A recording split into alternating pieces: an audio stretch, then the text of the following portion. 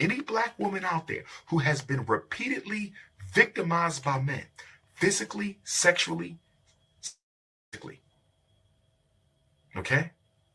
I can almost promise you that you are emitting messages. You are communicating nonverbal messages to the men you date that it is safe to take advantage of you. What if you have a child? What if you have a child with the abusive partner? Then I would say to you, have you ever heard of supervised visitation? Have you ever heard of supervised visitation? Because I'm of the belief a child needs their father even if he's abusive. A child needs his father even if he's abusive. A child needs his father even if the father is abusive. But that's why we have supervised visitation. That's why we have supervised visitation. That's why we have supervised visitation. If you cannot trust that man around you, if you cannot trust that man to be alone with the children, you can set up supervised visitation. It's not the best case scenario, but it's better than nothing. But as much as I am against domestic abuse, I don't want women to use domestic abuse as an excuse to keep the father from his children. I don't want women to use domestic abuse as an excuse to keep the father from the children. Teenage black girls dealing with domestic violence are more likely to smoke, more likely to drink, more likely to use drugs to cope with the pain and anguish and trauma of the violence. And in many cases, the abuser will provide them with the drugs. If you dating a man and he offering you marijuana, he offering you cigarettes, he offering you alcohol, crack, why are you in that relationship? Let me date a woman and she offer me some drugs, huh? 65% of women are raped by their partner. 65% of women are raped by their partner. And black women, this is why I tell black, don't play around with sex on the date if you're not giving none up. Stop doing that. Stop doing that. I've heard about too many rapes that took place because you want to play. You want to entice the man with sex. You want to arouse him, but you don't plan on having sex. Don't play with men like that because some men ain't men. Don't play with men like that because some men ain't men. Don't play with a man sexually. And you don't even know him. You don't even know this man. You enticing him, touching his genitalia, allowing him to touch your genitalia, kissing you on the neck, getting undressed. If you know you're not having sex, why y'all in the bedroom? Black mothers, stop sexualizing our girls with the dress code at 5, 6, 7, and 8 years old. Our daughters love being alone with men they don't know with their hot asses. Thank you so much. So much. No. We all finished here today. We finished today. We are going to thank Dr. Queen Mother, I got to give my quote from Frederick Douglass. Douglass, I'm sure that he would love to be quoted. All right. Thank you so much. Go right ahead. All right. Don't disrespect me, Queen Mother. No disrespect. All right. No disrespect. Don't do that now, because I respect you as an elder. We're calling out the ancestors to be here with us today. All right, everyone, thank you so much for tuning on in. We got a lot to get into today. Thank you so much for tuning on in. Quick Quartet's Undefeated. This is a heavy topic, but we're going to get through it. Let's go. FDMG is coming. FDMG is coming. FDMG is coming. It's coming. FDMG is coming. It's coming, FDMG, it's coming, it's coming, it's coming, it's coming, it's coming, it's coming, it's coming,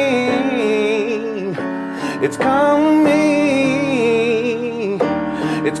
coming, it's coming. FDMG is coming, thought his personality be twerking, it's twerking.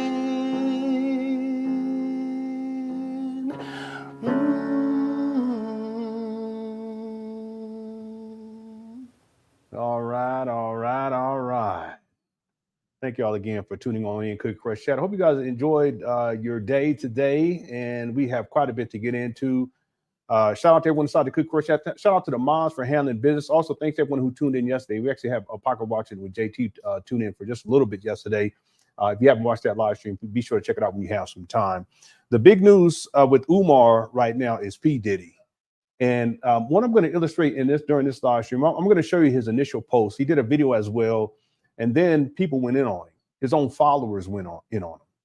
And then he tries to backtrack, which he does. Okay. And he has a habit of defending abusers.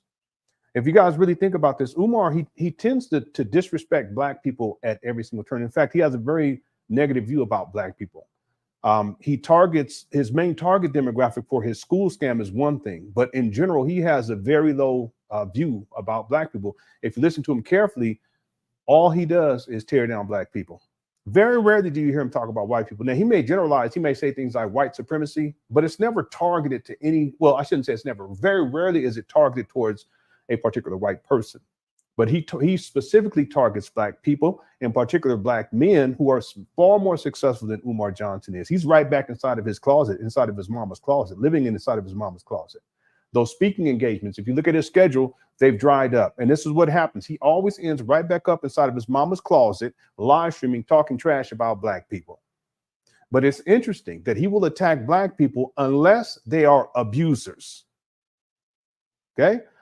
And in particular, if they're SA, if that's what the whole situation is, people like R. Kelly, people like Bill Cosby, and now here we are with Diddy.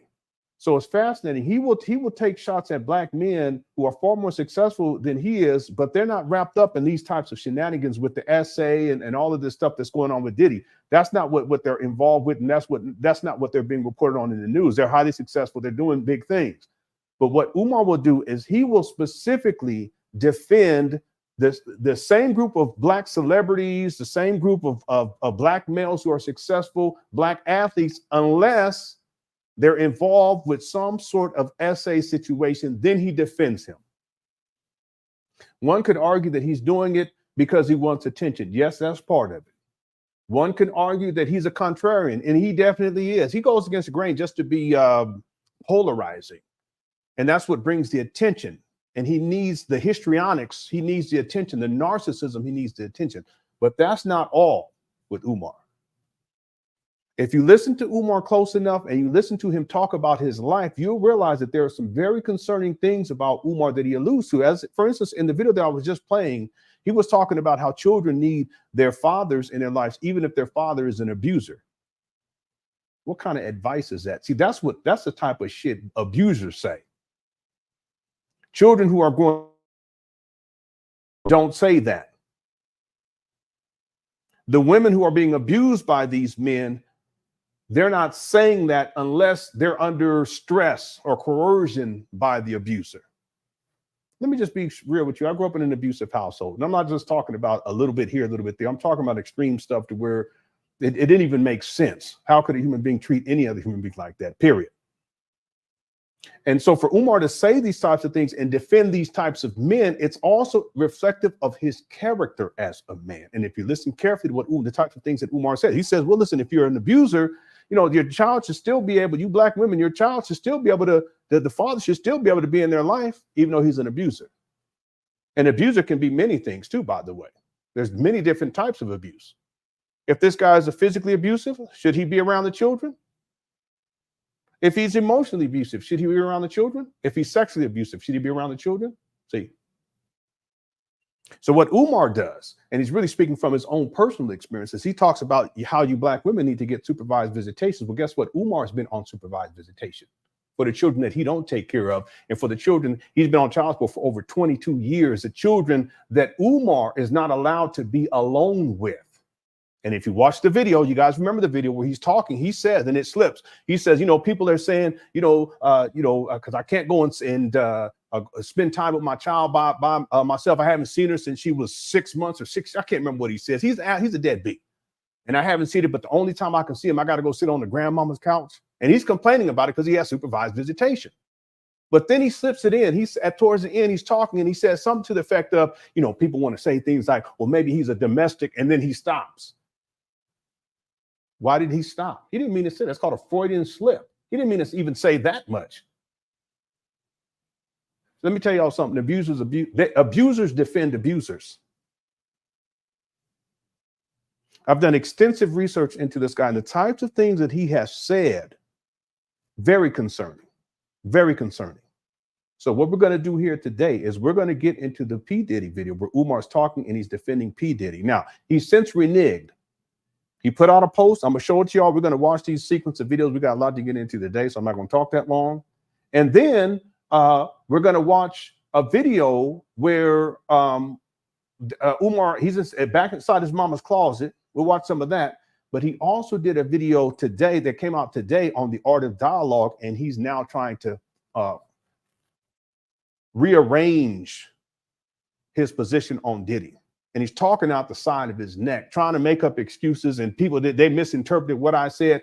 Just like he said that when he called for the murder of police officers, if y'all remember, that hit the one many years ago. He called for the murder of police officers.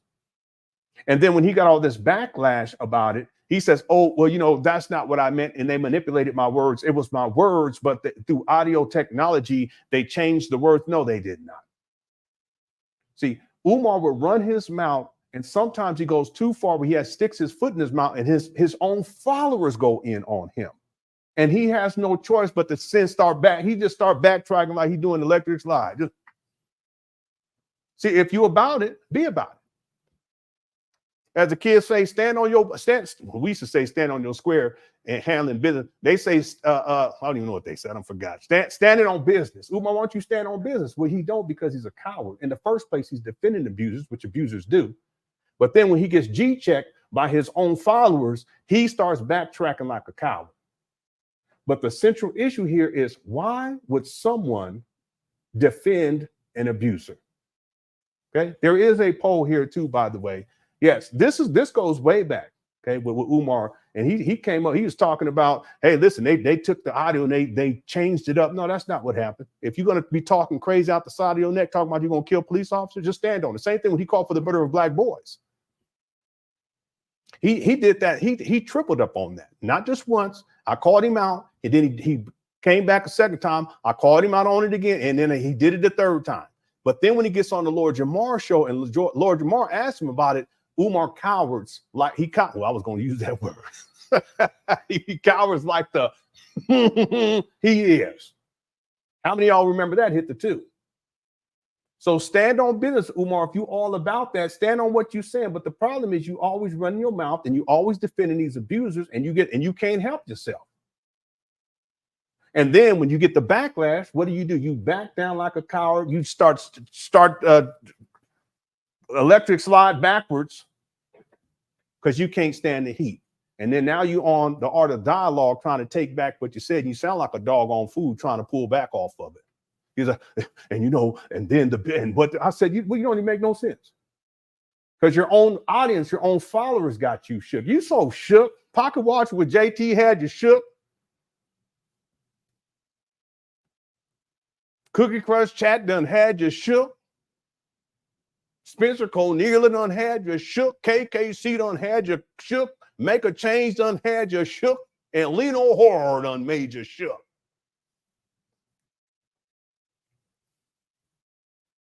Let's get into it, shall we? All right. There was a super chat that came in. Keith says, if you are selling an idea or a product, if you have any damn sense, you work to get the most people in. Umar does the opposite and runs game on his own damn people. Yes. And Umar, he doesn't want people on the inside. There's very few people who were around back in the day that are here these days. In fact, I have the timeline. Let me just look on here. I'll be expanding it over the next couple of days. I'm on the timeline. I have from 1972, and he was born in 1973 to 2012. Okay, so this is in advance. Even back in 2010, when he made the announcement that he was going to open up a school for black boys, he had a large following, and there were people like Sharon who was around. There were people like Big Ann McMillan who was around.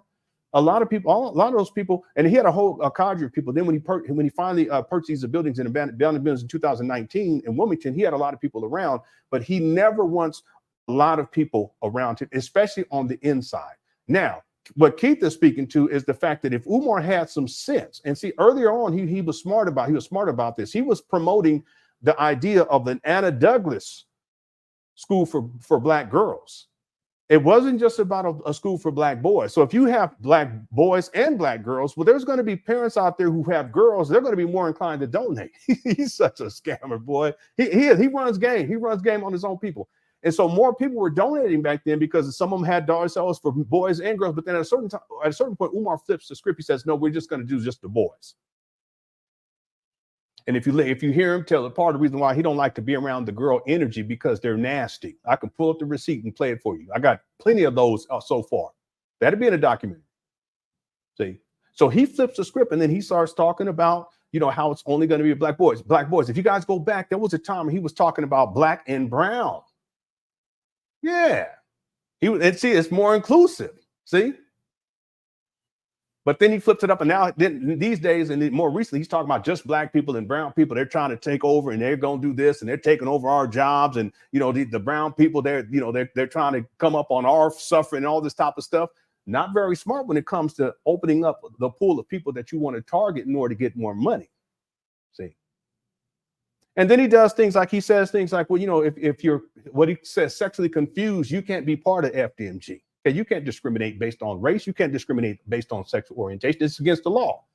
But he does that. And so what he does is he antagonizes so many different groups of people over the years that a lot of the people that would have supported him back in the day, including financially, they don't do it anymore. See, but if you guys go back to the early days with Umar, he had a much larger reach. And there were more people who he was able to get to buy into this, but these days, not so much. Let me give you one other example, Keith. Back in the day, Umar, there used to be professionals that would come out in suit and ties to listen to Umar. Okay, those are people who have more disposable income. But see, as Umar's shenanigans got more and more and more out of control, he started acting crazy and he starts looking disheveled and he's ranting and repeating shit 3 times and he can't help himself and he's sniffing and snorting and snarling. And then the SETI rank comes out and he gets caught with the conscious stripper. Professionals are like, wait a minute. This guy, look, I have it on the timeline. He worked for the Philadelphia School District. He stopped that in 2006, from 2001 to 2006. Then he started working privately. He ended up getting fired when he was doing that. And then he goes on, he skips on over to just doing lectures and he focuses on lectures. That's why back in 2010, he posted on his Facebook page, talking about how I just quit my job as a vice principal. Where and when? In other words, his professional life in the real world is minimal compared to all the other shenanigans. So professionals, when they see this, his certifications aren't up to date. He will say that they are, but they're not. They're backing off of him. So it's not even smart but see, he couldn't help himself. See, Umar, if you look at the trajectory, you look at the timeline, it goes like at a certain point, he's in his heyday and then he just starts falling off. I'm going to tell you guys before we get in the show, what really did it for him was the money. That money started coming in and Umar couldn't handle it. Secondarily, it was the attention that he got. Hidden Colors dropped, all this attention. It went straight to his ego. He already had ego. He already had issues with the narcissism.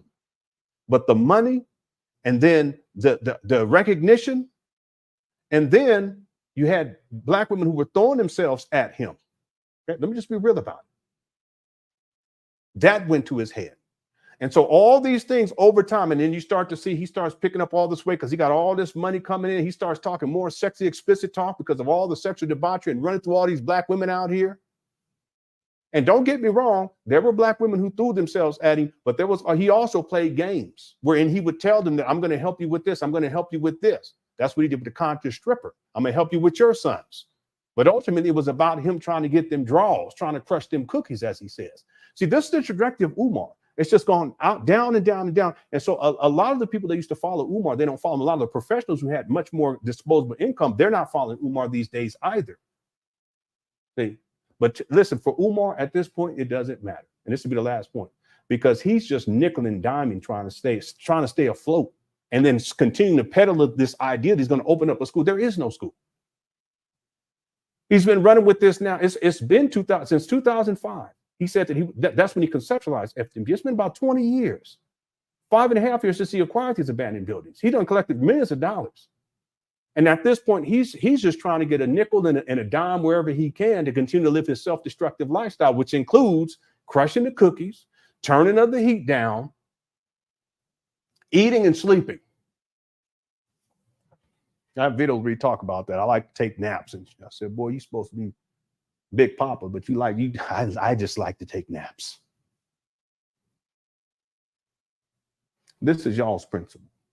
Okay. Now, for the topic for today, we're going to be getting into this P. Diddy thing. I do have a poll up. And thanks, Keith, for the super chat. Let me pull up this poll real quick.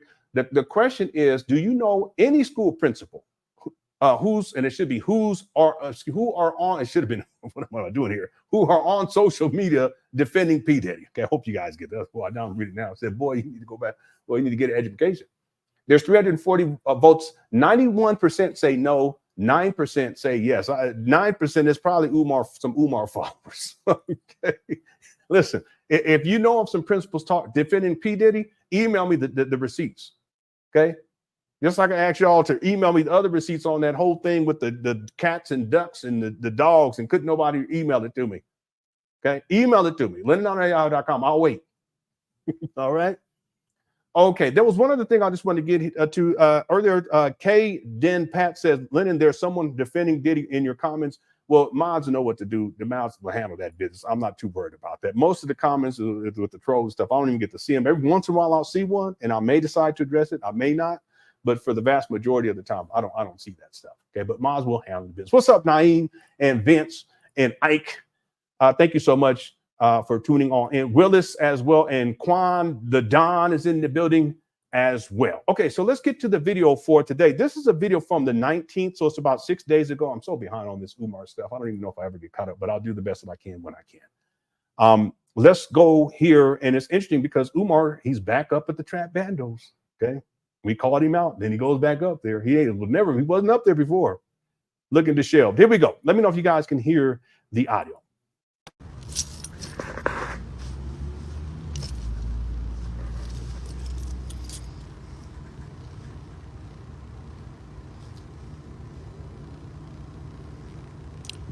Peace in Pan-Africanism, peace in Pan-Africanism. Peace in Pan-Africanism, peace in Pan-Africanism. Peace in Pan-Africanism, peace in Pan-Africanism. This is your big brother, Dr.Umar Ifatunde Ogun Tade. What's up, Jesus Christ? Honey Pot. Brothers and sisters, I'm looking forward to seeing everybody at HBCU Edward Waters University. How you doing, sister? Pull your zipper up, princess.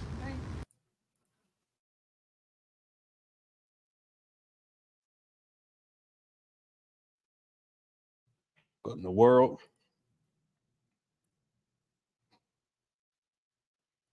I don't know what's going on up there, but let's keep going.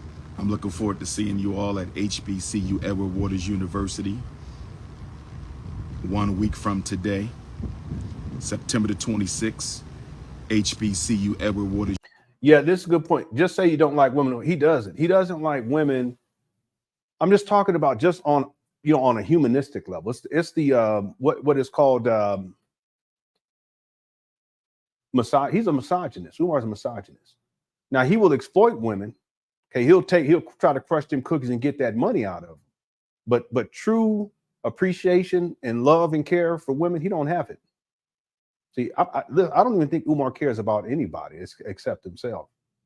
But women in particular, he does. He has some deep-seated issues when it comes to women, and he doesn't like to be challenged by women. He don't like to be challenged by men either. In fact, someone sent me a link today. There are actually 3 people who sent it to me. Umar was on a panel discussion, and there was a man who was challenging him because they were talking politics. I'm not quite sure, I haven't watched it, but from what I could kind of gather looking at the comments, and I have it downloaded. We probably get to it tomorrow. We'll do the video where Umar, there's a white guy that shows up there at FDMG and they have this conversation. We'll get to that tomorrow, and then we'll get to that other video where Umar, and what people told me was that at a certain point, Umar starts ranting and raging. You know how he does whenever he's challenged. He doesn't like to be challenged. And then he leaves the stream, just like he did with Father David. It's the same thing. See, Umar, I just don't think that he likes interacting with human beings. I just don't think that he does. But in particular, he doesn't like women. He's a misogynist. Okay, I've known that about him for a very long time. He's a misogynist. What's up, arrogant people? Let's keep going. Here we go. University in Jacksonville, Florida. The event is sold out. The event is sold out. The Dr.Umar debut power lecture at HBCU Edward Waters University in Jacksonville, Florida, on Thursday, September the 26th at 7 p.m. The event is sold out. Now, I want to see everybody for the October 2nd Nat Turner Earth Day celebration. I want to see everybody on October the 2nd in Virginia for the Nat Turner Earth Day celebration. I want to see everybody on October the 2nd in Virginia for the Nat Turner Earth Day celebration. Well, Umar looking bad up there at these traps. The traps look bad. He looked bad. Plants all over. I didn't even look up back there. Boards still on the doors. Mold growing on the side. Overgrown trees. He said, how the hell is Diddy going to complain about not wanting to look shiny in photos? But that brother was busted with 1,000. What? I don't know nothing about this shiny stuff. The whole P. Diddy thing, it's gotten really, really crazy. And see, this is all going to blow up in Umar's face because he runs his mouth before he has all the facts. But he does it because he wants to be a contrarian. And he knows that that's going to bring him attention. He does it every single time. Then he makes up these conspiracy theories as to why these things are happening. You know, P. Diddy, because I was watching the art of dialogue, because Umar, he's really trying to distance himself from the video that we're watching right now. He was saying things like, well, you know, it's election season. They're trying to distract us from what's happening with Kamala Harris. And now everyone's focused on P. Diddy and the judges that wouldn't give him bail. They're Democrats. And I mean, he was just spinning this wild, this guy, he's out there. I was a conspiracy theorist too. So don't get it twisted. Okay, but out there, I was talking about this kind of stuff that's coming to light now. I was talking about this back in 2007, 2008, somewhere around there. I was talking about all this stuff, you know, stuff's going on in Hollywood and the music and entertainment industry and all this P. Diddy stuff. I was talking about that stuff a long time ago. Okay, but I did spin some wild conspiracy theories, but there was stuff in there that it proved to be true. But with Umar, he was just coming up with some crazy, and then there's a company that it's one of the big brands in Europe, and P. Diddy sued them, and now they made a call. What ended up happening is they made a call to the Prince Harry or whoever he said, and they were like, and this is what I believe happened. So what? Where are your receipts on any of this? And they called and they was talking to the prince or the whoever, the king, and they told him, hey, listen, you know, we need to get this guy shut down. We need to get P. Diddy shut down. This is what Umar's saying happened. He ain't got no proof of none of this stuff. He just but it's all in defense of P. Diddy. Okay? And then he says, and so then that prince, he ended up calling Biden. And he says, listen, we have to get, and he may have called, and then he starts backtracking. He may have called Biden. He may have called some other citizens of the United States of America, or he probably said FBI, CIA, or something like that. And lo and behold, 2 weeks later, P. Diddy got, where's the proof of any of this? See, but the only reason why he's doing this at this time is because he's gotten so much backlash, especially from his own followers who were like, wait a minute, we got to take a step back. We up here defending P. Diddy. And see, now you got another court case that's or another suit it's not criminal. It's a civil that came out, and that they had Constance, the lady that she's the not civil rights, but the women's rights lady. She done all kind of stuff with. I think she was involved with the whole thing with Bill Cosby.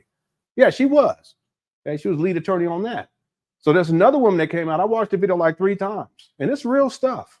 Listen, for Umar to be defending P. Diddy is crazy, but that's exactly what he did. Now, all this stuff about the baby oil, that's a whole nother thing. Okay, all right.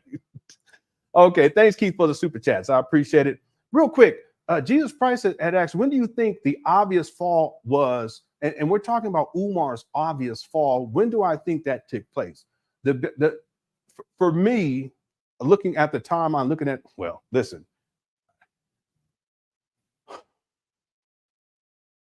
I was going to say the SETI rant, but I really think the seedlings of this go back to Hidden Colors. And all the attention that garnered for him, and all of the fame that brought to Umar, and it all went to his head. And once that took place, all the other indulgences started to come in, and the narcissism really started to kick up, and the ego really started to get overly inflated. And then you start to see Umar behave in ways, and it's all associated with that behavior. Then the access of money in 2014 starting to come in. All of that goes to Umar's head, access to in other words, everything that took place for Umar leading up to 2014, going into 2015 and 16, it really allowed him to indulge in things that he didn't even have the resources to indulge in. Okay, there's the hidden colors aspect, which is the mental stuff where he just blew him out. He just went crazy with it. He thought that he's Jesus Christ at a certain, no pun intended, but he said he's a black Christ, these types of things.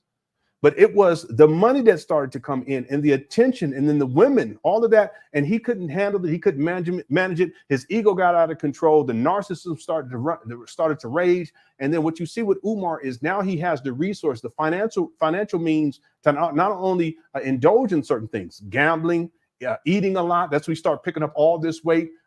Sexually exploiting women. Okay, turning of the heat down.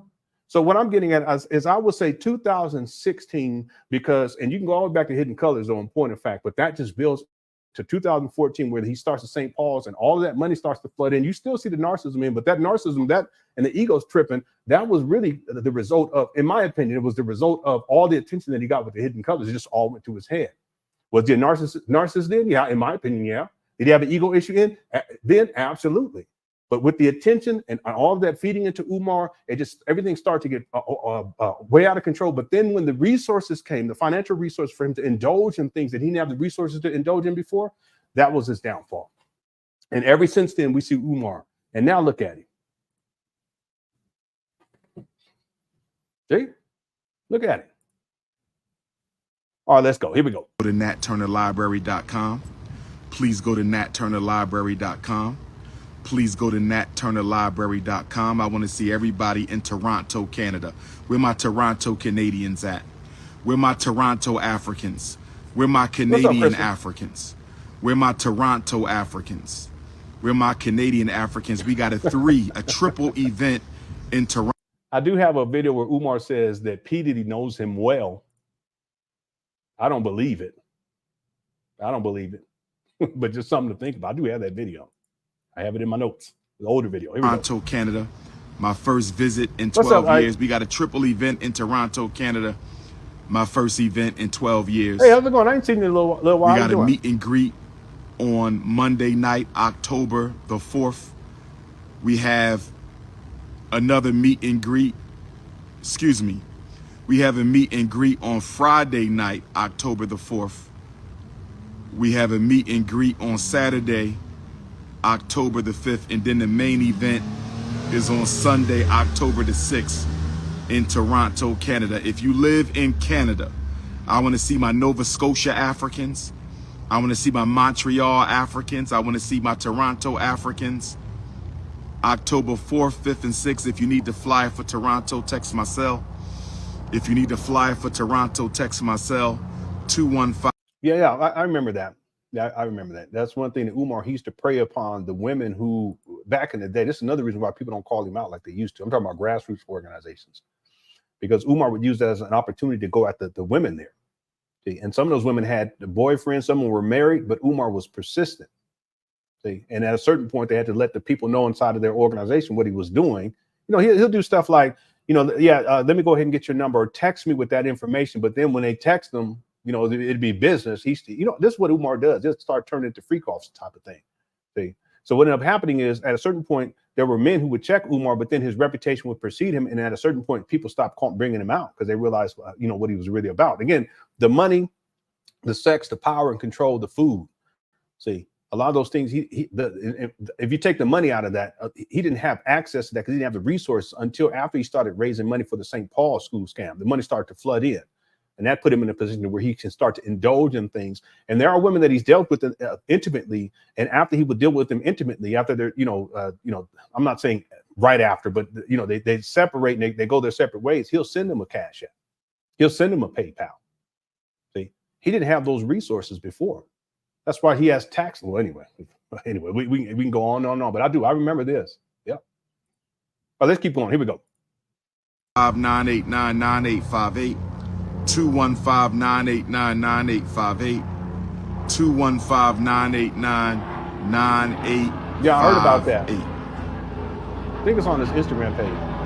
Couple things I want to touch on. Boy, he looking bad. The school trap is looking bad. The steps are dirty and got mold on it. He's sitting right down and got his hands on it too. Crazy. Couple things I want to touch on. This guy he's done. I'm not laughing, but this guy is done. Look at him. He's down real bad, Renee. Because he's homeless. And go look at his calendar for speaking. It's done dried up.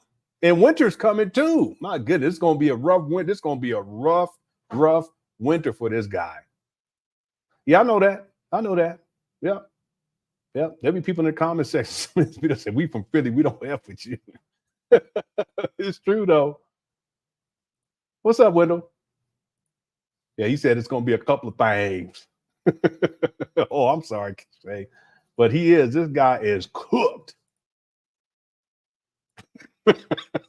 He might get about $5. All right, let's keep going. First of all, hit the Cash App, $FDMG School. Yeah, he canceled that one. First of all, hit the Cash App, $FDMG School. Second of all, this guy got how do you have 50 keys and no job?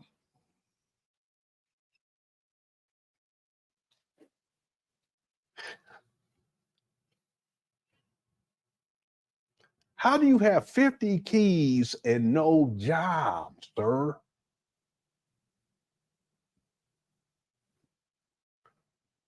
And no home.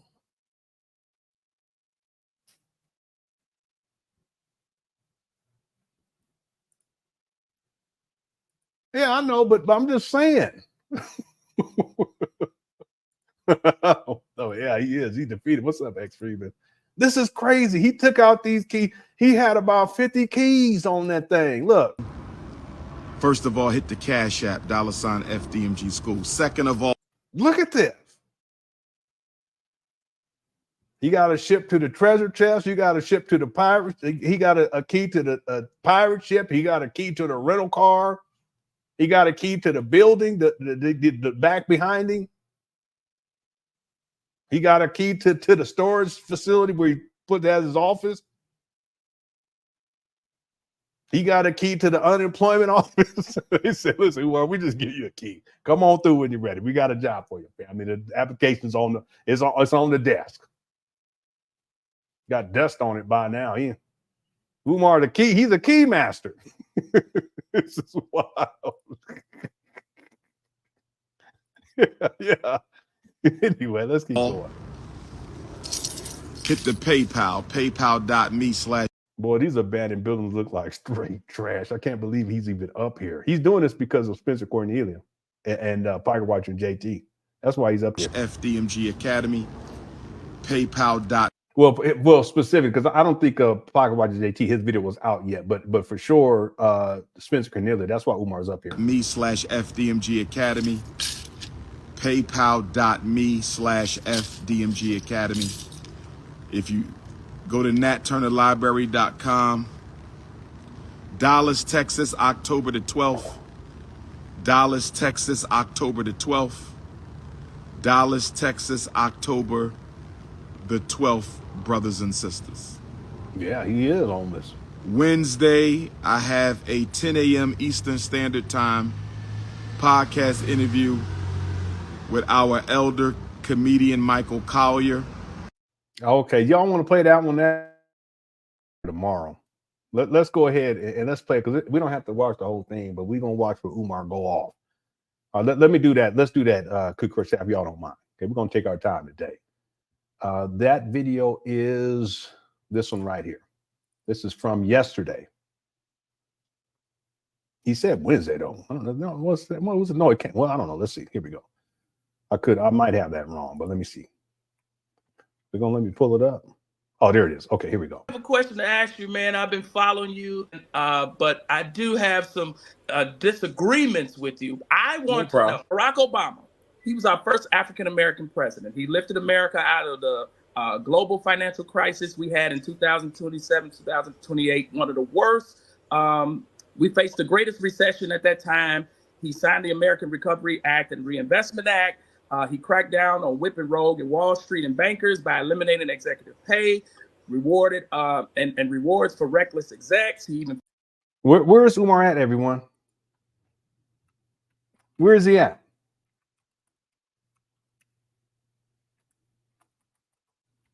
Everyone, if you watch this later on in the archive, you can always ask the question, where's Umar at? He's right back in his mama's closet. And it's a small space. You can see right there where the wall is at. It's a very small space that he lives in when he doesn't have a speaking engagement. He goes back to his mama's house. And she does stay there. I have the receipts on that. I can pull up the video that actually shows that. Right back at his mama, all these years later, and he's right there in his mama's closet, and he already looking mad. Because someone is saying something positive about Barack Obama, and Umar hates Barack Obama. Right back inside his mama's closet. What's up, Naeem? And Max? Yep, Pierre, that's it. Okay, so if you guys can look at behind Umar, you always see this drapery in the back. That's when you know that he's inside of his mama's closet. Okay. Funded the Federal Reserve with tools to go after banks and institutions. He also, the unemployment and poverty fell 5%, which is down from 9 to 13% average in America, had it been since he's been there. He implemented healthcare reform where 32 million Americans had coverage under Obamacare. Yeah, he's right back. He's right there. Peace Prize while he was in office. If you heard of the Health and Hunger Act, as well as the Free Kids Act that was administered by Lady Obama, First Lady Michelle Obama, the Lilly Ledbetter Fair Pay that bridged men and women to have fair pay and benefits. He expanded funding for HBCUs, awarded $1.2 billion settlements to Black farmers. I'm going to say that again. Awarded $1.2 billion settlements to Black farmers who had been denied loans and assistance by the Agriculture Department for decades. He signed what we know as our culture, the cocaine bill, which is actually the Fair Sentencing Act that narrowed the disparity of punished African Americans who had unfair jail sentences as to white counterparts. He also created the Civil Rights Division of the Justice Department that he touted Eric Holder to lead. No, that's not a shower curtain. It's just a drape that he puts up, and it's pinned up there all the way up to the ceiling. Listen, I already know where this is at. I have the address and everything. It's deep hood where this is located, and I know that the architecture designs, if you will. This is a side closet. Okay, I can't share all that information with everybody, but I have shared it with members where you can find out the receipts where you can find out where this is at, because in 2023, his mother got an eviction. There was eviction proceedings that were taking place. It had to, well, let me not say too much. Okay, but I shared that for members. Okay, if any of you members who remember that, you can hit the one. Let's keep going. Here we go. I want to know why you continue to push the narrative of Barack Obama has done nothing for Black people. Because he did nothing for Black people. Everything you just named was stuff he did for white people. And the money you claim he gave the farmers, they did not get it. They're just now getting around to getting their money after fighting with Joe Biden. What is good for white folks doesn't necessarily matter to Black folks. You have to target us specifically. The five-headed monster in Black America is miseducation, mass incarceration, police extermination, gentrification. See, all Umar can do is run his mouth. He don't have no receipts. And access to wealth. Obama didn't target not one of those things. Not one of them. Okay, I just named all those things he targeted. No, you did not. And I want to. No, you did not. No, you did not. I want to. No, you did not. You gave me a whole bunch of useless white shit that ain't got nothing to do with Black people. No, you didn't, Negro. That had everything to do with Black people. Here you go. Start name calling. Look at everyone there. Look at the rest. Everybody else is like, what is a... This guy is, look at him. Big Head Fred. He's an old comedian from back in the day. Looking like a black Santa Claus if you don't stop. This guy, he was one of my favorite comedians when I was a kid. Anyway. You better come harder than that. It Don't had give me no everything to do Mr. with White black shit. people. What he do for us? What he do for us? He took our civil rights and gave them to the rainbow. He took our civil rights that our ancestors died for and gave it to the rainbow community. That's what he did. Every time he opened up his mouth, he talking about gays. What about blacks? He did nothing for black people. Half the black men in the— Listen, notice how Umar, he's yelling and he won't let anyone else talk. Okay, this is his way of dominating the conversation. The major cities, Detroit, Chicago, Philadelphia, Los Angeles, they were unemployed. 50% were unemployed before Barack Obama became president, and 50% of the black men in most major cities are still unemployed 16 years after Barack Obama. That's not true. Don't talk to me about no 5%. That's not true. Dropping. This is crazy. Umar, you're unemployed. What are you talking about? You allegedly have 6 degrees and you're unemployed. I got a degree back here. I'm employed. This YouTube is like a part-time too. So that's I'm full-time and part-time. But Umar, you have 6 degrees. There's no excuse. You can go, there's Taco Bell, there's Walmart, there's USPS. Go get you a job. And stop living off the people money for the last decade. That's crazy. How you gonna live off of black people for a decade? And a lot of that money is coming from the government because a lot of the people, they send in their money they get from the—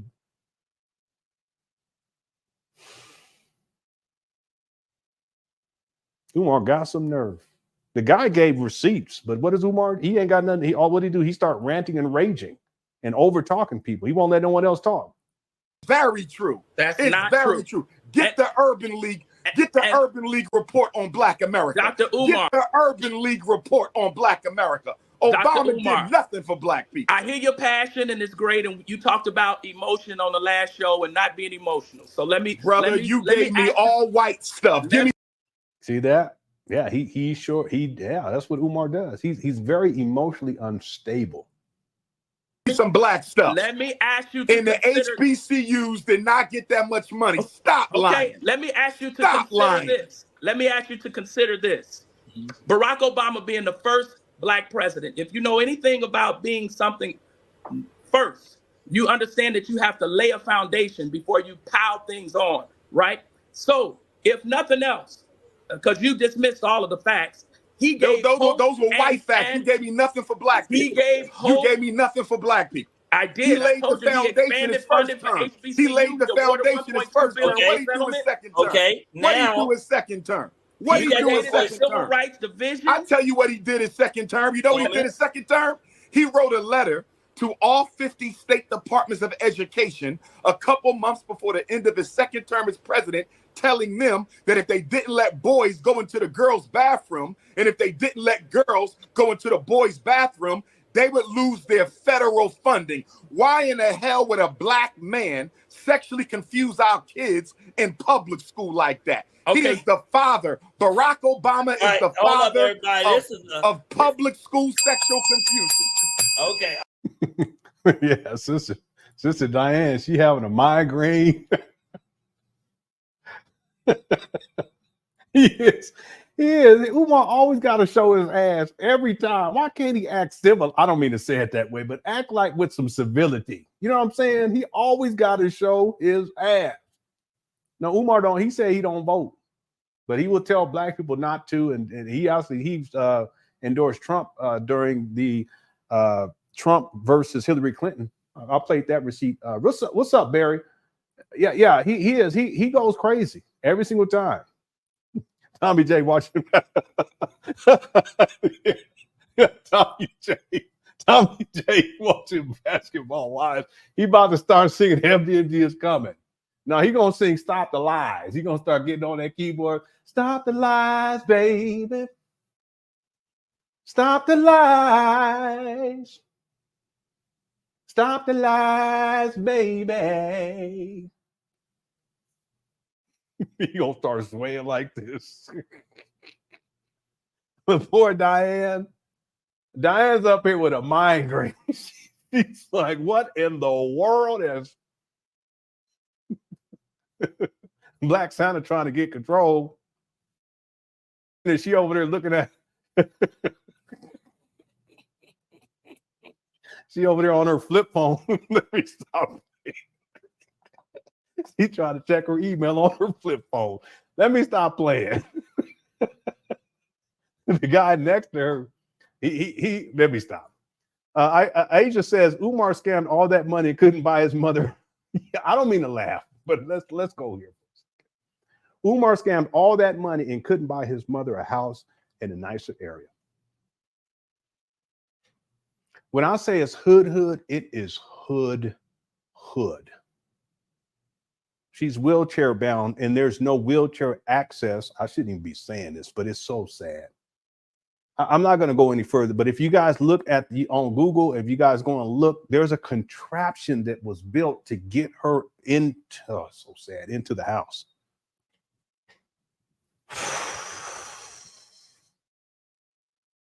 There's no excuse, and he claims to be the primary caretaker. And he always ends up back at his mama's house. Why doesn't he done collected millions of dollars, 2.6, 2.7 million dollars. Why not take 400,000, 500,000? I mean, he didn't even have to do that. Take 100,000 as a down payment. Okay, so that your mortgage would be, monthly, it wouldn't be that different. It shouldn't be different. I don't get it. How do you collect at least $2.6 million and you can't get a home for yourself, but then you always end back at your mama's closet and you're the primary caretaker? Why don't you figure out a way, instead of tricking all this money off on turning the heat down, gambling, eating, rental cars, traveling all over the world, just set some money aside and set yourself up into a nice 3-bedroom home, just a 3-bedroom. And then have one of those rooms be for you, and let there be wheelchair access. So the spot they got wheelchair access, and let your mama move in and take care of her. But not Umar. See, Asia, the truth is that Umar doesn't even know how to take care of himself. Since the 8th grade, everything has been provided for Umar. He's never had to man up. He was coddled up until that point. And listen, over the last 15 years, he's been coddled by the Black community.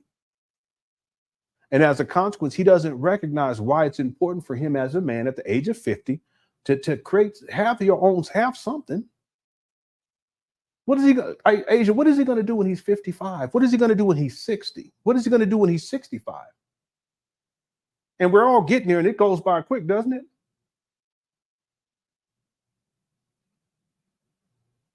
He's collected all that money and couldn't even buy his mother a house in a nicer area. That area is hood.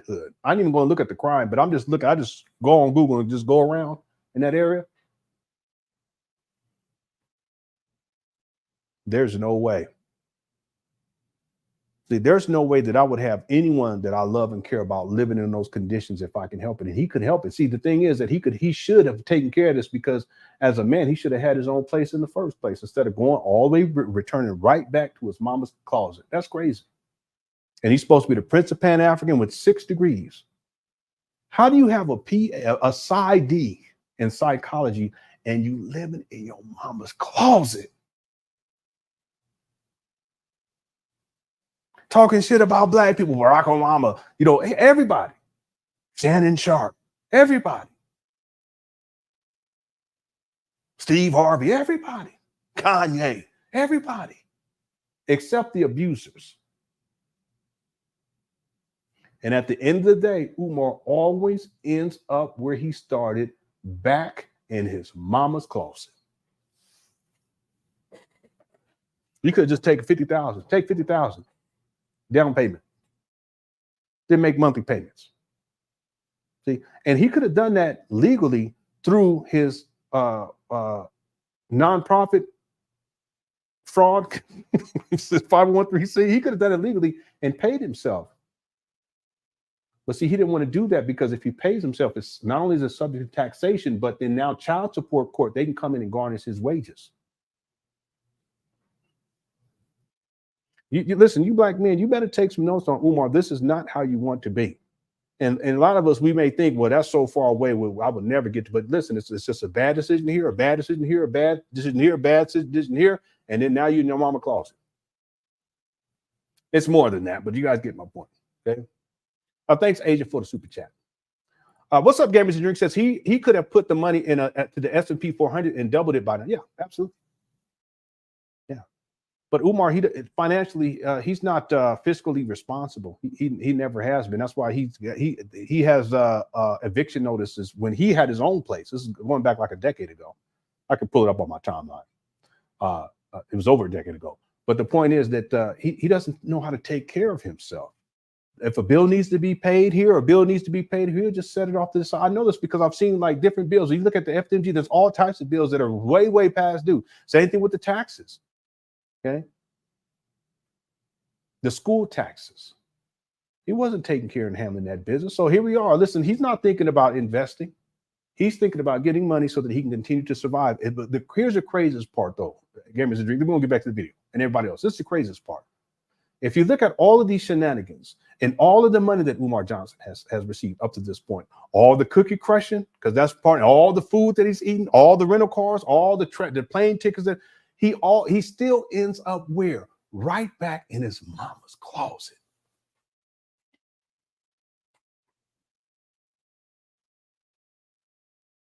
You're not thinking about investing when you end up in your mama's closet. It's an enmeshment issue. You guys go look it up. I'll talk about it in the documentary. It's enmeshment. And it goes all the way back to when Umar was in the 9th grade. And that's why, in part, okay, I'm going to say in part because there had to be other stuff going on. That's why his father, who wasn't even living in the home, he had married another woman. And he had a whole other family with him. And he steps in, and even though he was away because he was in the military, he was on Okinawa, Japan, he was over in Korea, the different places. He comes back in and he sends Umar off to a boarding school. And it wasn't in Philadelphia. So he's separated from the only family that he's known. But see, it was enmeshment was part of the reason. His father said, you a mama's boy, and you want to get the separation because he felt like if you put him into this military academy, then again, his father was a Marine. This going to help him to become a man, but it actually backfired.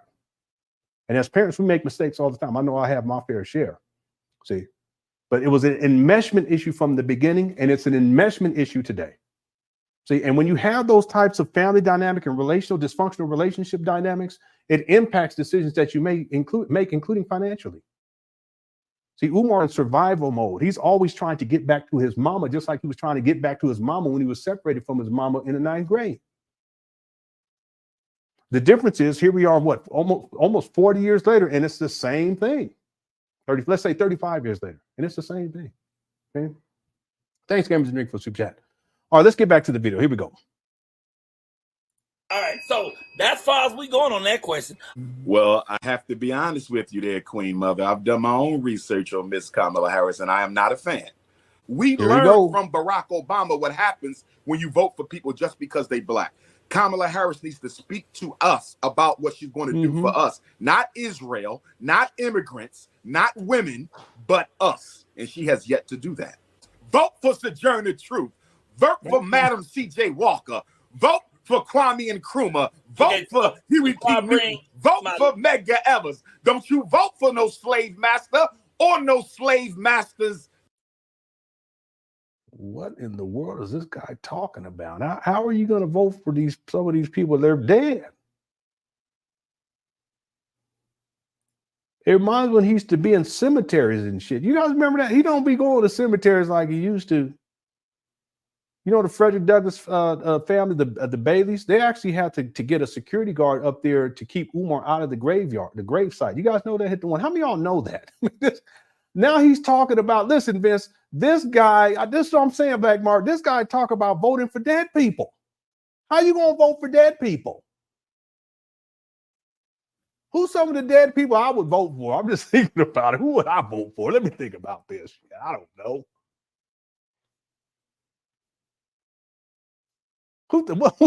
I can't even think of anyone because it's crazy. But I'm trying to think right now. If there was a dead person I could vote for today, who would I vote for? It sounds crazy, don't it?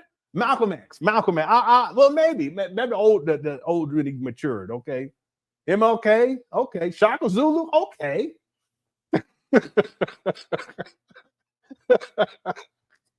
So what in the world? Probably Malcolm. I would probably. Who's my homeboy? You better say who ain't my homeboy. I know that. Vote for Chicken George. There you go. I'm voting for Jesus. That's all I got to say. That's all we know. Everything. All here go. Don't anybody be hungry or nothing. He be turning the water into wine into water, into bread to fish. Everybody eat. The man will start falling. You know what I'm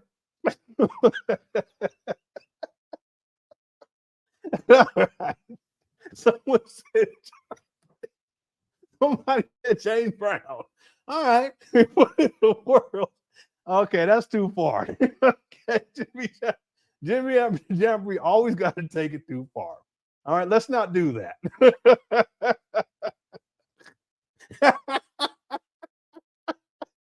Y'all crazy. Moses is a good choice. Moses and Jesus, somewhere thereabouts. Okay, y'all wow. Chat is undefeated. Boy, y'all crazy. Someone said you are Whitney. What? Y'all started.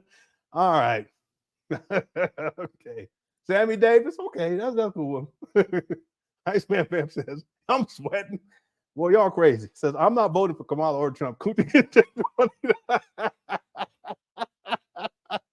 Kinte 2024.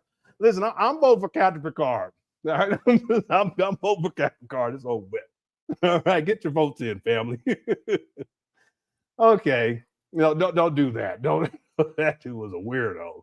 If there's a movie playing, don't have him up in here. Listen, y'all might have liked Pee Wee Herman's show from back in the day, but don't invite him to the movies. Okay, you might not get up out of there without getting arrested.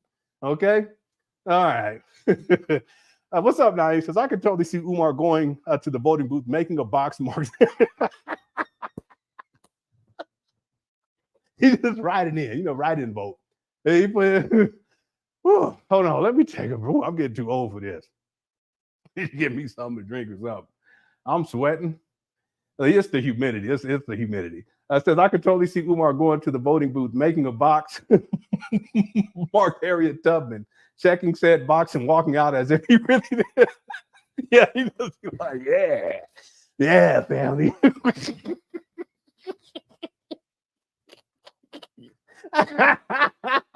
He be being real sneaky and shit. He was like, yeah. Yeah.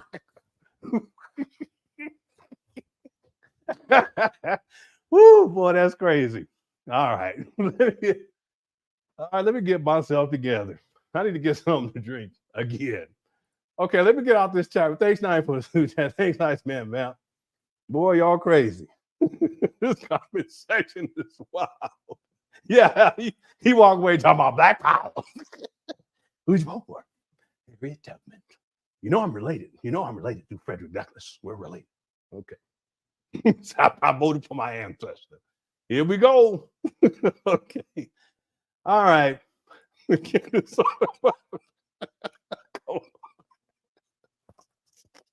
on now, buddy. Don't do that. Yeah, I need to get me some drink. All right. Yeah. And McMillan, vice for vice. Or Sharon, one of the two. Okay. Tiff wouldn't work. People ain't going to vote. A lot of people didn't like Tiff, so that wouldn't be a good running mate. Okay, let's get back to it, everyone. We done got blowed off. Here we go. Gatekeeper. So you gonna vote for just cause she black? Yes. In fact, let me put something. And that's a very big problem. He just spoke about having a loyalty to black women. That's a very big problem. I'm loyal to black power. I'm not loyal to black faces. You said it out your mouth. You don't give me no black bourgeoisie, Uncle Tom, bootleg Negro. I'm loyal to, I want black power. I want black power. I don't need black people. I want black power. I want black power. Excuse me, guys. I don't need no tokenism, brother. I don't need no tokenism. You said it. You believe in tokenism. You believe in empty symbols, brother. I want substance, not symbols. Substance, not symbols. Okay, all right. So what we're doing here is the reason why I'm passionate about this is because this time is critical, and Dr. Umar Johnson is a huge influence. He is a huge influence, like a lot of entertainers are. And when you misinform people, or when you minimize and dismiss, what this time is critical. Hold on. You believe in empty symbols, brother. I want substance, not symbols. Substance, not symbols. Okay, all right. So what we're doing here is the reason why I'm passionate about this is because this time is critical. Whoa, wait a minute. And Dr. Umar Johnson, why I'm passionate about substance, not symbols. Okay, all right. So what we're doing here is the reason why I'm passionate about this is because this time. Yeah, I'm going to have to find the whole video. It's out there, and we can see exactly what happened. But ultimately, Umar left. Yeah, he does not like to be challenged, and he goes off the rails. It's not a very manly thing to do. He should have some level of decorum or composure. And sometimes we can get off, get off base. But Umar does it every time anyone challenges him. Yeah, that's one thing about Umar. Let's watch the rest. It's only about 30 more seconds. Let's see what else happens. Time is critical, and Dr. Umar Johnson is a huge influence. He is a huge influence, like a lot of entertainers are. And when you misinform people, or when you minimize and dismiss what our leaders have done for us, and when you get on here and say that you don't date white women because you're loyal to black women, and then tell us we can't be loyal to a black woman just because she's black, we can't vote for her. It just well, that's a false equivalency though, right there, because this is a different dynamic. But see, really, what the argument should be, sir, is that Umar's not committed to a black woman. He's not married to a black woman. This makes sense. Okay, so the false equivalency, this is what I'm saying, I'm always fair, but that's a false equivalency. In my opinion, you shouldn't vote for Kamala Harris because she's black or because she's not black. It shouldn't matter. It should be based on policy. Okay, but that's a different thing. Voting for someone is very much different than marrying someone. Okay, the point being is that the argument should be made for Umar that if Umar's going to say that you should only marry black women, then he should be married to a black woman, which he is not. In fact, he's out here sexually exploiting black women, and he has been doing this for over a decade. He got 2 baby mamas at least, and pays child support in bulk. He lets it accumulate. I have it on record where he states that, and also have his docket, child support docket, that has, 80-some entries on it. Okay, so the correct argument would have been a rebuttal to Umar's foolishness, and to say, well, Umar, you're not married to a black woman. Okay, not you should vote for Kamala Harris because she's black and we're supposed to be no, or whether she's black or not, whatever. I don't get it. I mean, people act like it's a privilege to be black. Yeah, I want to be black. What? Just so you can get the black vote? You ask somebody, why? You want to be black? No, that's okay. You guys stay in your lane. Anyway. Black Anonymous says, Umar wants black pigs. yeah. He will vote for black pigs. We know that. And I have the video. Everyone remembers what Umar's talking about. We're going to have an FDMG farm, and we're going to have pigs. And then he goes, black pigs. They got to be black. He's so blackety, but if you listen to him, all he does is talk shit about black people. And all this talk about, black queen, and we got to marry the black women and no bunny hopping. Well, first of all, Frederick Douglass was a bunny hopper, but we're going to set that aside for now. But Umar, for all intents and purposes, you're a bunny hopper because you're it's not as if you're committed to a black woman, you're not married to one, and you're 50. You're 50. So by proxy, Umar, you're a bunny hopper. How about that? All right. And we did a poll. I don't know if we did a poll on whether or not y'all think Kamala Harris is black or not. We can do it. Okay, I guess we could, but it's just not relevant to me. It don't really make me no difference. All right. I think we finished this video. Let me just make sure. It sounds like misinformation. We have this thing about always having our hands out instead of having our hearts out. Meaning, instead of us always saying, what you gonna do for me? We're never asking, what can I do? What can I do for you to make this better? How can I serve this administration? Kamala Harris is qualified. Matter of fact, she's overqualified because of past presidents we had. I am not here to slander black women, any women, and that fact. And the fact that we continue to act like women can't lead, we really need to I have to be honest with you. Yeah, I'm going to find the whole video. Maybe we could do another live stream and cover all this at another point. Tomorrow, though, we're going to deal with the video with Umar. There's a white man who approaches Umar while he's up at these abandoned buildings. And then there's another video I want to get to, too. I can't remember which one it is, but no, it was this one. But I'll find it. I'll watch it and see if there's anything else pertinent there. But one other thing I just want to point out real quick is when Umar's inside of his mama's closet, you see the drapery back there that he has pinned up on the wall and goes all the way up to the top. Then he has a little necklace dangling right there and another necklace dangling. It's like a real small corner. It's like a little closet, side closet. It doesn't have a door. It has a sliding barn door with kind of like barn door things made out of wood. But I want to show you guys what his chair actually looks like. And some of you guys have seen this, but I think it's pertinent here. It just goes to show you that, he always ends right back up at his mama's house. And when he's live streaming, when you see that backdrop, he's live streaming sitting in this chair right here. You see the stars, the same little backdrop? Look right here. Monster. See this? I don't know if that's what it's called. It's something like that. I don't know exactly what it's called. But you see the backdrop right there? Okay, this is the chair that he's sitting in. And based on what Umar was saying, he had this since he was in college. And he said, I'm not going to give up on this chair until this chair gives up on me. I mean, it's crazy. Absolute insanity. Okay, so he always ends back at his mama's house, and he's sitting right back inside of this mangy old chair that looked like it died about 15 years ago. Poor chair. Okay, let's get back to the original video. Here we go. And then I have a 1 p.m. Eastern Standard Time podcast interview with our comedian brother, Donnell Rawlings. So that's back-to-back. Okay, that's a different podcast. I think that one is supposed to be today. So we'll see when that comes out. Here's the initial. America is. I'm sorry. Here's the initial post too, by the way, on Umar's Instagram page. Says bail denied. Sean Combs denied bail. Will remain in jail until sex trafficking and racketeering trial. And then Umar types. He wrote, "This shit is sad. If you think I'm celebrating this, then you've lost your damn mind. Until I see some convincing evidence or sexual trafficking, white supremacist takedown of a black megastar." Okay, he always defends the abusers. Always. Here we go. Cast interviews this coming Wednesday with Elder Michael Collier and brother Donnell Rawlings. So let me get into a couple things right now. Yeah, it is. Let me get into a couple things right now. First of all, some of you are incorrectly reporting that black people have been voting Democrat consistently for 60 years. Some of you have been real quick. People knew about Bill Cosby for a long time. People knew about I was going to say Jay-Z. People knew about R. Kelly for a long time. People knew about Harvey Weinstein for a long time. So it's not even just a black issue, but anytime these black abusers, when they're finally brought to justice, Umar defends them. Does he defend the white ones? No. Correctly reporting that black people have been voting Democrat consistently for 60 years. Some of you have been incorrectly reporting that black people have been voting Democrat incorrectly for 60 years. We have not been voting Democrat for 60 years. We have been voting Democrat overwhelmingly since 1936. That is 88 years.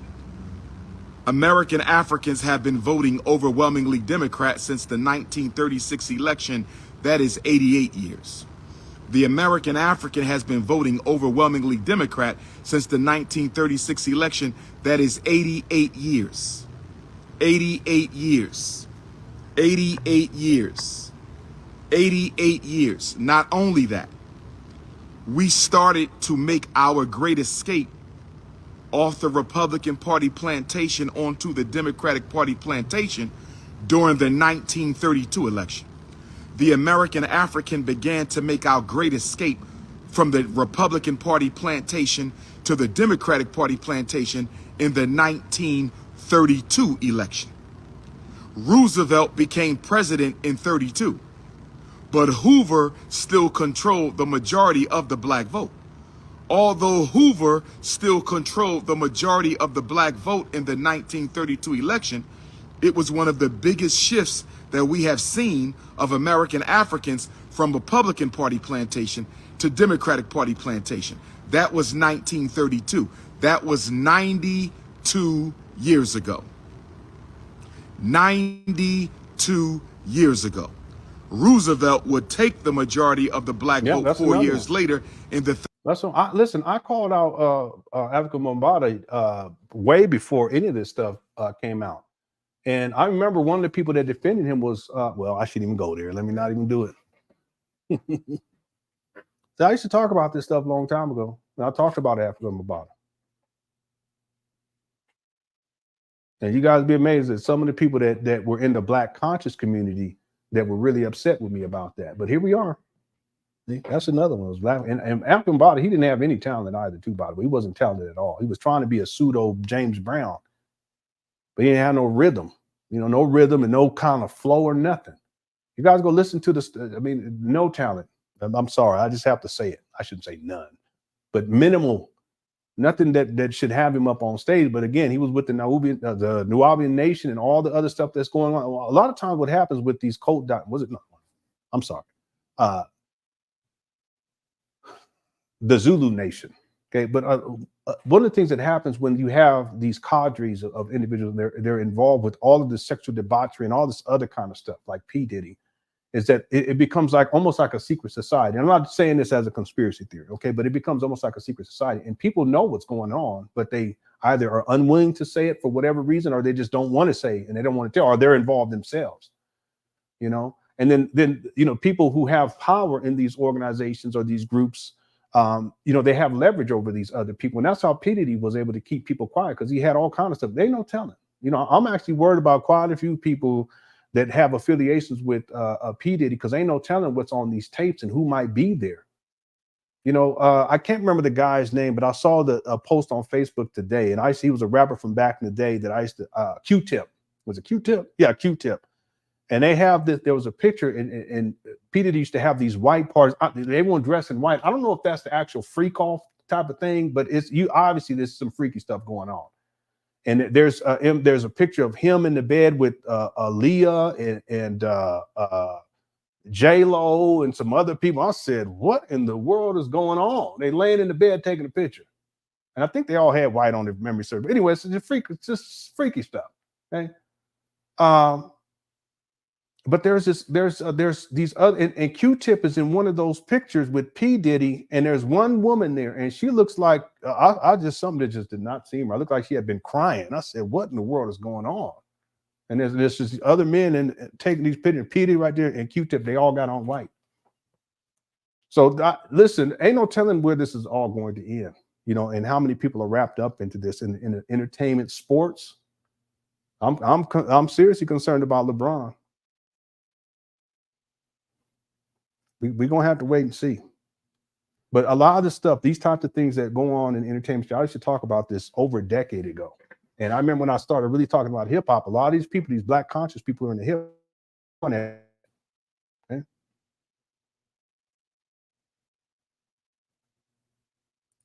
Yeah. Again, I used to talk about all this stuff. Someone sent me this link. I'm going to pull this up. Umar posted this 2 hours ago, and James sent me this, so I think it's apropos. Let me just pull this up and we can take a look at this real quick. I haven't read it yet. This is on Umar's Instagram page. It says the complete book, Kim's Lost Words, and that's Kim Porter. There's Jay-Z, P. Diddy, and someone else. And Kim, she's passed away. And then someone said, I guess this is a text to Umar, said, we'd love to hear your thoughts on this one-on-one. And then Umar responds, good Garvey Day, Empress. I heard the book and I don't believe it to be fully authentic. Among other things, I have trouble believing that a woman with that much to tell would write chapters so brief that they almost appear elementary. I'm going to respect her children's wish and not speculate on their mother. Well, isn't that what he's doing here? He don't have no respect. Anyway, that's Umar.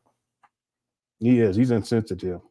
Election that was 88 years ago. I don't know where y'all got 60 years at. I don't know where y'all got 60 years. Yeah, I have no IDT. We've been voting overwhelmingly Democrat for 88 Umar, years. you know Umar, though. Roosevelt won the 1936 election with 71% of the black vote. Roosevelt overwhelmingly won the 1936 presidential election right now, family. with 71% of the black vote. And I don't know, but you know, Umar, he don't know. He just go with whatever. yeah, Umar, he is very passive aggressive. But Umar, it's like when Kobe passed away. He was talking about how there was video of the helicopter. He just ran with it, and then when people checked him on it, then he starts to backtrack like he's doing on this whole P. Diddy thing. Let's get moving. Here we go. We've been voting overwhelmingly Democrat since 1936. Since 1936. That's 88 years. So I just wanted to clarify that. I just wanted to clarify that. So let me go to Sean Puffy Combs if I can for 1 minute. Here we go. Let me go to Sean Puffy Combs if I can for 1 minute. Let me go to Sean Puffy Combs if I can for 1 minute. Now, we've been down this road before when we discussed R. Kelly. We've been down this road before when we discussed Bill Cosby. I told y'all. We've been down this road before when we discussed R. Kelly. We've been down this road before when we discussed Bill Cosby. First of all, yeah, he really is. You low vibrational Negro-pean Democratic Party plantation roaches. Let me say this to you. Damn, he calling black people roaches now. So disrespectful to black people. I mean, the way that he talks to his followers. Look at him. Always so angry, sitting up there in this trap bando, look like a wilderness forest out here. I look like the Predator back, you know, the Predator from the movie, from the original Predator movie. He got that bumpity bump on his lip. Y'all see it right there, that whole big old red patch. He you know, and he got the nerve to be talking all this mess and gonna call black people roaches. Let me say this to you. I do not support Donald Trump any more than I support Kamala Harris. To you low vibration, politically uneducated, Jermaine. Democratic Party plantation roaches. He's like a predator back You're there. not even slaves anymore. You're roaches. I don't support Donald Trump any more than I support Kamala Harris. I don't support either one of them. So please stop the cat. Please stop the cat. Please stop the cat. Now, what we see going on with Sean Puffy Combs, who doesn't appear to be an angel by any stretch of the imagination, but I want to draw a very, very clear distinction here. For you low vibration Democratic Party plantation roaches, I want to draw a very clear distinction. Being a freak is not against the law of the United States of America. Being a sexual deviant is not against the laws of the United States of America. Having 1,000 bottles of dollar store baby oil in your home is not against. But that's not what he's indicted for, Umar. What are you talking about? He's not indicted for baby. Anyway, whatever. The laws of the United States of America. That's what I'm saying. Last time I checked, President George Washington was a rapist of African women. Last time I checked. Okay, now this is diversionary. See, and this is, you guys got to be careful with this, especially you, Umar, because Umar Johnson followers, they'll do this all the time. You point out something about Umar, and they say, yeah, but what about the archdiocese, or what about this white person, or what about the Catholic Church, or what about the black church? They're scamming too. Okay, yeah, but listen, you've already conceded the point. The point is that Umar's a scam. Yeah, but you know what? The black church. See, that's diversionary. Instead of dealing with the fact that Umar is a scammer, and what he's doing here is, instead of dealing with the fact that, listen, P. Diddy, listen, the feds have the receipts. It's not like they just come up with this out of the blue. People, I mean, the way that Umar's framing this is like a week before he was arrested, they started this case. No, they've been looking, I'm sure they've been looking at this guy for a year, maybe 2 years. And they have to have their ducks in order in terms of evidence. It could have been living longer than that, 4 years, who knows? They have to have their ducks in order in terms of evidence so that they can prove the case. And then when it goes before a grand jury, they present the evidence, and then, okay, this is going to trial. So there's evidence there, but see, Umar doesn't know what the evidence is. That's why he's bringing up. That's not what. But see, this is his attempt to defend P. Diddy. President Thomas Jefferson was not only a rapist of African women, he was a pedophile against black girls. So being a sexual deviant. Low vibration baby oil Tuesday. My goodness. What's up, good twin? AK. I'm gonna have that one of those interviews in the documentary for sure. Okay, when Umar talking about he gonna have to go to Africa after the school open. Good twin looked at him like, what? I think it was that. Here we go. Is not against the law in America because America's greatest hero. Exactly. Drugging people is illegal. Okay. Drugging them and sexually exploiting, that's illegal. Scratching out the what do they call that? The serial numbers on firearms. That's a federal offense. But see, Umar's not bringing that up. He's talking about baby oil and being a freak. Those in presidents were pedophiles and sexual deviants. I want you to understand, overstand, and understand. How we doing, young sisters? Y'all be careful out here. So I want you to understand, overstand, and understand. Boy, these buildings look like straight trash. What I'm saying right now.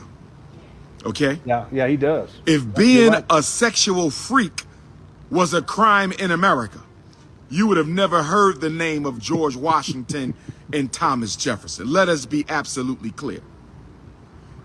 Okay, and I understand Umar's point. However, it's a false equivalency because what was taking place in society, I'm not saying it was right, but what was taking place in society back then, there was a time of slavery.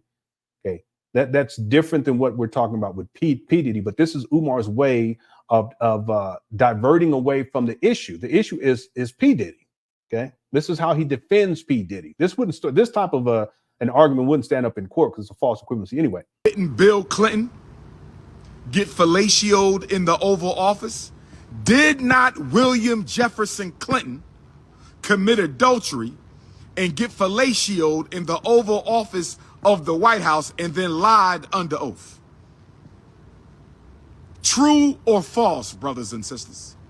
Yeah. True or false, brothers and sisters? Yeah. True or false? Did William Jefferson Clinton, did he or did he not get his phallus gummy beard in the White House Oval Office? Whoa.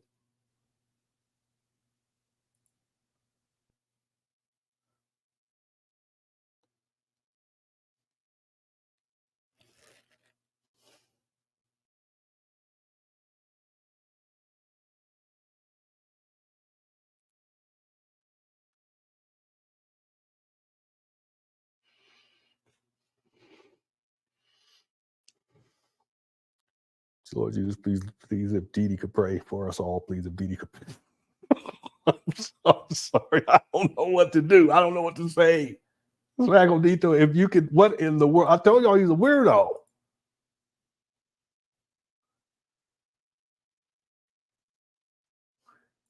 Here we go. I don't even want to run that back. I can't believe he said that. Yeah, that's another one. He defended Dwight York too. I have that receipt. Thanks, Seth, for bringing this up. I actually have that receipt, and there's two where he's talking about York, and in one he was talking about hold your head up, elder. You're gonna get out of jail soon, and how he was a great leader. That was another video. I remember that was when that young lady was sitting with that young lady looking all goofy, and the other one was he was outside, and there was Nubian Nation was a security, and he was talking this talk. I could pull it all up.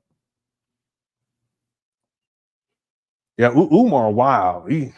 I don't know. Yeah, listen, I can't call that. Keylogger, I don't know what in the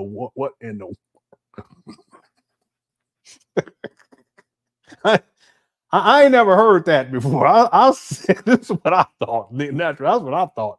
I ain't never heard that before. But you know, Umar, he associates sex and sexual parts, body parts.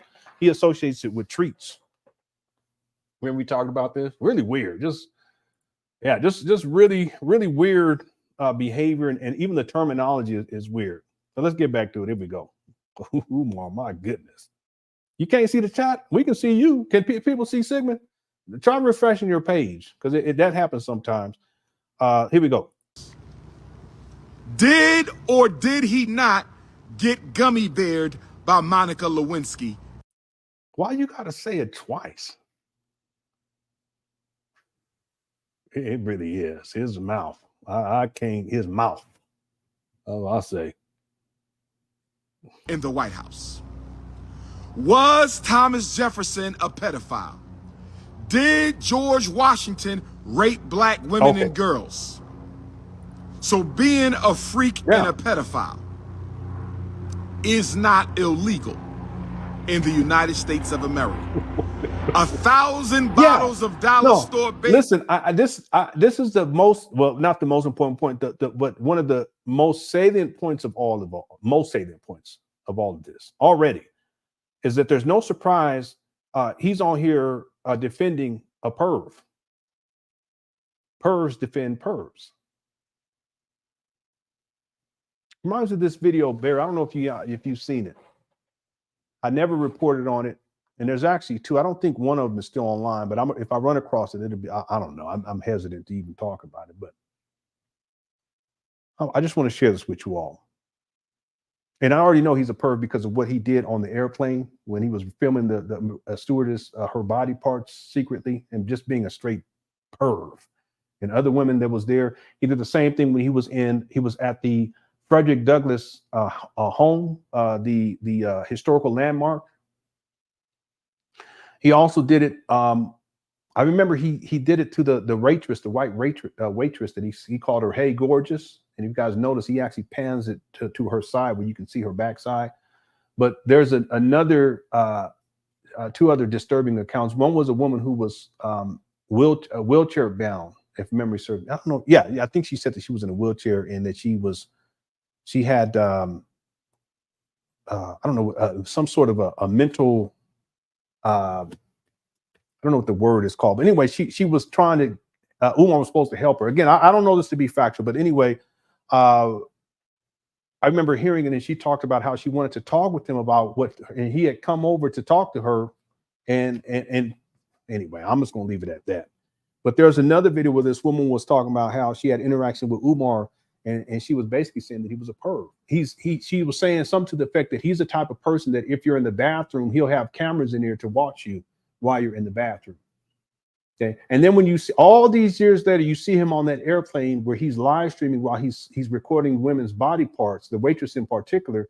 Listen, all that comes back to me. So yeah, Barry, pervs defend other pervs just like abusers defend other abusers.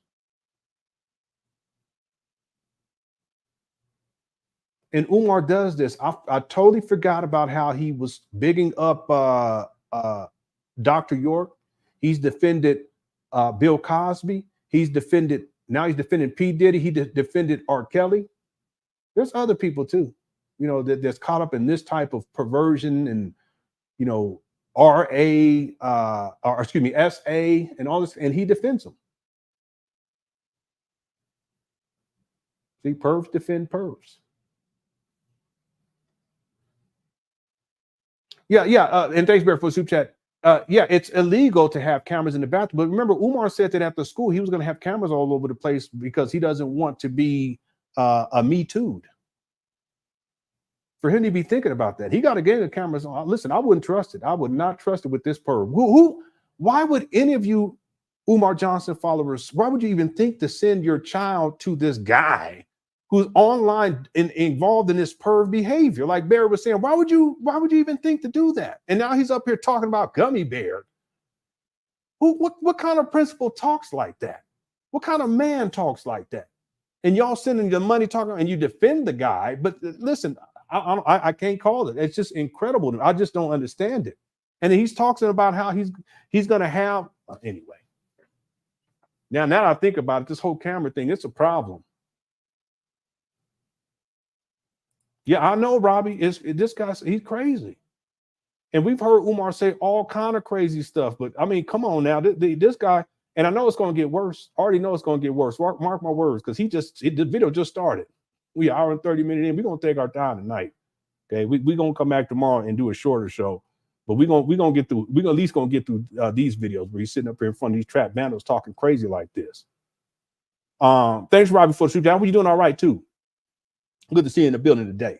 What's up, Jared says, this is not just drama, this is dangerous. I totally agree with this. See, Umar, and I said a long time ago, Umar's dangerous. His rhetoric is dangerous. The example that he sets for manhood is dangerous for these younger men to follow. I don't know if you were here earlier, Dred, but Umar actually said that he believes that even if the father of the children or the child is an abuser, that he should still be in the children's life. I grew up in an abusive household. I know that's not what this. No, that's crazy.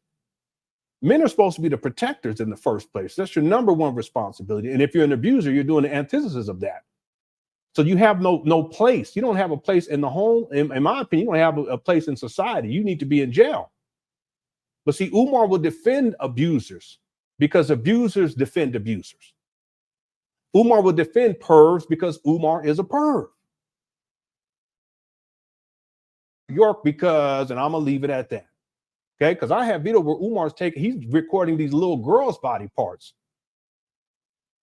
He's coming up with these scenarios that, listen, I don't want to take them on this first college. I can put the video. I don't want to take them to this college tour because I don't want to have to deal with that energy. Because basically, I'm paraphrasing. They were raised and they're nasty, and you know what's going to end up happening as soon as I go to sleep. They're going to be in the boys' room twerking. He's talking about the little girls. See, this is what comes up inside of his mind. He's filming this little girl while she's dancing, and then when she sits down, he's all up. He's down here. Listen, I even hate to say it. He got the camera on her crotch, and she got on these short shorts. And then he makes a comment. He says this little boy. There's supposed to be a little boy who makes the comment, but he's the one that thinks it. But he says he gives the little boy's name. Let's say the little boy's name is Robert. He says Robert said that your shorts are so short the police are going to arrest you or something like that. Nobody said that. Umar said that. Why is he saying that, Dre? Because he's looking at her and he's looking at those short shorts, and he has his camera down on the crotch. Pervs defend pervs. That's why Umar's doing this. He likes the attention too. And he's consistently doing it. Now, it'd be one thing if he did it once, but that's not the case. He defended Bill Cosby. He defended R. Kelly. Now he's defended P. Diddy. He's defended Dr. York. There's other people too. I just don't come to mind. That's a pattern of behavior. See, Umar is dangerous. I've been telling people this for a long time. And some of these Umar Johnson followers, they're watching this and they just eating it up like, yeah. We need to protect P. Diddy, and they're just doing this because he's a black man. Got nothing to do with it. Anyway, I apologize for going off, but it's true. Umar's dangerous. Okay, thanks, Rightful Shooter. Thanks, Barry. Also, Justin said, my parents used to say, if you see someone jump off a bridge, would you do it too? I guess Umar never got that talk with the logic he's using. Yeah.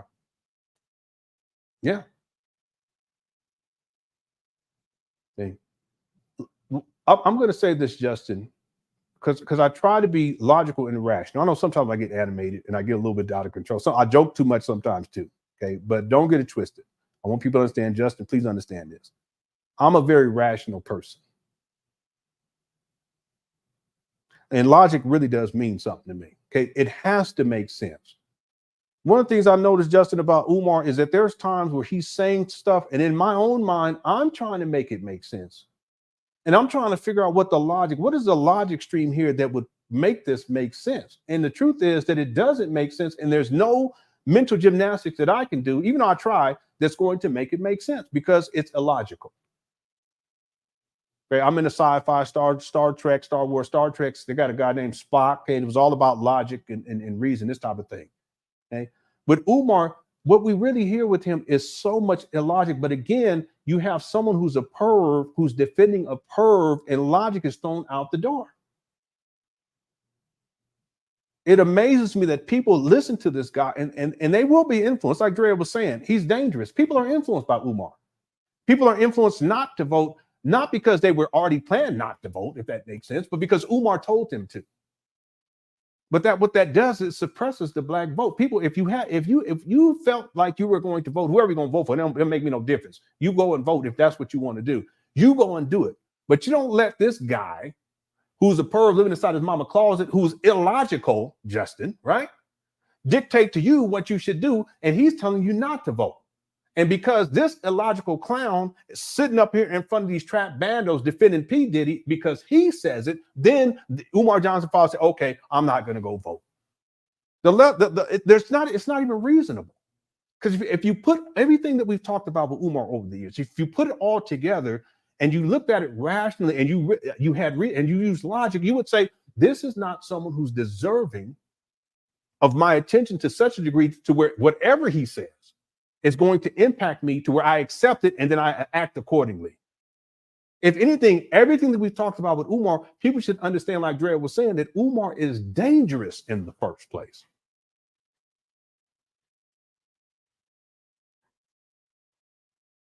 Now that's reasonable. There's logic there. But with Umar, there's been so many times I'm trying to figure out, what is this guy really trying to say? And the truth is that the logic fails every single time. And in this case, what he's talking about here, Justin is failing. See, but his followers, they see it and they hear it. It's like a cult. They accept it and they will act accordingly, including they will start defending P. Diddy. And there were a lot of people were checking him on it, but there were his followers. They're like, same thing with the child support thing we were covering last week. There were women calling me and talking about how, women do that to black men and they're trying to tear a black man down while put him in the child support where the black man should pay his child. He shouldn't even have to be, just take care of the kids in the first place. That's it. You wouldn't have to be put on child support. But Umar's influence is such, even without the logic, that people will accept it without critical thought or discernment, and then they will act accordingly. That's dangerous. See, that's the seedlings of a cult. Okay, I apologize for going off, Justin. Thank you for the super chat. I appreciate it. What's up, Mr. Converse says, I ain't gonna lie, Lennon, getting gummy bears. God. That's besides the point. Right? Listen, man, I listen. Okay, I'm not going to go there. Okay, I'm just wanting to say that, listen, a principal, sir, should not be sitting in front of this trap bando that he calls a school after Frederick Douglass Marcus Garvey Academy talking about gummy bears.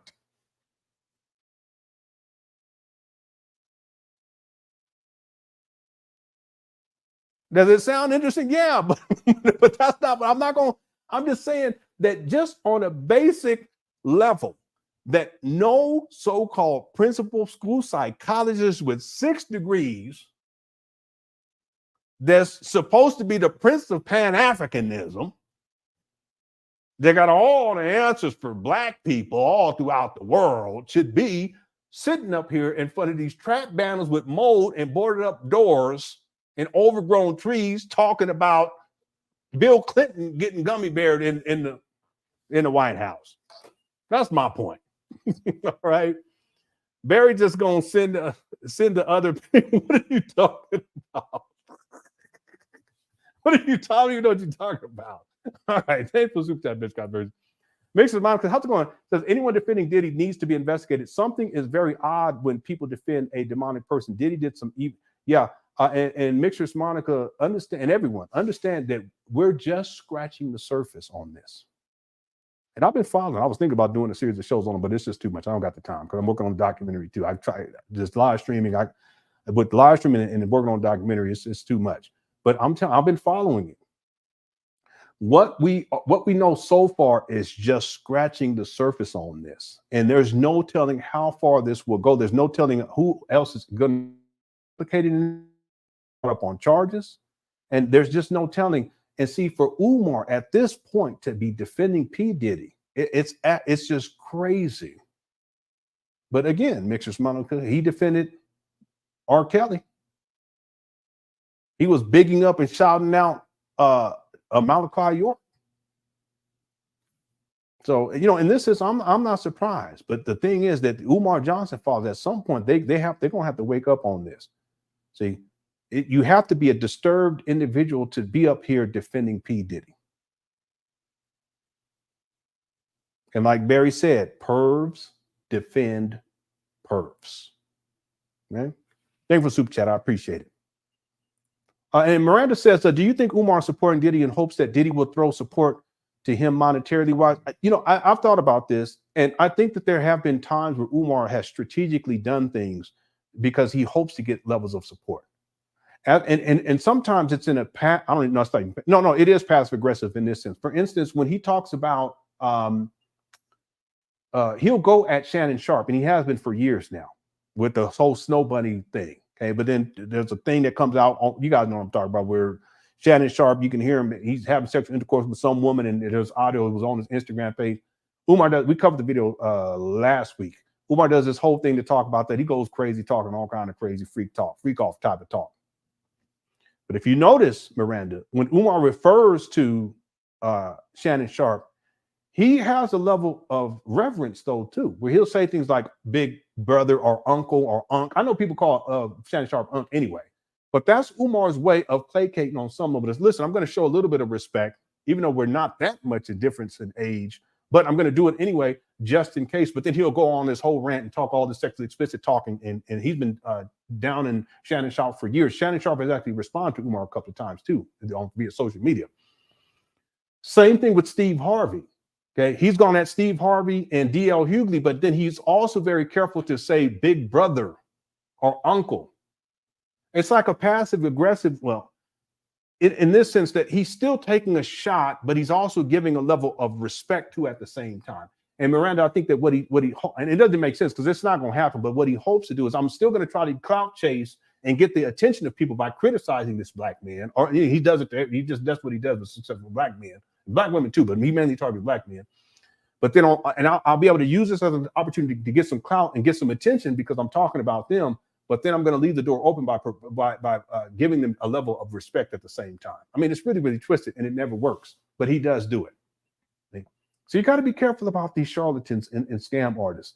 They will use people and they will talk about them in a derogatory way, but then they'll also, you can hear it if you listen carefully, they have a level of reverence towards that person.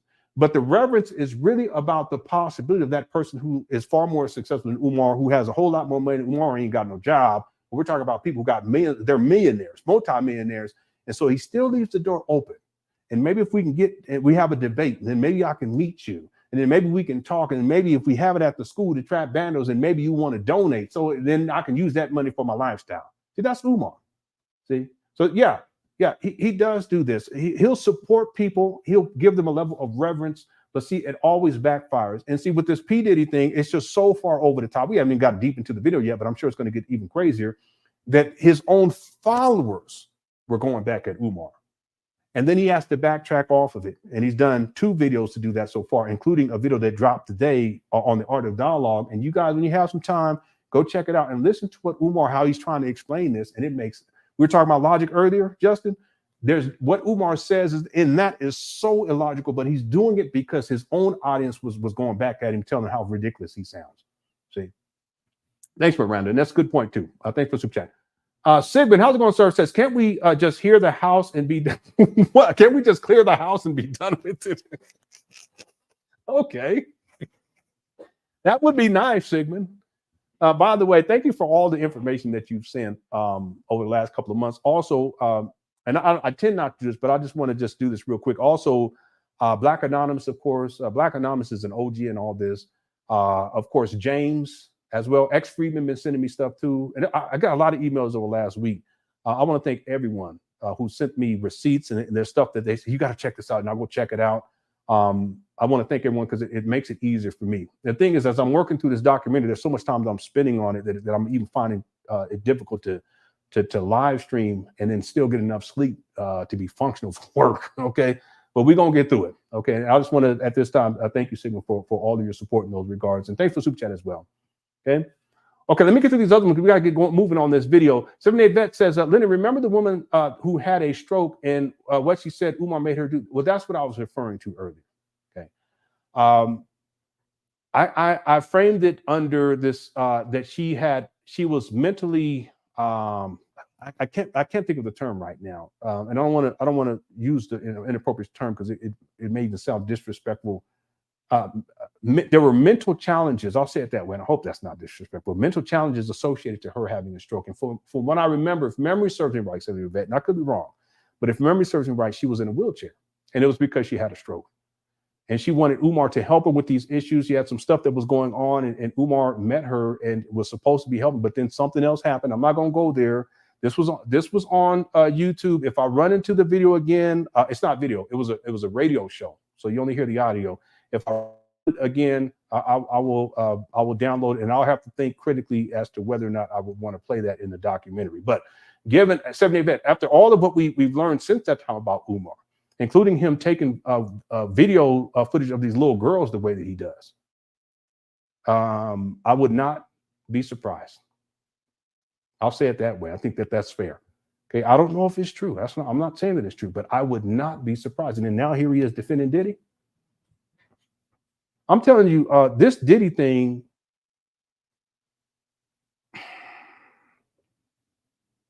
there's so much more to it than what people realize. And the Harvey Weinstein is different in this sense, that Harvey Weinstein, in terms of global popularity, meaning people knew his name, because I didn't know who the guy was. I said, who? That's different. P. Diddy. And then P. Diddy has all of these associations with all of these people in the entertainment industry for decades, in the sports industry for decades, and politicians for decades. They had just given him the key to the city the year before all this popped off. So what I'm saying is that this P. Diddy thing, it's on a whole other level. Okay. Now, again, I'm not diminishing anything with what Harvey Weinstein did, evil person. Okay. But I'm saying that what this could turn into, it could be something so huge wherein so many other people are going to be implicated, where I mean, there's a lot of people in Hollywood. I'm going to say Hollywood. There's a lot of people in the film industry. There's a lot of people in the entertainment industry, rap, R&B, in the sports, football, basketball, etc., baseball, who are very nervous right now. Okay. So the point that I want to get back to what 78 is saying, that the fact that Umar is defending P. Diddy with what this could become and what this is already, I would not be surprised in terms of the story that was told by this. I would not be surprised at all. Okay. And again, if I run across it, I'll have to review it again, and then I'll have to think. I'll have to really think on that, whether or not I should have that in the document. I could put in a disclaimer or something. I've already thought about what I would do if I run back across it, because there's another video too, and I know that's still online. There's another one, and it's actual video. I'll probably have that in there, but I'll have to put a disclaimer, okay? Because I can't put anything out there that I can't verify, unless if I'm speculating, I'm speculating. But when I do my documentaries, I try to limit the levels of speculation, okay? So I'll have to think on that if I run across that video, but I do remember it. Okay, most people, 99.9% of the people never heard that. Okay, this was years ago. Thanks, 78 for super chat. I appreciate it. And then Sigma says, Lennon, I am 62 years old. For all you in the chat, I have seen this ish since I was a child. Just excommunicate people like this outside of the Black community and be done with it already. Yeah, I mean, it would be great if it was that simple. But see, with someone like Umar, or even P. Diddy, so for that matter, I don't mean to say it this way, but their tentacles are so intertwined in so many people's lives. That's like I was saying, it's like a cult.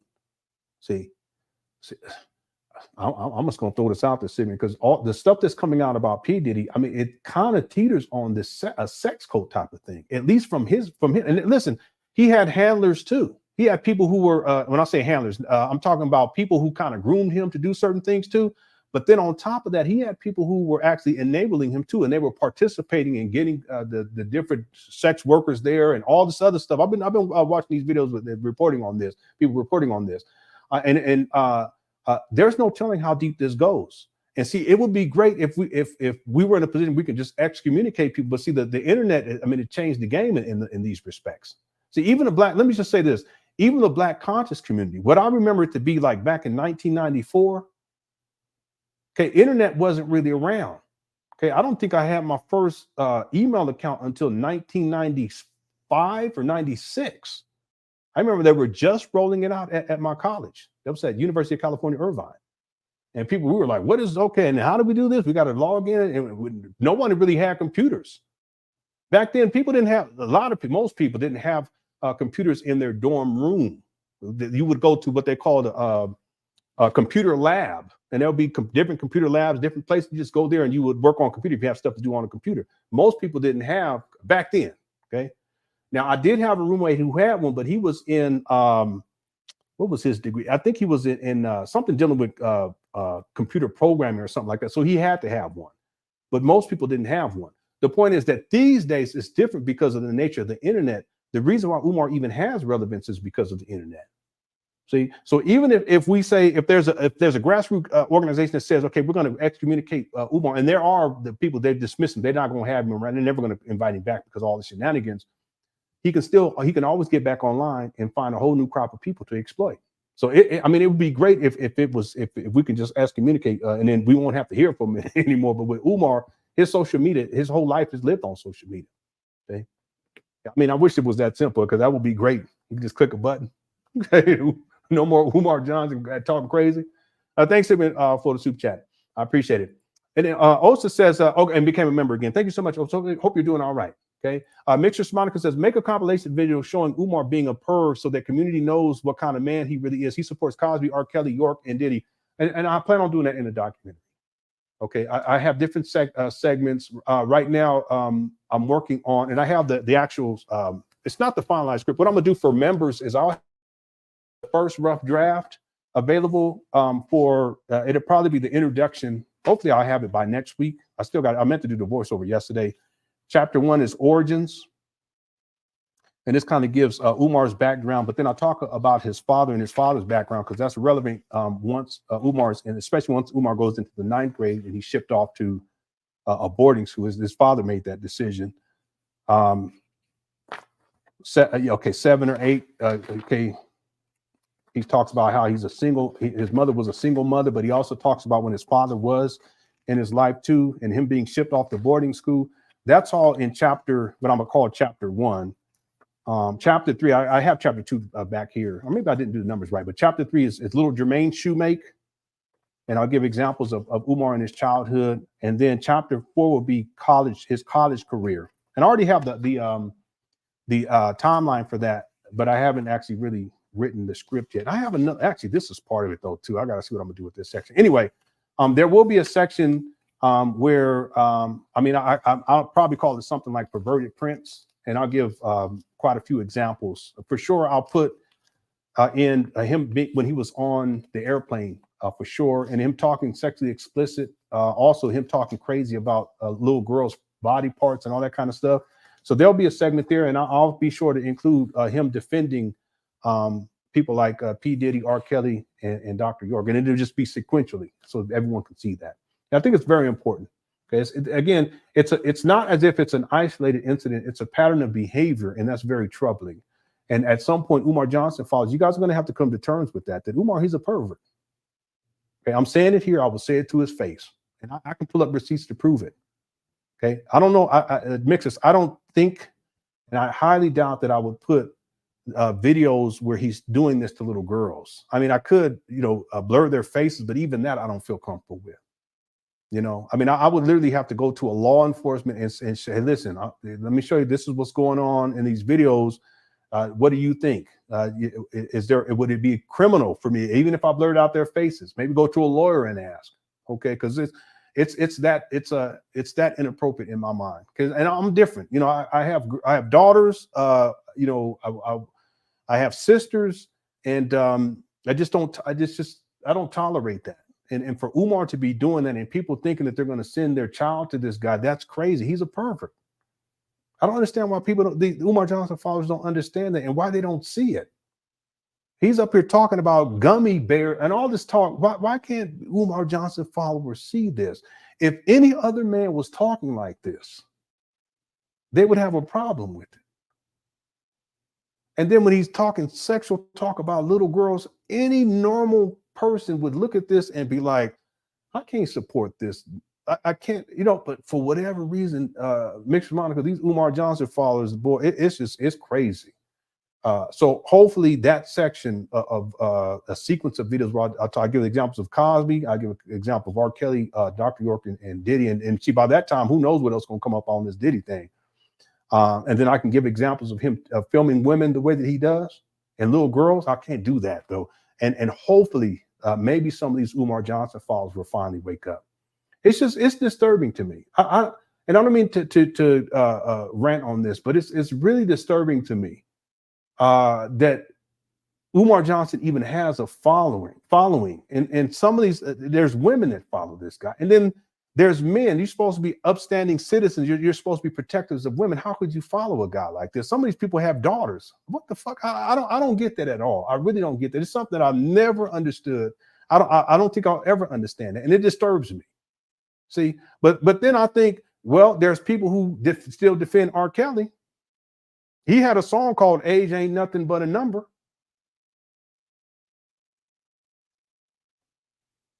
Same people defending Dr. York. Now people defending P. Diddy, including Umar. People still defending Bill Cosby. I just don't get it. And then we always go back. We'll turn the black man down. I don't want to hear all that. It reminds me real quick. This is gonna be the last one. I'm sorry, it disturbs me. I don't mean to be like this. I apologize. It reminds me of when I was covering earlier on when I was covering hip hop, and I was talking. I talked about guy from the Zulu Nation, African Bambaataa. It was the people in the Black conscious community. They were so mad at me, but Tom always tells the truth. And you know, also I brought up KRS-One. Because KRS-One did a rap song that was called 13 and Good. I have no idea how it is that trash was put on the radio, and there's a music video, and you can still find it on YouTube. And people were mad at me for pointing that out too. I'm just disturbed by it. I'm sorry, I apologize people for going off. Thanks, Mr. Mount, for super chat. All right, let's get back to it. I don't got blowed off, but it just disturbs me. Here we go. Baby oil is against no law in this country. Is Diddy a freak? Quite possible. Is he a sexual deviant? Quite possible. Does he belong to the Rainbow Gang? Quite possible. Here he goes. But I'm looking for evidence that he broke a law. I've been watching some of these Caucasian news. Listen, I don't even know if Umar has what is it? Isn't it called a disposition or something like that? Doesn't it state? And someone correct me in the chat room if you guys don't if y'all don't mind. It states in there that they found guns that are firearms that had the serial numbers scratched off. That's evidence, and that's enough to bring up some charge. I don't get this guy. This guy, yeah, I'm sorry, the deposition. Okay, thank you, Yolanda, and I hope you're doing all right. Thank you so much. Okay, thank you so much. In the deposition, and there's so much more in there too. So I don't know what Umar is talking about. There's one other thing I don't understand. Why does Umar think he's so that important to where that all the evidence has to come to him for? I don't get that. See, it went to the grand jury. That's where they present enough evidence for it to at least go to trial. So they can indict the guy. The guy's been indicted. There has to be some evidence. There is. Then you got all this ancillary stuff. I don't want to mean I'm not downgrading. I'm just saying you got stuff like the stuff with Cassie. You have stuff the lady that came out yesterday or day. Do y'all see that? Yesterday or the day before yesterday? It's not part of all of this, but it's going to be civil. You got there's the guy that was a music producer that talked. He's a male. He was talking about how P. Diddy was trying to groom him, and Cuba Gooding Jr. was involved with all that. There's plenty of stuff out here, and plenty of people who are speaking out about this. And I want people to understand, it's not like people didn't know. People knew stuff was going on for decades. Just like with Weinstein, people knew for decades used to big up Weinstein. Real quick, I doubt Umar defended Weinstein. I don't remember him defending him, but I'll get to it at some point. And if he did, I'll put that in documentary too. Shit. Okay, I don't remember him. If someone remember him defending him, please post in the chat room. I don't remember him defending him. Now, real quick, that just came to mind. Goddamn. Now I see what it's saying. It just came to mind. What about Russell Simmons?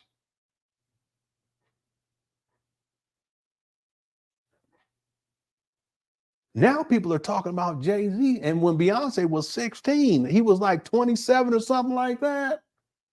But let's go back to Russell Simmons. People knew about this guy for a long time. I'm gonna say one other thing, Ga, real quick. People need to understand that all of this was there in hip hop from the beginning. It don't matter if you're talking early hip hop with Russell Simmons in them, or if you're talking a little bit later with P. Diddy in them. It was all there, and all you got to do is use some critical analysis while you're exploring the lyrics. It's all there. The disrespect of women, the misogyny, and in some cases the abuse of women on different levels. It's all there. So in that sense, I'm not surprised. I'm not surprised at all that people like Russell Simmons and people like P. Diddy and then R. Kelly too. You go listen to some of his lyrics. I'll say, what in the world? This guy, this age ain't nothing but nothing. What you talking about?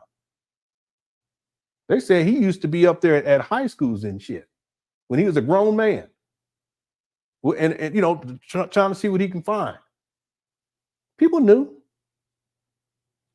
Okay, now Weinstein, I don't remember him defending Weinstein, but the thing I doubt that he did, because he don't do that when it comes to the white people. He focuses mainly on the black people and disrespecting black people, talking bad about black people unless they're an abuser. Okay, but I'm gonna find out. Yeah, what did Russell do? He went over there to, I don't know where it is, somewhere over there, and they can't extradite the guy. And he went over, that's why he went over there. He'd be in jail by now. That guy right there, boy, I ain't gonna say all of them. Anyway, let's get back to it. I get all the super chats too, let me make sure. Good Lord, just be done with it. No. But listen, Sigmund, I wish it was that simple. Okay, I wish it would be that simple. I wish we could just say, okay, they're excommunicating the Lord. If you could just take this will and just be done. But it's the internet.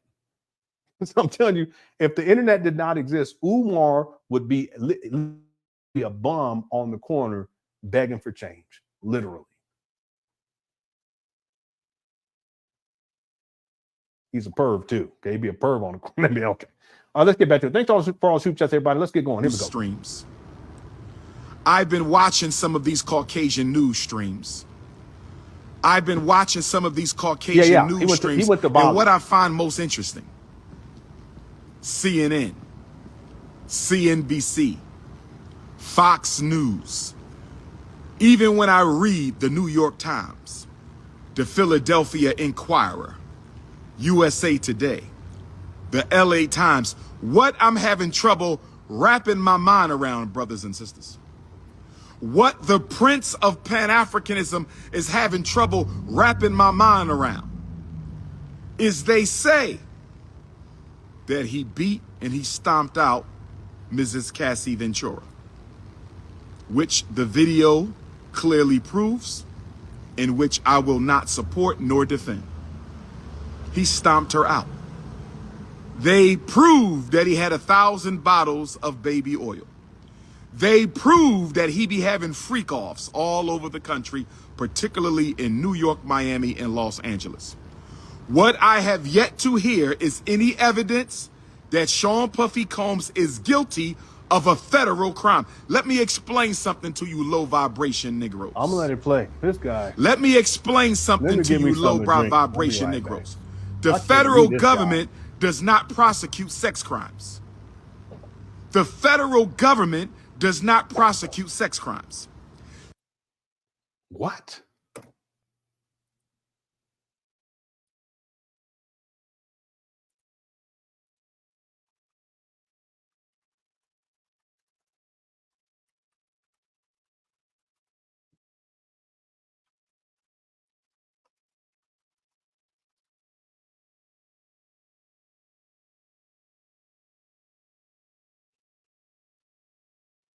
This is from the John T. Lloyd law firm.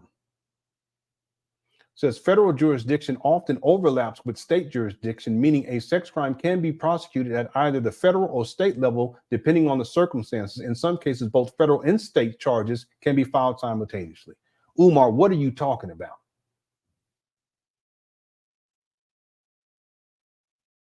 And because this is going across state lines. You had stuff going on. You just said it, goofball. You had stuff going down in what was it, Miami, Florida, something like that. You got stuff going on in LA. He probably got other little freak off spots too. There's no telling how far this goes. So what is Umar talking about? I just read it. It also says, yes, the federal government can prosecute sex crime, but most are handled at the state level, but they can process it. And that's what they're doing now.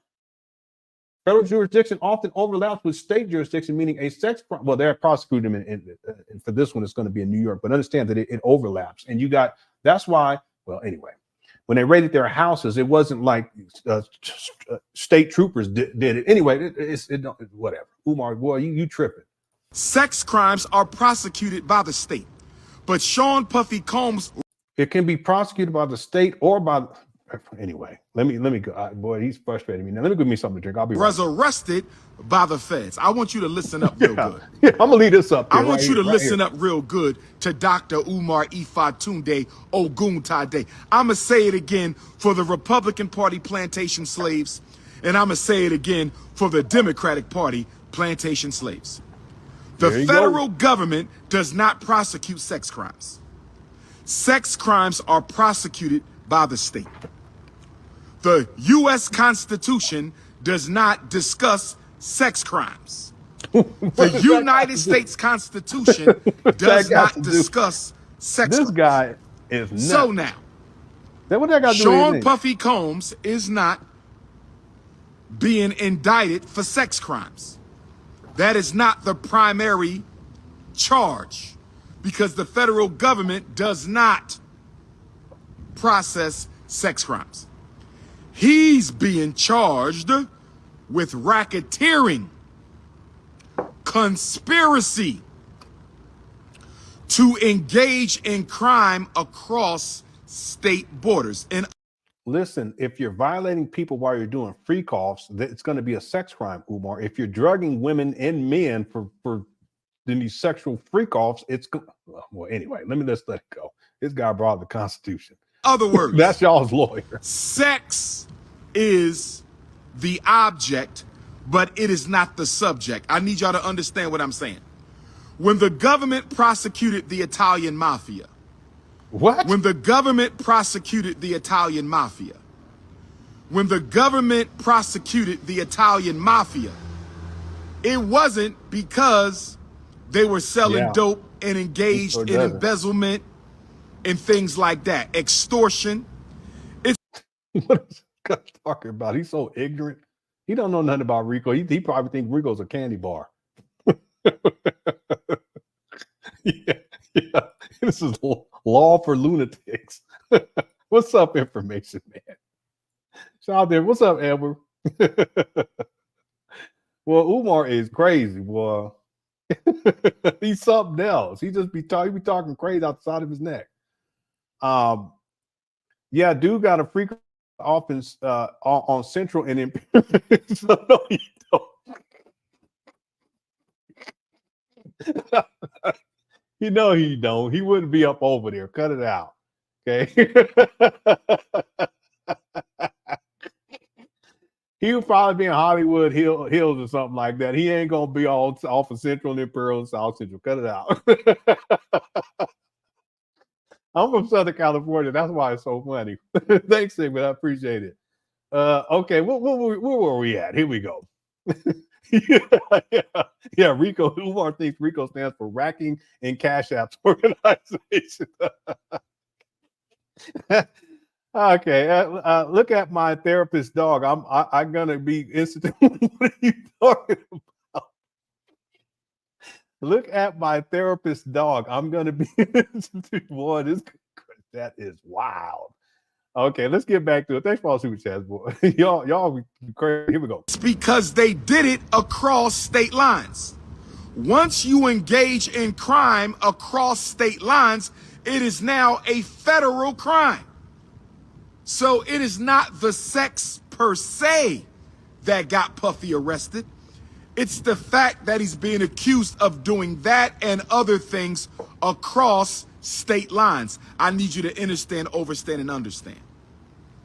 I need you to understand, overstand, and understand. The federal government does not prosecute sex crimes. The federal government does not prosecute sex. I wish the one she don't come to my chat room anymore, but the one lady was a lawyer. And she was a lesbian woman. Her mind just slipped. Her name just slipped my mind. I can't remember her name right now. But I wish she was here because she can break all this down. It's crimes. But if you are engaging in a federal crime of any sort that crosses. Yeah, but Umar's ignorant. Okay, Umar's so ignorant. And I can pull it up and we can read it, but let's just keep going because we got a lot of videos to get through. And we already had 2 hours. But thanks for the super chat, Tyler B. He's charged with sex trafficking and kidnapping. And other stuff too. Yeah, Stephanie. Her name was Stephanie. Yeah. He's charged with other thing. And listen, they have evidence. FBI, they're not going to go through all this and use. They're not going to have like. Did you guys see the video where they went into his homes?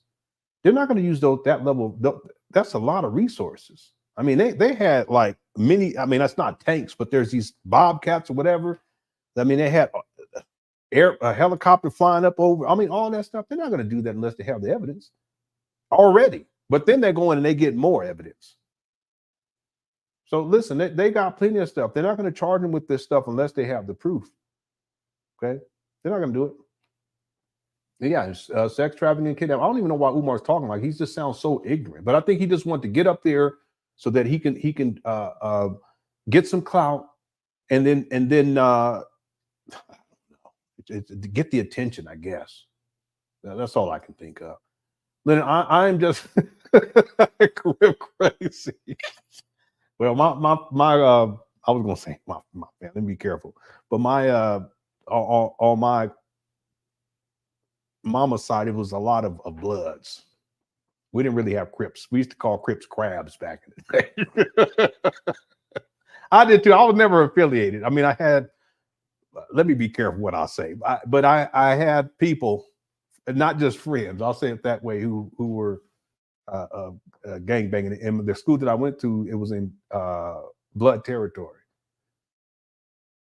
So a lot of Bloods, they went to the school. I never had a problem with them too, because I had cousins that they were Blood too. They was affiliated, so they was cool with me.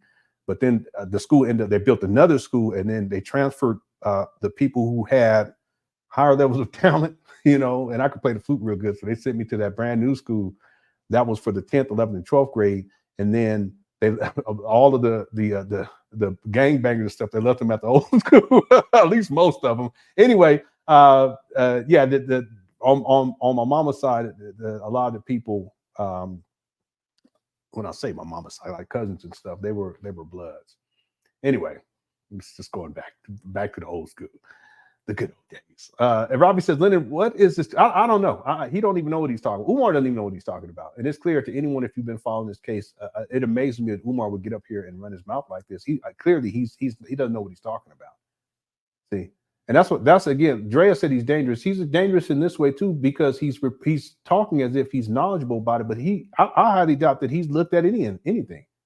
I highly doubt it. Okay, he hasn't done any research. He's supposed to be a researcher. He's supposed to be a scholar. Umar's not a researcher. He's not a scholar either. Okay, I know how to research. Okay, that's why I can put together a timeline and I can put it and I can show it to you guys. And I have very clear notes and everything else. I can write a whole script based upon the information that I've gathered about Umar. I'm not a scholar, but I know how to research. Umar, he's not a researcher. He's not a scholar too, even though he pretends to be. See, he's so ill-informed. It's ridiculous. Thanks, Ryan, for super chat. Thanks, Simon, for super chat. How's it going? Tyler says Umar think Rico is a snack. No, seriously, he thought it was a candy bar. He was like, yeah, you know, these Rico charges, they trying to charge the candy bars, family. Okay.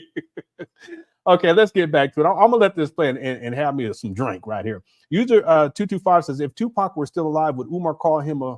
That's a good question. I think he probably would. He would, because see, Tupac was dealing with white women too. He was dealing with Madonna for a while, so Umar would probably call him out on that. You gotta know that. It doesn't matter who it is. If it's a successful black man in particular, and if it's someone who's in the sports or entertainment, Umar will take shots unnecessarily, you know, without reason. But he does it because he wants the clout and he wants to get attention placed on him. He has this issue of jealousy where he sees other black men getting attention. That's why it was one of the issues he had with Tariq Nasheed. It was jealousy too, because Tariq, he was blowing up. And see, if Umar blew up because of Hidden Colors too, so don't get me wrong. I'm not dismissing that fact. But understand that Tariq, in terms of what he has been able to do, and he's not my cup of tea. Okay, he never was. Okay, but in terms of what he's been able to do as a businessman and come up in that way, it's like the opposite with Umar. See, Umar is a habitual failure. Everything he says he's going to do, he doesn't do. Whereas with Tariq Nasheed, people can criticize him for his business model. I get it. Okay, people can criticize him for his rhetoric, but at the end, and I get it. But at the end of the day, Tariq, he actually ends up producing something. Umar produces absolutely nothing. So for Umar to see Tariq coming up, I remember he moved his family to a nice, real nice home in Los Angeles, and Umar sitting back, he's still staying inside Mama's closet. So it's a jealousy issue, and I'm quite sure that if Tupac was alive, he would probably take shots at Tupac too. Yeah. Okay, let's get back to it. Here we go. State lines. If you are engaged in any kind of a crime that crosses state lines, the feds are now involved. He is not primarily being charged and indicted over sex crimes. Murder is involved. Racketeering is involved. Extortion is involved. He's not being charged with murder. What are you talking about? And most pointedly, for you low vibration Negroes, here you go. Let me be very clear. He is not being charged with domestic violence against any woman. He is not being charged with a federal crime for stomping out Mrs. Casey Ventura. And I'm sorry that happened to that young lady. No woman should ever suffer that type of abuse at the hands of a man. His major sex crime in the federal case is not the freak-offs. It's not beating on women. The sex crime against Puff Daddy in the federal case is the transport of women across state lines for sex. Let me say it again. It is not domestic violence.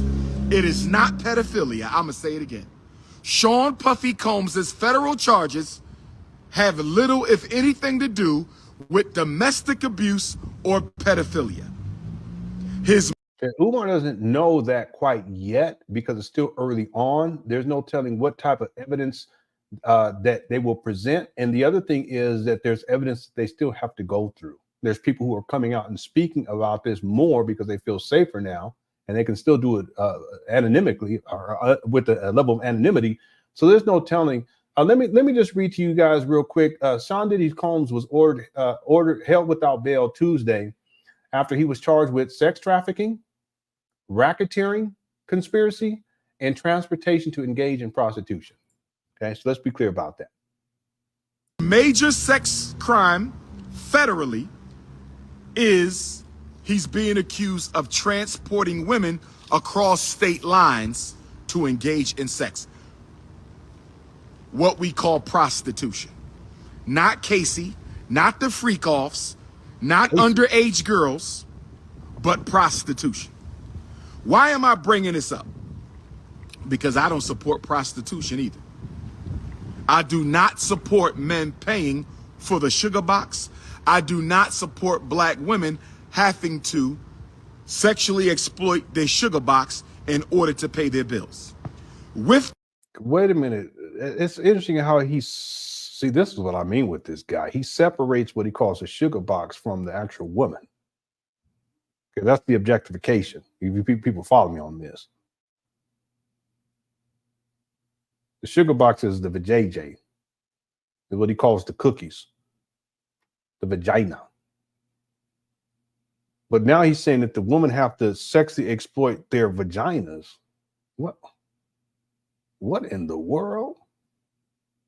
That being said, prostitution is the oldest female business on the planet Earth. Prostitution is the oldest female business on the planet Earth. Prostitution is the oldest female business on the planet Earth. It is the sexual trafficking that Sean Puffy Combs is being accused of. Not domestic abuse, not freak-offs, not stomping out Cassie, not... Yeah, they sure are. I'm sure there's some trolls up in here talking about...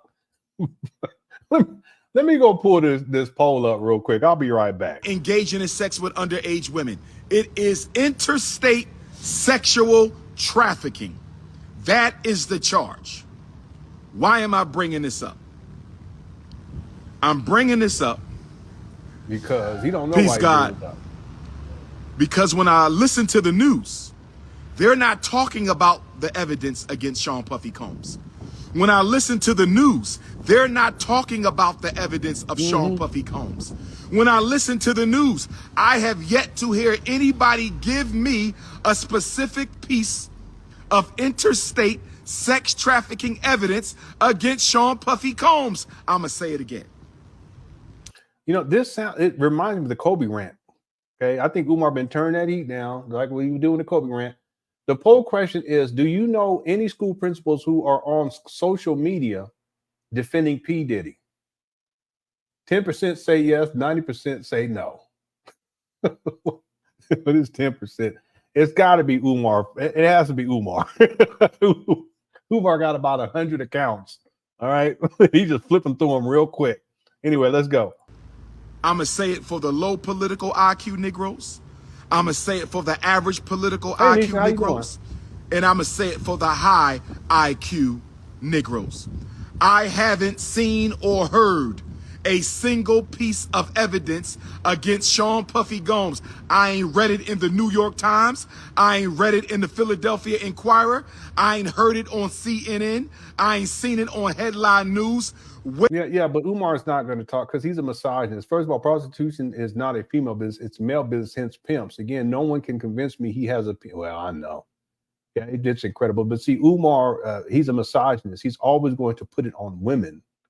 See, and he's not going to talk about the men who sexually exploit these prostitutions. They pay him, but see, the truth is that Umar was dealing with a stripper, and there's women that he's dealt with intimately, and afterwards, after they part ways, he will send them a cash if he send them a PayPal.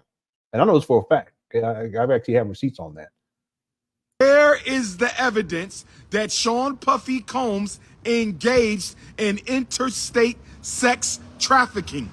I keep hearing about Cassie when I turn on the news. Why are we hearing about Cassie when Cassie has nothing to do with the federal indictment? I don't think any black man should. No, but she could be called as a witness. In fact, that she's probably already talked with the prosecutors, and that's part of their case because she was one of the people who were involved in a freak off, and she was. Listen, he drugged her too. Umar, if you're drugging a woman or a man for that matter, because it was freak offish. And you have these prostitutes coming and they're dealing with Cassie and they're, and you get them high so they engage in this and you sit back and watch and do your thing. Okay, that's criminal. So yes, she is relevant to this. And all the other people who've come out to talk about, and there's going to be a whole lot more, I guarantee you. I'm worried about so many people in the entertainment industry, in sports. There's no telling how deep this goes. Have 1,000 bottles of baby oil. I don't think any black man needs 1,000 bottles of baby oil. God, but I haven't seen anywhere in federal law where owning 1,000 bottles of baby oil is a federal crime. He looks Brothers homeless. and sisters, are you with me so far? Brothers and sisters, are you with me so far? Do you understand, overstand, and understand what the most requested black scholar in the world is saying right now? Do you understand and overstand and understand what the most requested black scholar in the world is saying right now? That's what I'm saying. Umar, he's a gynecologist. Okay, he's going to be doing sugar box lectures. Let me stop. Let me let this. I appreciate all the super chats, everybody, but we got to get going here. Now we at 2 hours and 30 minutes. Umar the Cookie Crusher, more like. Oh my God. Guys, you guys are ruthless. Thanks, Perry, and user 225. But someone brought up Justin Bieber and also who did I just say? Usher. That's another one. And I assure there's plenty of other people too. Okay, including what's her name? Jennifer Lopez. It's another one. Anyway, you understand, overstand, and understand what the premier Pan-Africanist on the planet is saying to you right now. Baby oil is not a federal crime. Stomping out Cassie, he was not charged with a crime. The freak-offs are not crimes. So why do we keep hearing about Cassie? Why do we keep hearing about Umar? The freak-offs are a crime if P. Diddy was drugging and SA-ing people. Come on. Anyway. About baby oil? Why do we keep hearing about freak-offs? Where are the federal charges and why are the charges being sealed? Why did the feds seal the charges against Sean Puffy You've been Combs? around a long time too. I'm going to tell you one reason why the feds sealed the charges against Sean Puffy Combs. Ike says the feds have to present Umar, the black representative of the world, to evidence before they can charge black. No, seriously though, Ike, that's what it sounds like. How Umar, I'm sitting back, got my feet up on the desk. I told my son when he be working on music, my youngest son, not to put his feet on the desk. So every time he walks by and he said, "Daddy," and he'll go like this, and I said, "Oh, I'm gonna put my feet down real quick." I was kind of alluding to this earlier. Like with Umar, he thinks so highly of himself where he feels like everything has to go through him. You don't think that that's weird? He feels like he's like everything has to go to him, including the feds have to present him the evidence first. And then what comes to mind while I was reading was, who's you, Umar? Who's you? But he thinks so highly of himself. Listen, they have the evidence, and they got evidence. See, the other thing, Umar, he probably don't even know. Even though he said that he got accepted to law school, and then one time he said that his donors were going to pay for him to go to law school. He said $300,000. He said, if we raise the money, then I'm gonna go. But if you all don't raise the money, I ain't going, because I ain't taking out no more loans. Y'all paying for it. But see, I don't think Umar even knows this. It's basic. A prosecution, in order to maximize on the probability of winning their case, will indict a person on specific charges, even though they may have some evidence to prove other charges. But what they will do is they will pick specific charges that they know that they're going to be, or they know that they have a greater chance to prove. This makes sense?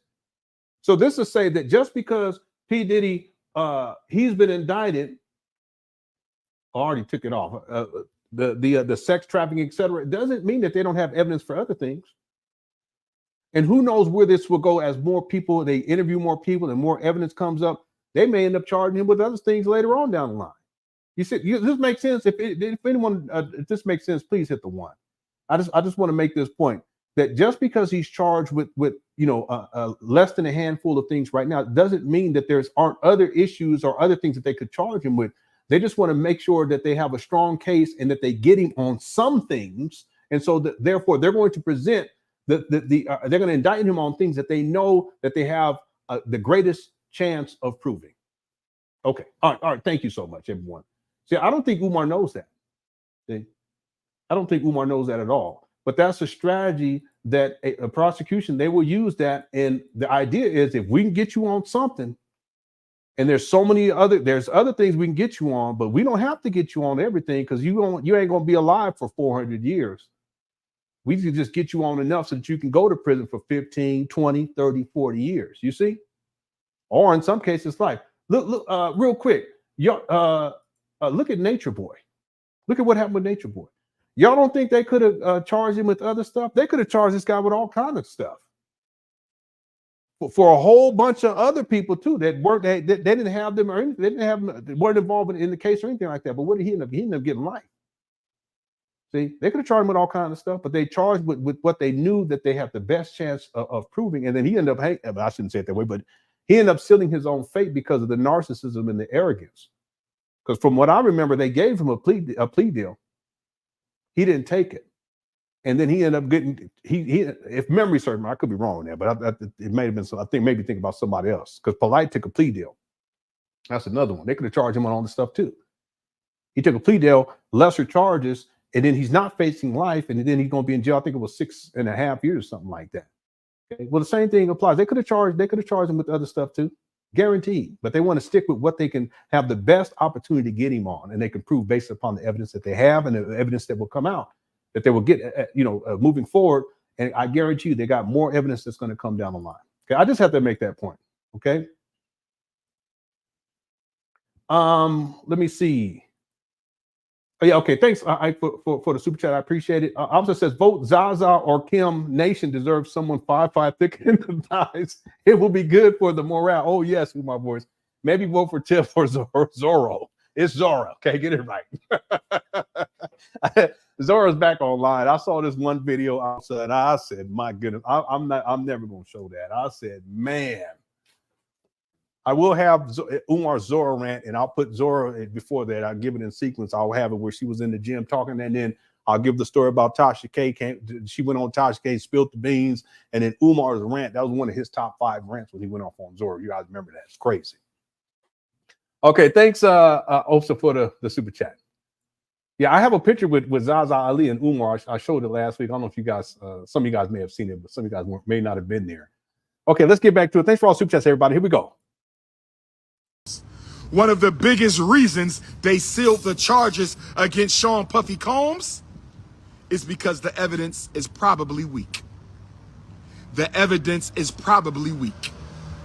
What? And because the evidence is probably weak that he is guilty of interstate sex trafficking, and because the evidence is probably weak that he is guilty of interstate sex trafficking, they had to seal the charges. They had to hide the charges from you and I. They had to hide the charges from you and I long enough for the public execution to be carried out. Are y'all listening to me right now? For all my political scientists, I need y'all to listen to me. Most black people are too emotional to engage in a rational, logical argument about this situation. Most black people are too emotionally immature and politically uneducated to engage in a rational conversation about this topic. So I am only talking to Africans with a high EQ and a high PIQ. It's not grandma, it's Grandpa Cicero. Don't do that. Wait, I guess that would be a Grandma Cicero too, huh? Also says, is Umar stepmother of the Caucasian nation to speak on YouTube? A source very curious because what energy he has against snow rap. No. So let me just be clear about this, okay? Matter of fact, I'll pull up the timeline just so that we can have clarity on this. Let me share, do a screen share, if you guys don't mind.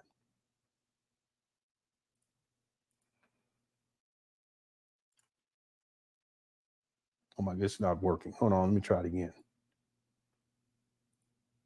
Okay, here we go. So here's the timeline. And I should review this every single live stream. Okay, so let me just be clear about this. I'll break it all down real quick.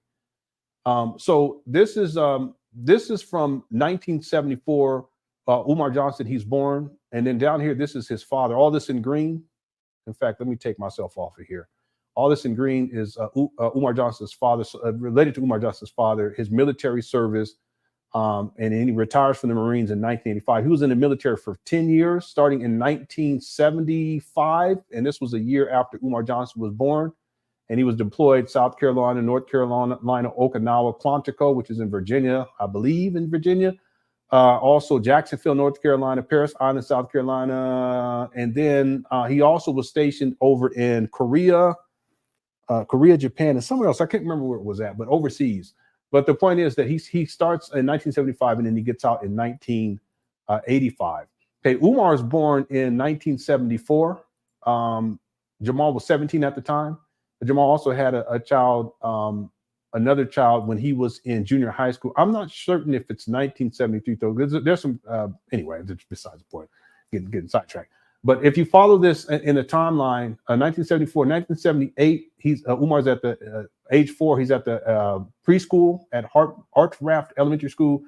By 1979, he's in kindergarten at the Duckery Elementary School, and then by 1982, he's in North Carolina in the 3rd grade for a short stint, and his father was based there at that time. If you guys look down here, okay, he's based there, and this was for a short period of time. And that's when Umar's name was changed. He gives the story, the Aiden story, and that's an example of when Umar's father and Umar's biological mother, they were together at that time. Okay, and I have a question mark. I think it was in 1981, based upon Umar's story, that his father marries his mother.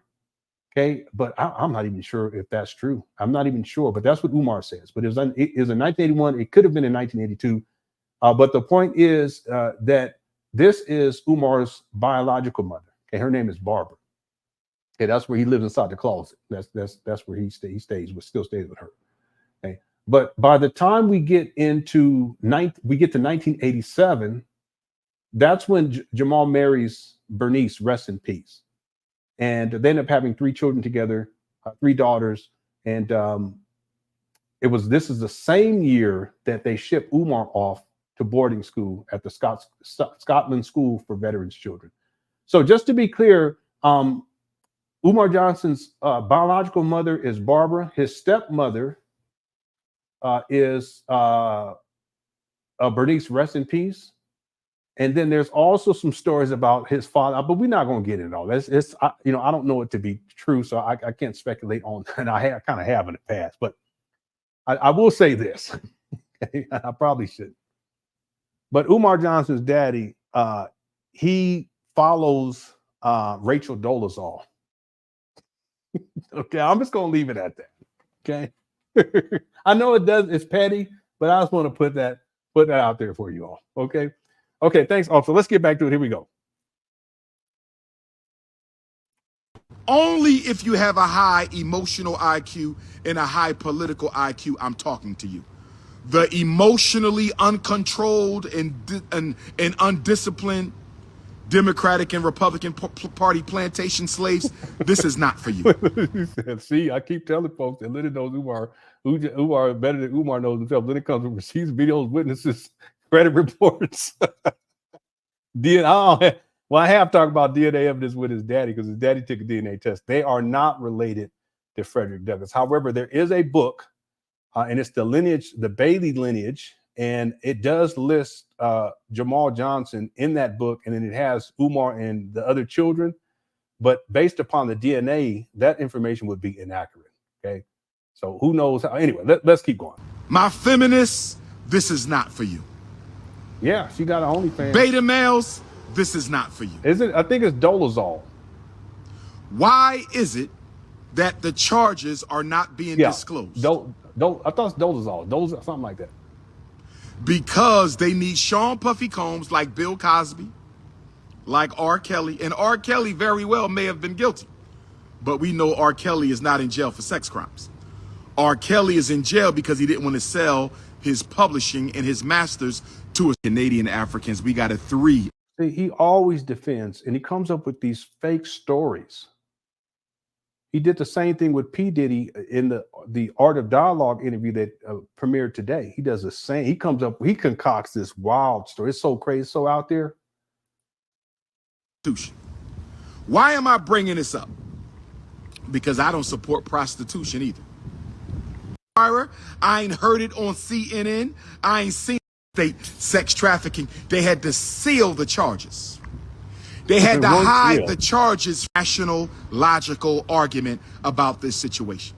Most black people are too emotionally immature and politically uneducated to engage in a rational conversation about this topic. So I am only talking to Africans with a high EQ and a high PIQ. Only if you have a high emotional IQ and a high political IQ, I'm talking to you.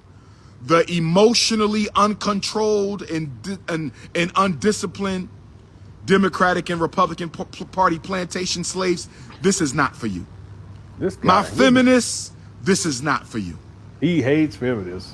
Beta males, this is not for you. He hates LGBT too. Wow. Why is it that the charges are not being disclosed? What are you talking about? Because they need Sean Puffy Combs like Bill Cosby, like R. Kelly, and R. Kelly very well may have been guilty, but we know R. Kelly is not in jail for sex crimes. R. Kelly is in jail because he didn't want to sell his publishing and his masters to a certain company. And Bill Cosby went to jail because he didn't want to let the oil company drill under his house in Massachusetts. Under the house. One thing is for certain, two things is for sure. Sean Puffy Combs is not in jail for sex crimes. He may be guilty of sex crimes, but he's not in jail for sex crimes. He may be guilty of sex crimes, but he's not in jail for sex crimes. The reason the charges are sealed is they are weak, but they still need Puffy's reputation to be completely destroyed. So even if he beats the charges, nobody will ever allow him on a respectable platform again. This is a public media execution of another black male mogul. I don't care how you feel about him personally. I don't care how you feel about him emotionally. I don't care how you feel about him privately. The reason I'm speaking up, out and against the lynching of Sean Puffy Combs, the reason I'm speaking up, we have a meet and greet on state. He said the lynching. I mean, what about what about all of the victims? Sex trafficking. They had speaking up, out and against the lynching of Sean Puffy Combs. The reason I'm speaking up, out and against the public execution of Sean Puffy Combs isn't because of Sean Puffy Combs. I don't know that man. I've never met that man. I can't say anything about that man. But I do know there's about 20 million black men in America. I do know that.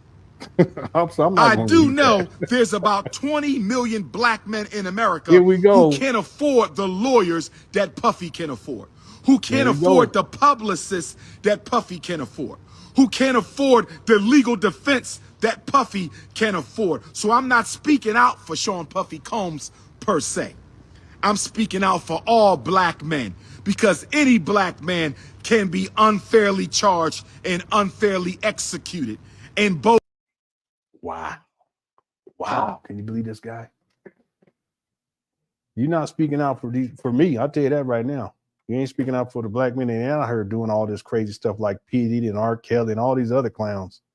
But you sure will defend these abusers and speak out for them on their behalf. But that's what abusers do. Abusers, they defend abusers. The public court and the legal court. Let's go back to R. Kelly and Bill Cosby. Let's go back to R. Kelly and Bill Cosby. Let's go back to R. Kelly and Bill Cosby. Notice how the public media lynching began before we knew the details of either case. Y'all remember that? Bill Cosby, we didn't know anything about that case, but he was still being lynched in the media. R. Kelly, we knew very little. How you doing, beautiful? We knew very little about the R. Kelly case while he was still being lynched in the public.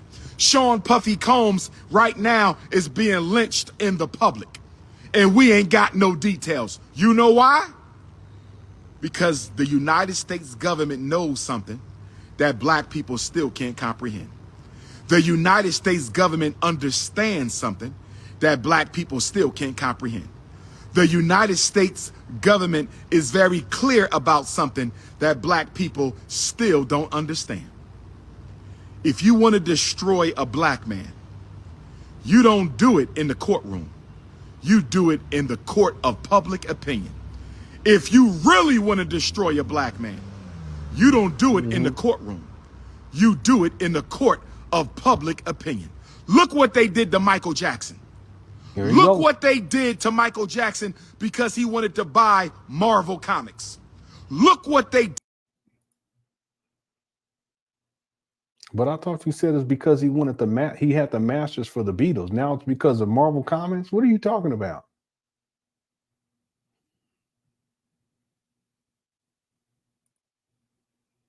Did to the great, legendary Michael Jackson, highest grossing artist in human history.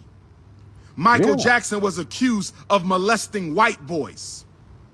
Even though he beat the case, when you think of Michael Jackson, you still think of the pedophile case, even though the white boys came out and exonerated Michael Jackson. The white boys came out after he was already assassinated by the music industry. White boys came out and exonerated Michael Jackson, but it didn't matter. His credibility was already done. What I'm saying, brothers and sisters, what I'm saying, brothers and sisters, what I'm saying, brothers and sisters, they know what they're doing. They know black people love to see successful black people fail. They know black people love to see successful black people suffer. They know black people love to see successful black people taken down. Whether it's Michael Jackson. Peace and love, African. Good to see you, man. And I'm gonna follow you always. Appreciate that, brother. I ain't gonna even ask you about Puff. I'm talking about it now on the live. Yes, sir. All right, God. One love. Now, I just looked this up. It does say that Michael tried to purchase Marvel cinematic rights so he could play Spider-Man on screen. And Stan Lee confirmed this and has stated he believes Jackson could have made a great Spider-Man, but the deal was turned down by execs due to being a poor businessman. This was in the mid-90s, but Michael Jackson passed away in 2009. So what, 14 years later? That's why it's just ridiculous. But see, that's the first time I've heard Umar use that conspiracy theory. The conspiracy theory that he's used over and over again had to do with Sony, and it had to do with the Beatles catalog. That's what Umar. But now this is the first time I heard him bring this one up. Well, he all over the place. He'd be forgetting what conspiracy theories to use. One love, one love. Yeah, that would have been cool. I don't need to be careful, my brother. I don't need to be careful. One thing about me, I need you to understand this. I am not a celebrity. I am an African freedom fighter. I need y'all to get this. I may have celebrity popularity. I may have celebrity notoriety. I may have a celebrity following. Dr. Umar Ifatunde is not an actor. I'm not a dancer. I'm not a basketball player. I'm not a football player. I'm not a comedian. I am not a celebrity of any type. I am a Pan-Africanist freedom fighter. I am a revolutionary Pan-African nationalist, so I don't have to watch what I say. I don't have any handlers. I don't have Caucasian handlers. I don't have Arab handlers. I don't have Latino handlers. I don't have untouchable handlers. I don't have Kamala Harris's people handlers. I don't have handlers of any kind. I say what I want to say. I say what I want to say. I don't scratch if I don't itch, and I don't dance if I don't like the music. You talking to a free black man. You talking to one of the freest black men you'll ever meet in your life. You hear me? So what I'm saying is, because the evidence against Puffy is probably weak, they need to make sure he was thoroughly lynched in the court of public opinion before he goes to trial. So just like Michael Jackson, even if he is exonerated of the charges, the public smear campaign against that man would have been so great that he will never be able to come back from a public shaming. This is a lynching. And the media knows black people are so emotional. The white-owned media knows black people are so emotional. They know white people are so emotional. Black people are so emotional that you're not even bothering to recognize. They keep talking about Cassie, but Cassie is not a charge. They keep talking about baby oil, but baby oil is not a charge. They keep talking about weapons in his mansion, but I never heard anybody say that he didn't own the weapons. You are allowed to own as many guns as you. Listen, if it's in his residence, what are you talking about? I mean, I guess it could be argued maybe he has those residences in someone else's name, or the property in someone else's name. He has under the LLC. I don't know. I mean, I guess there's ways, but listen, they have a case. They wouldn't have gotten to this point if they didn't have one. Anyway. Can't afford. So why they keep telling us about Puffy's guns and Puffy's rifles, but they never said that the rifles and the guns were illegally owned. They keep talking about freak offs, but he's not being federally charged with a freak off. I'm telling you. I told you this with Bill Cosby. I told you this with R. Kelly. I told you this with Bill Cosby. I told you this with R. Kelly. I'm telling you this with Puffy Combs. I told you this with Michael Jackson. There you go. I told you this with Mike. This is not about Puff.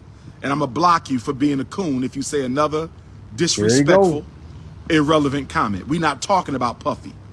We're talking about the image of black men. And we're talking about the fact that what they can do to Puffy, they can do to other black men who cannot afford the lawyers or the police. Well, this is sick. Again, Justin, the illogic here.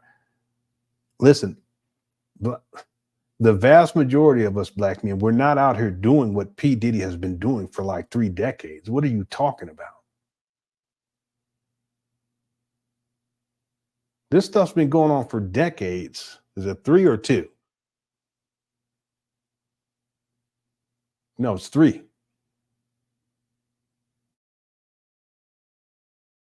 Publicity that Puffy is getting. If we didn't let him lynch Bill Cosby, there would have never been an R. Kelly.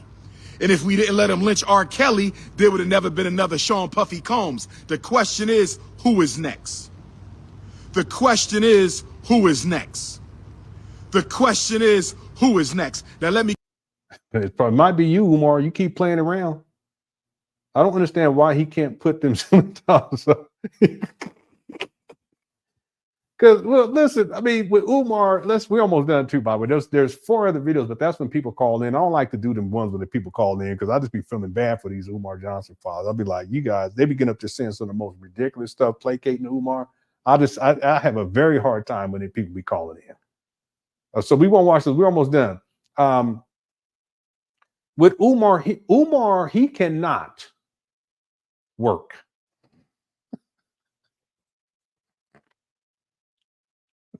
I was going to say something else, but that's what I came to mind at the end. Umar cannot work. Okay. Umar, he's basically a social media influencer. That's it. He's not some great Pan-Africanist. He's not a community builder. He's not an organization builder. He doesn't have any organization. It's just him in his mama closet.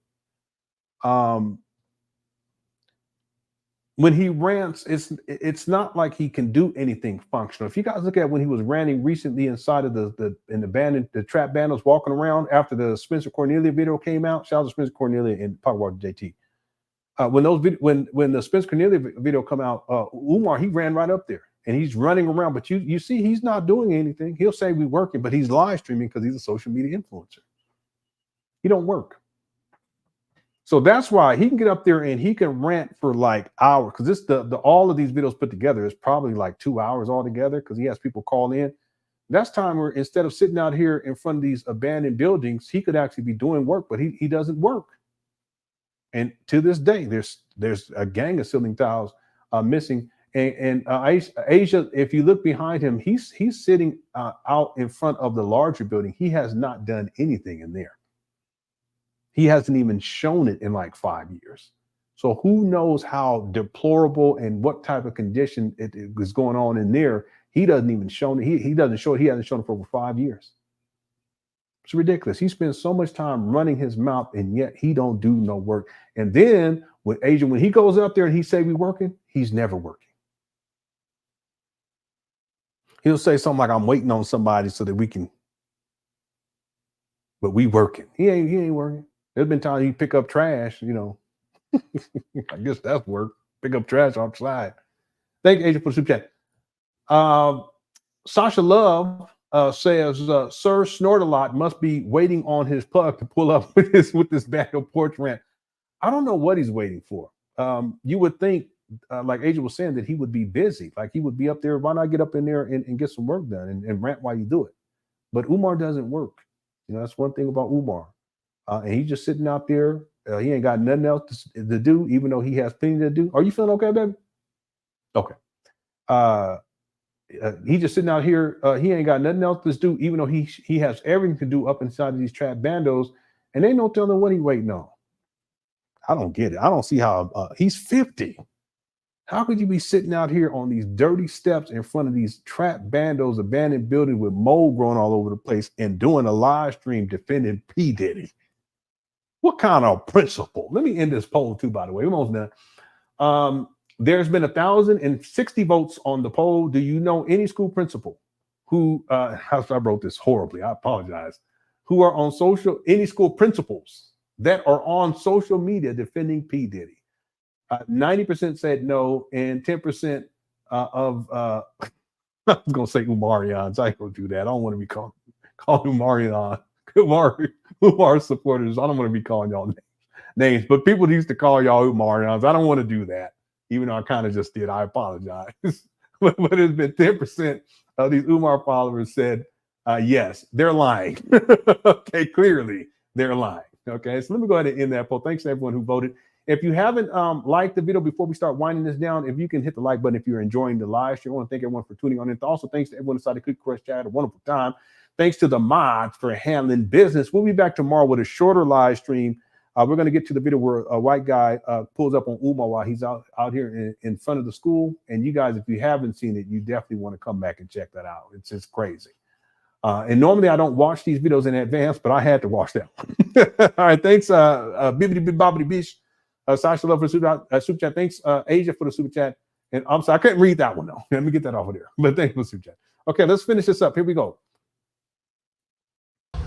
I'm talking about it now on the news of molesting white boys. Even though he beat the, they know black people love to see successful black people suffer. They know black people love to see successful black people taken down. What? Whether it's Michael Jackson. No one wanted to see listen, Michael Jackson perished because he had a drug problem, prescription drug problem. And he had a doctor who was giving him, I can't even remember what it was called, but the whole situation, because I watched the whole court case like maybe about 6 months ago. So Umar, no, it ain't got all these conspiracy theories. Same thing with Prince. People don't want to admit it. Same thing with singer. Yeah, I always love you. Not Dolly Parton. Boy, I'm getting old. I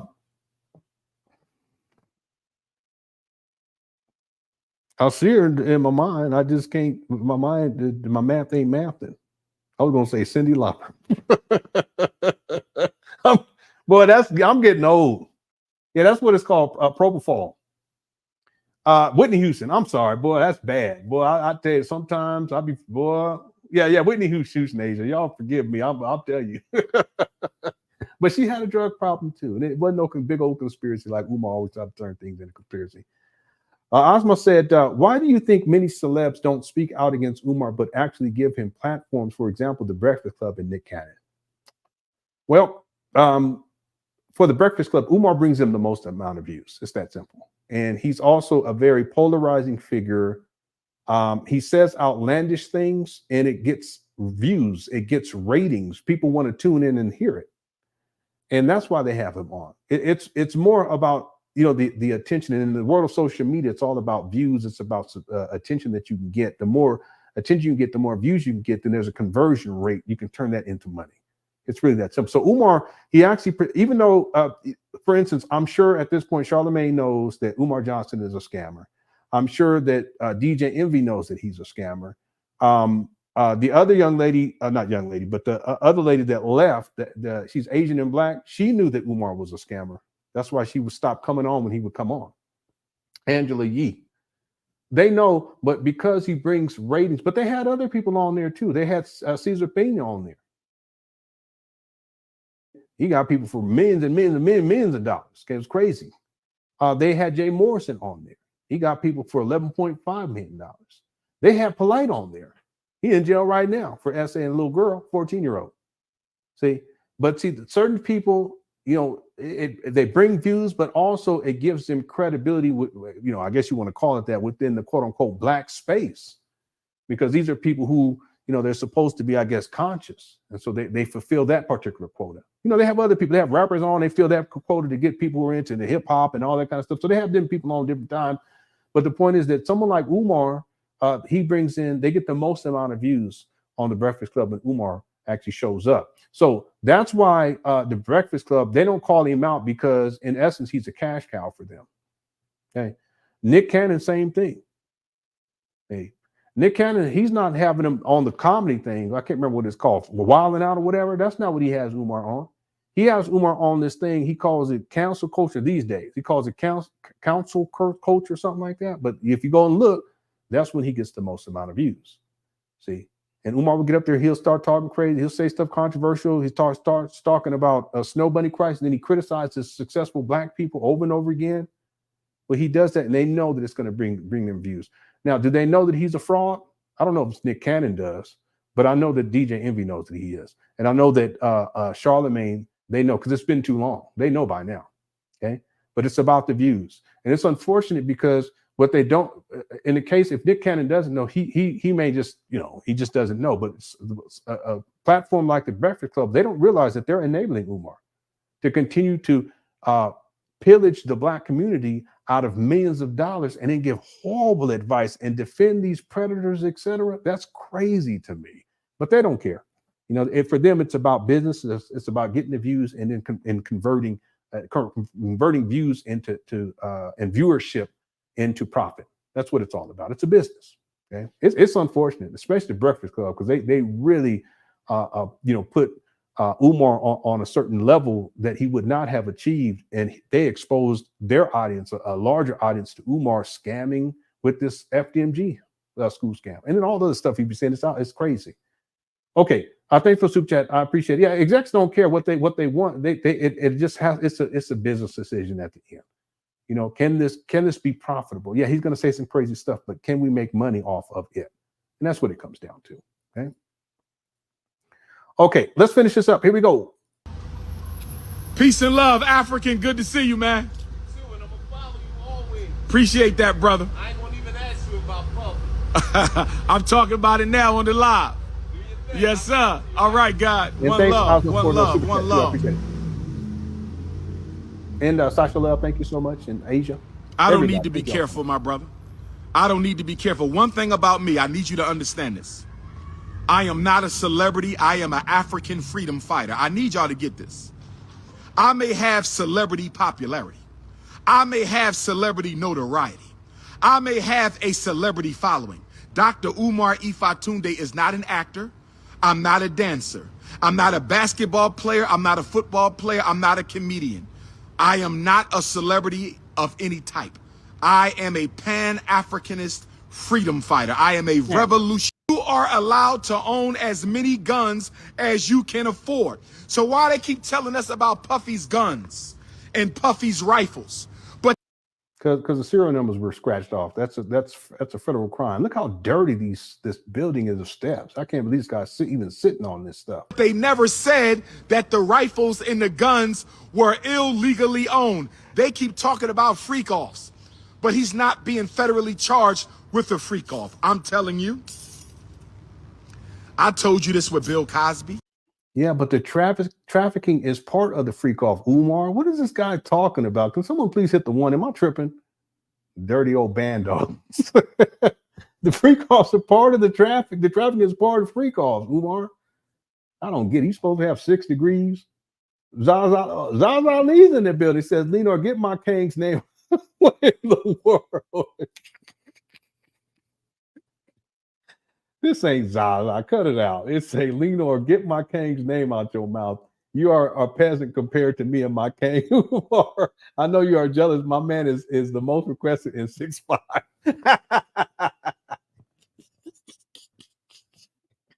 Yeah, one time, this ain't really Zaza. Y'all need to quit playing. One time, Zaza, when she got caught for scamming, she was calling black people peons. And she was like, you guys ain't nothing. And she said, I'm the queen, and y'all just some peons, and I'm done with y'all. And she was going crazy. I said, wow. Yeah, that was years ago. She got caught scamming. She was on the news and everything. Okay, Zaza. And then they said the most requested 6'5". Well, Umar, he said he's 6'3". One time he said he was 6'2", but he's grown a little bit more over the last 4 years. Okay, this ain't really Zaza. Thanks for super chat, though. Let's keep going. Here we go. I told you this with R. Kelly. I told you this with Bill Cosby. I told you this with R. Kelly. I'm telling you this with Puffy Combs. Okay, we already did this. I told you this with Michael Jackson. Is to simply bankrupt them through criminal charges. Are y'all listening? Are y'all listening? So it's the money. The strategy is to bankrupt Puffy Combs in court. Bankrupt him in court. Bankrupt Bill Cosby in court. Bankrupt R. Kelly in court. Bankrupt Michael Jackson in court. They want to bankrupt. They want to bankrupt. This is crazy. They want to bankrupt. So by the time they get out of court, even if they win, O.J. Simpson, even if they beat the charges, O.J. Simpson, even if they beat the charges, O.J. Simpson, you will be so broke that nobody would want to be by. Umar, quit showing these dirty ass, and you rub it on yourself too. You don't stop. What? In court, they want to bankrupt. That's a weirdo. They want to bankrupt. They want to bankrupt. Yeah, Derek is crazy. So by the time they get out of court, even if they win, win, O.J. Simpson.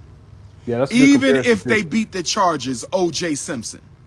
Even if they beat the charges, O.J. Simpson, you will be so broke. Look at that these nobody I can't believe this guy's even sitting on this filth. Beat the charges, O.J. Simpson, you will be. Look at this. I mean, I can't even believe this guy is even sitting on it. So broke that nobody will want to be bothered with you, and you'll never be able to build yourself back up. That's what this is about. Now, what are some possible reasons other than sex? Because we know the United States government don't care about no sex crimes. And this is why when black people start talking to me about some Sean Puffy Combs sex crimes, I look the other direction. If you talking about sex crimes in the federal government, we ain't got nothing to talk about. Didn't the federal government engage in a 246-year sex crime called slavery against the African race? I'm going to say it again for the Negroes in the back. I'm going to say it again for the Negroes in the front. I'm going to say it again for the Negroes in a minute. Did this government engage in a 246-year sex crime known as slavery? True or false, brothers and sisters? Look at this guy. This is y'all's principle.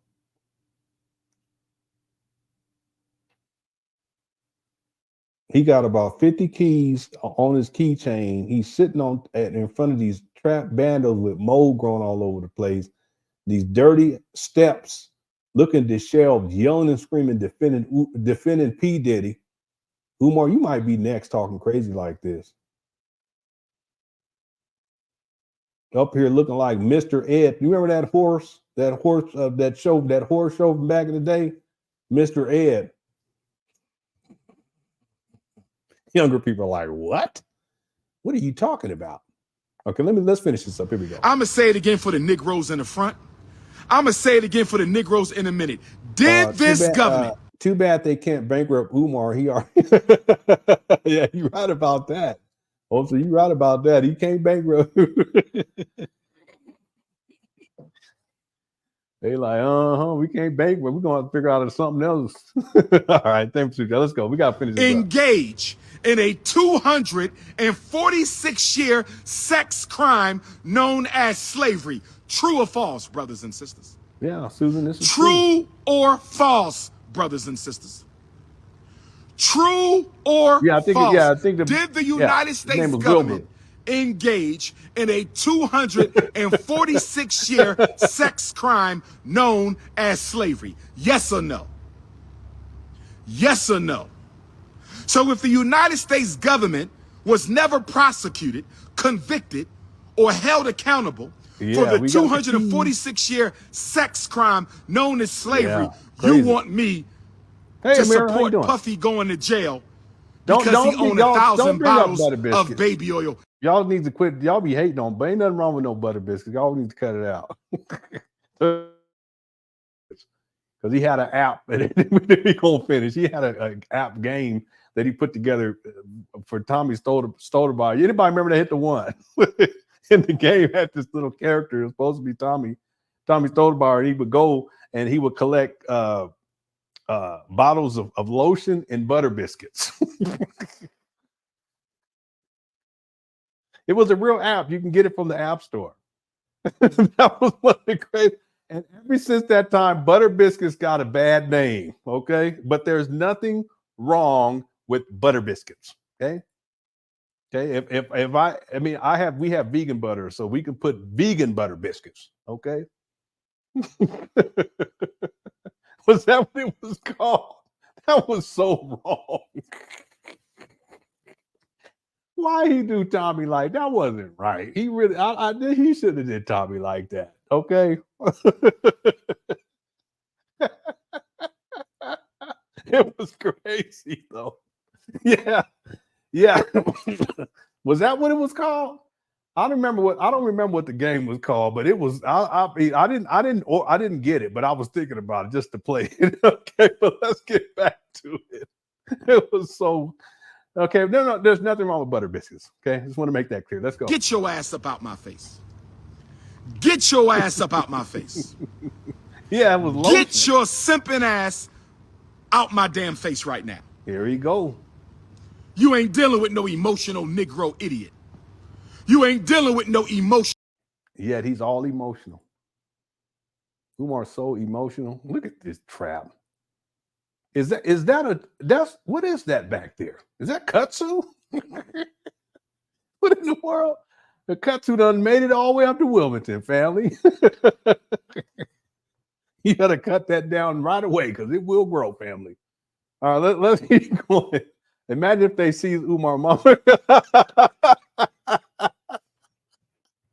That Umar, we're gonna have to seize your mother's closet. That's crazy. Umar was indicted today. They seized his mama's closet. News at 5.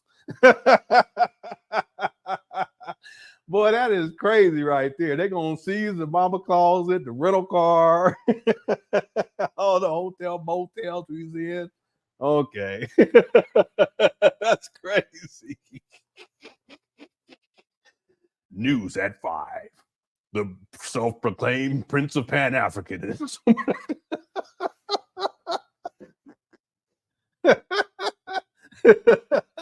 All right. Boy, that is wild. Let's go. You this with Bill Cosby. Number 1, Sean Puffy Combs sued the parent liquor company. You want me Here we go.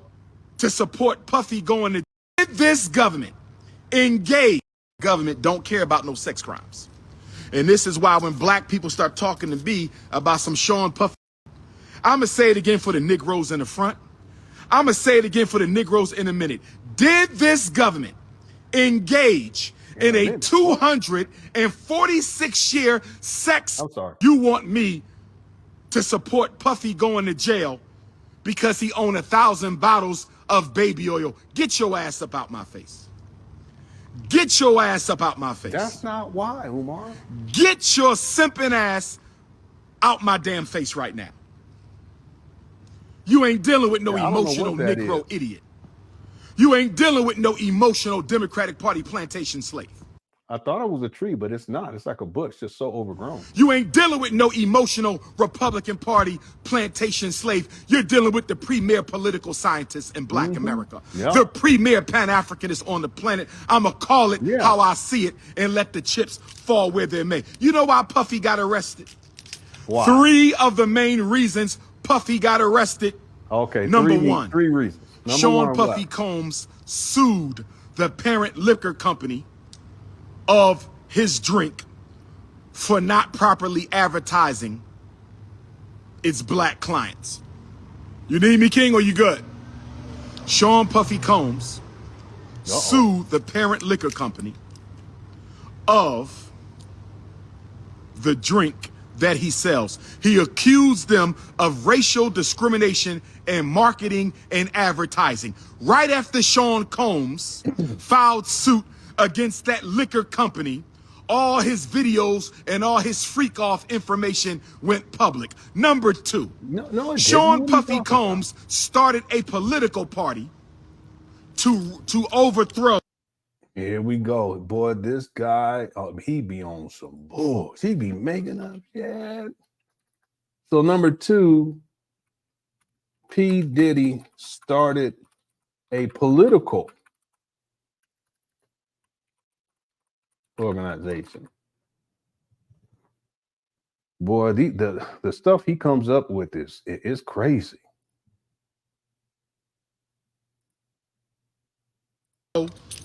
Donald Trump's regime. Several years ago, Sean Puffy Combs started a black political party to dissuade black people from voting for former President Donald Trump. Not only that, so he sued one of the most powerful liquor companies in the world. He started a black political party to undermine Donald Trump. And the third reason Sean Puffy Combs got arrested at this time, and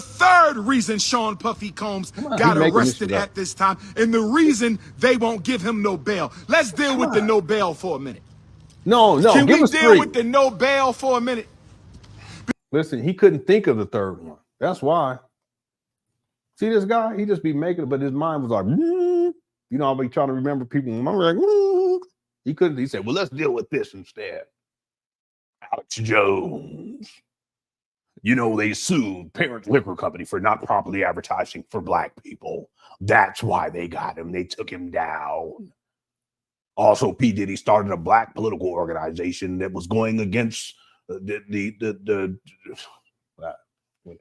even get that. It don't even make no sense to me. Because you up here telling black people to not vote for anybody. Because they love giving black men no bail. R. Kelly didn't get no bail. Sean Combs didn't get. Look at this guy, boy. He looked like he's so smoked out. He done lost a lot of weight too. I'm actually starting to get sad for the guy. Face sagging again. No bail. Bill Cosby barely got bail. Michael Jackson barely got bail. You know why Puffy can't get no bail? Why do white celebrities always get bail? Why do white celebrities always get bail? How the hell is Sean Puffy Combs a flight risk? Who the hell don't know who Sean Puffy Combs is? Who the hell don't know who Sean Puffy Combs is? Who the hell don't know who Sean Puffy Combs is? Get your ass up out my face. Sean Puffy Combs wasn't denied bail because he's a flight risk. How the hell a man that popular? Everybody know who Sean Puffy Combs is. By the way, I just looked it up. P. Diddy started a political party, and this was back in 2010. Umar, what are you talking about? He's an icon in the entertainment industry. Excuse me. It was in 2020. Okay, I said 2010. I meant 2020. So then, what, 4 years later, then they finally decide, Umar, cut it out. He's an icon in the entertainment industry. He got children in this country. You think Sean Puffy Combs never wants to see his children again? He wasn't the... Well, they can go visit him. What are you talking about? Not bail because he's a flight risk, you idiot. Sean Puffy Combs wasn't denied bail because he's a flight risk, you idiot. Sean Puffy Combs was denied bail to make sure he cannot campaign for Kamala Harris. Sean.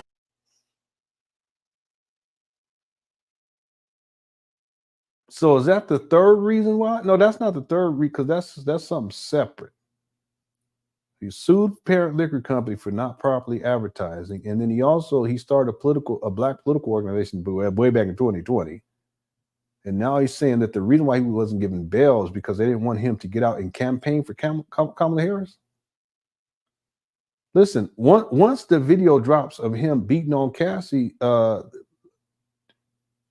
are you talking about? They're not going to want to know what his political opinion is. He was already done. So that's the reason why he wasn't given bail. Well, I can't believe this. Umar, he way out here. We got about 3 more minutes on Sean this. Puffy Combs is a loyal Democratic Party plantation supporter. Sean Puffy Combs is a very loyal Democratic. Officer says Kim Ringo taken into the evidence locker. Jamal indicted for creating a month. No, let's not do that. Let's not do that.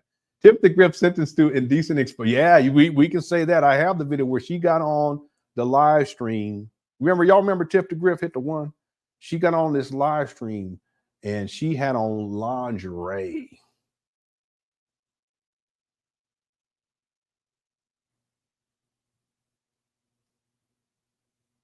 I said, what in the world is going on? Anybody remember that hit the one? I mean, when my jaw dropped, I said, what? I have the video. I'm never going to play it, though, because that was so inappropriate. I could not believe that. I was shocked. I was literally shocked. She had on lingerie. She got up on the thing and in the lingerie. Thanks, I was supposed to chat, but I kid you not. We're not going to go there, last call. We are not going to go there, family. Oh, I'm sorry. Let me see. I apologize. I try to get to everybody. Hold on one sec. I didn't see one from you. Let me scroll up. Was it earlier? We had a lot of super chats today, so let me just go through here. Yeah, I don't see it in here. I don't see it in here at all. Oh no, here it is right here. I apologize. In this case, Puffy was the master enslaving. So now Umar is defending enslavers because they're black. The Kunasid. Yeah, that's a good point. So this goes back. Remember when Umar, he would bring up like the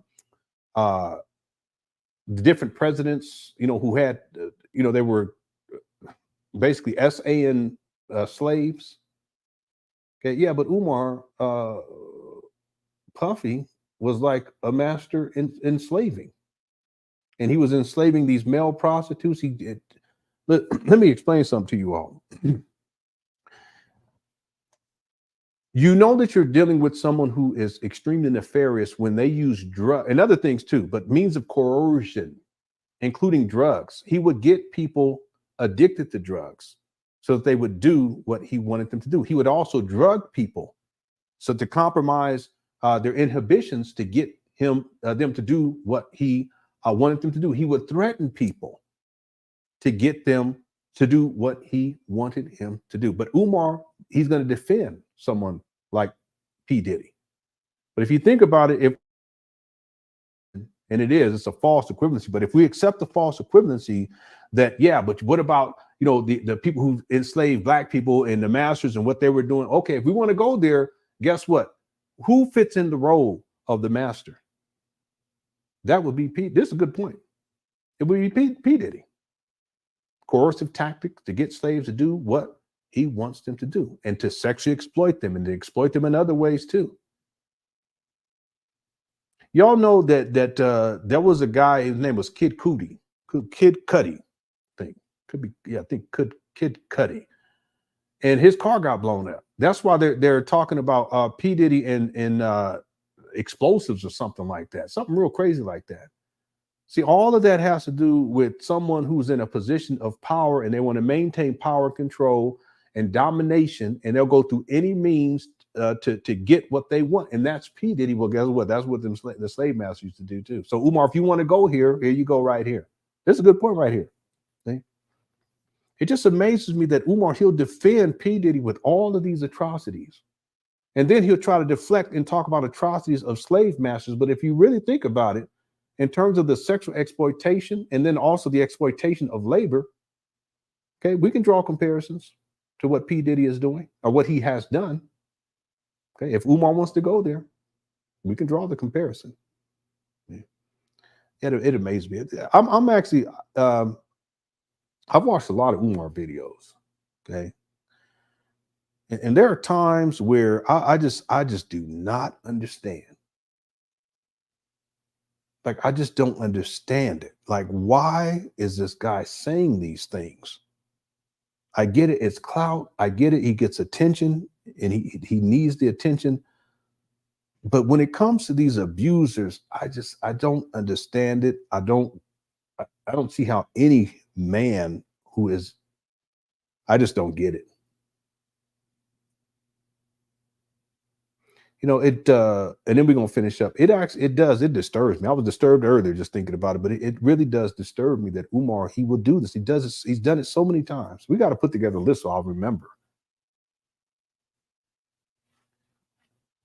Real quick. Let me just do this before I forget. And thanks for the super chat. Let me do this real quick. P. Diddy, because that's where I can put it in my notes for the timeline, and then I can pull videos where he does this, and I'll put them in sequence inside the documentary, and I'll have the year where he did this. We got P. Diddy, we got R. Kelly, we got Bill Cosby, we got Malachi York. I don't know if he spoke on Russell Simmons. I can't really remember that. Russell Simmons. Is that everyone? Okay, if anyone else, if you remember anyone else, if you can type it inside the chat room. And then what I'll do is after this live stream, I already wrote it down. I'll put it inside my timeline as an extra note. And as I'm working through the timeline, I'll be sure to put that together in sequence. Thanks for super chat. That's a good point too. Okay, I appreciate it. Okay, I got, thank you so much, Asma. Okay, Asma says, I contributed to FDMG in high school and I'm about to turn 30. Thank you for making these videos. Now I know what to look up for before contributing. Yeah, and there's plenty of people out there that are worthy of your support. Okay, sometimes, and I've done it too here on YouTube, I've supported the wrong people and I've promoted the wrong people. And it was a huge mistake, and we live and we learn. But with wisdom, we can make better decisions. And the thing is that money is, it's something that people work for. Even me doing these YouTube videos, this is my part-time job. Okay.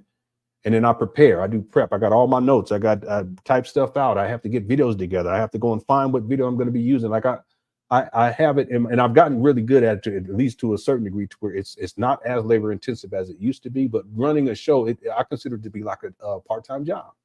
Okay.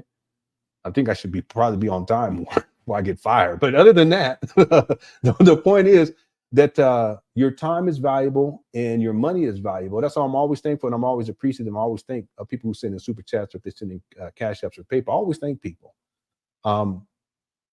But the thing is that because your time is valuable, and the older we get, the more we realize this. I wish I knew this earlier on in my life and really understood this concept of time and how time it is running out. I would have made a whole lot of better decisions. But the other thing is that the time that we invest to earn income, we may earn the income, but there's also an exchange, and there's time that we have to put in order to earn that income. So it's not just that we're supporting people financially, we're actually supporting them by giving of our time too. This makes sense? And in that sense, the most valuable thing that anyone that we have in life is time, especially as you get older. If you guys catch my drift. So what I'm saying to everyone is that, and this is one of the big reasons why I do Umar Johnson videos, because there are people who they've sent this guy so much money and there's nothing that they receive in return. And it's not just that they're giving money, they're giving the time that they use to get the money. They're giving that away too. And listen, as we get older, time is the most, in health. Okay. But they're both interconnected. They should be our primary asset. I just wish that when I was younger, I understood this. So I've made a whole lot a lot more better choices.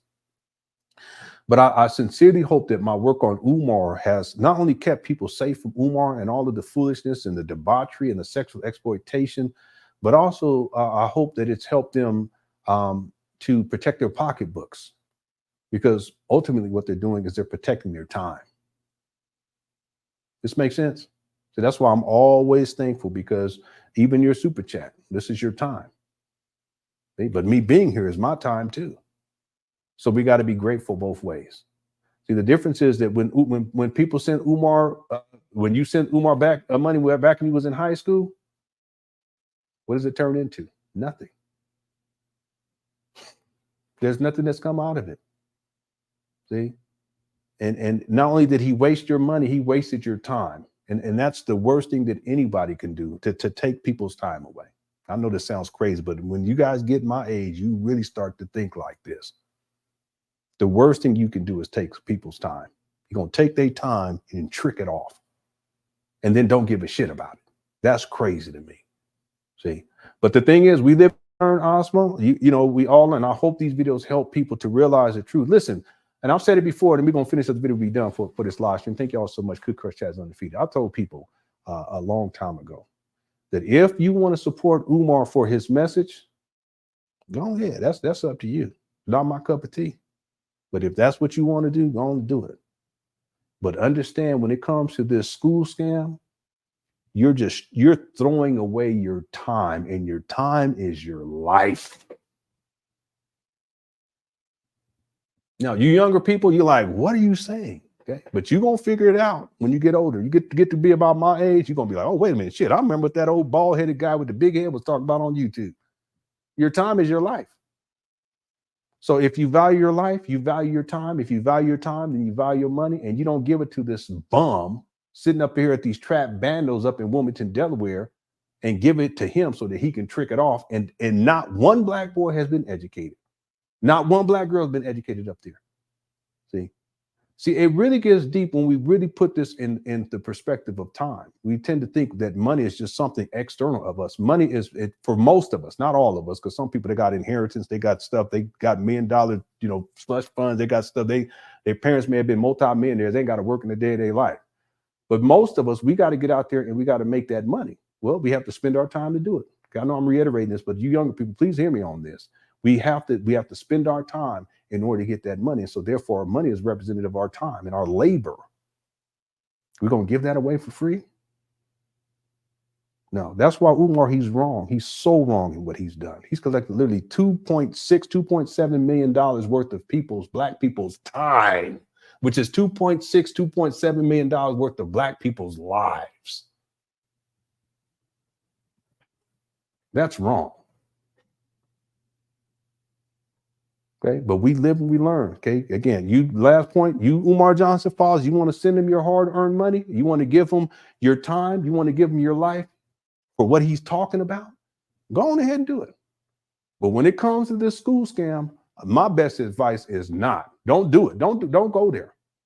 Keep that pocketbook safe, keep your time safe, keep your life safe. Boy, I tell you, some of y'all like LenonHonor crazy. When you get to around my age, you'll see. Some of y'all older people, you know what I'm talking about. Thanks for super chat, Alma. I wish I was 30 again.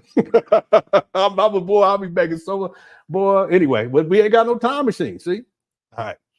Diaz, what's up, Diaz? All says to say a man with all his money and access to assets, not a flight risk is well, yeah. But see, that's just Umar trying to defend P. Diddy. See, if you think about it, the fact that he has all these assets, he had a plane. I mean, a private jet. Because he has all this money and assets and all in a position to where he can flee. Umar is a trip. He's a trip. Look at Russell Simmons. If Russell Simmons was a broke bum, you think he would be able to get all wherever he went to Thailand or whatever it was and open up a hotel and be doing yoga and probably over there freaking off over there? You think that's what he would? No. He'd be in jail right now. Before they even caught him, they would have, I'm out of here, and he would have been in jail before they were looking for him. For some other shit. Anyway, but this is a good point. Umar's logic is it fails. The fact that he has all this money, he has all these assets, he has his own jet. Come on. He's a flight risk. The other thing, though, too, and then we're going to finish up here. We got one more super chat. We're going to be done. And then we'll finish up with the video. The other thing is that it's not if you have someone like P. Diddy doing the types of things that he has done, and we only know just a small fraction of it at this point, but trust me, if it's gone on for 30 years, they have a cadre, as they used to say in media, a treasure trove of information on this guy, and receipts, and documents, and videos on all the freak off kind of stuff this guy done did. And there's a lot of people that's associated with this that can be hemmed up as these things, the proceedings go on. Ain't no telling. Some of the people that we athletes and entertainers that we all love may end up being caught up in all this. Ain't no telling. Catching cases. But given what P. Diddy is accused of, and given the fact that the feds are not going to indict someone unless they have the receipts, why would they let someone like P. Diddy walk free? That's crazy. This guy, he's dangerous. He's a threat to society. He's definitely a threat to women. Listen, he's a threat to men too, because he had male prostitutes. He opened the boy out there. Ain't no telling what's going to come out with all this stuff. Umar wants to talk all anyway. Let me not even go there, boy, because then we're gonna be here for a month. Thanks, D. That is all. All right. Lord, I must stay focused, but Lord, that who I don't even know who you talking about. Tomorrow? You talking about the sister, that young lady? I don't even know what you talking about. Thanks for that. And thanks, Adi, as all. I appreciate it. And the Queen Scorpion Oshun says, thank you so much forever. Thank everything you have done. You played a huge role in me healing my childhood trauma with your OV. Oh, you're so welcome. And thank you for the kind words. I appreciate that. And again, when we talk about time, well, we got to be on it, you know, and we got to do what we got to do to get out. One last thing, okay, because it just brings it to mind. I was telling my wife, because we talk about our children all the time.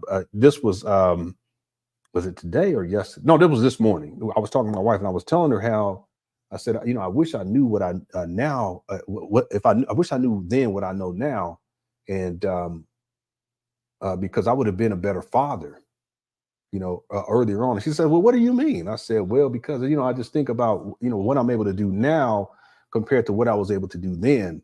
And it's like night and day. But she says, but that's part of parenting, though. And basically what she was saying is that none of us come and no one knows how to be the perfect parent. She's right about that. But, you know, a lot of it had to do with unresolved, back then, just unresolved childhood trauma.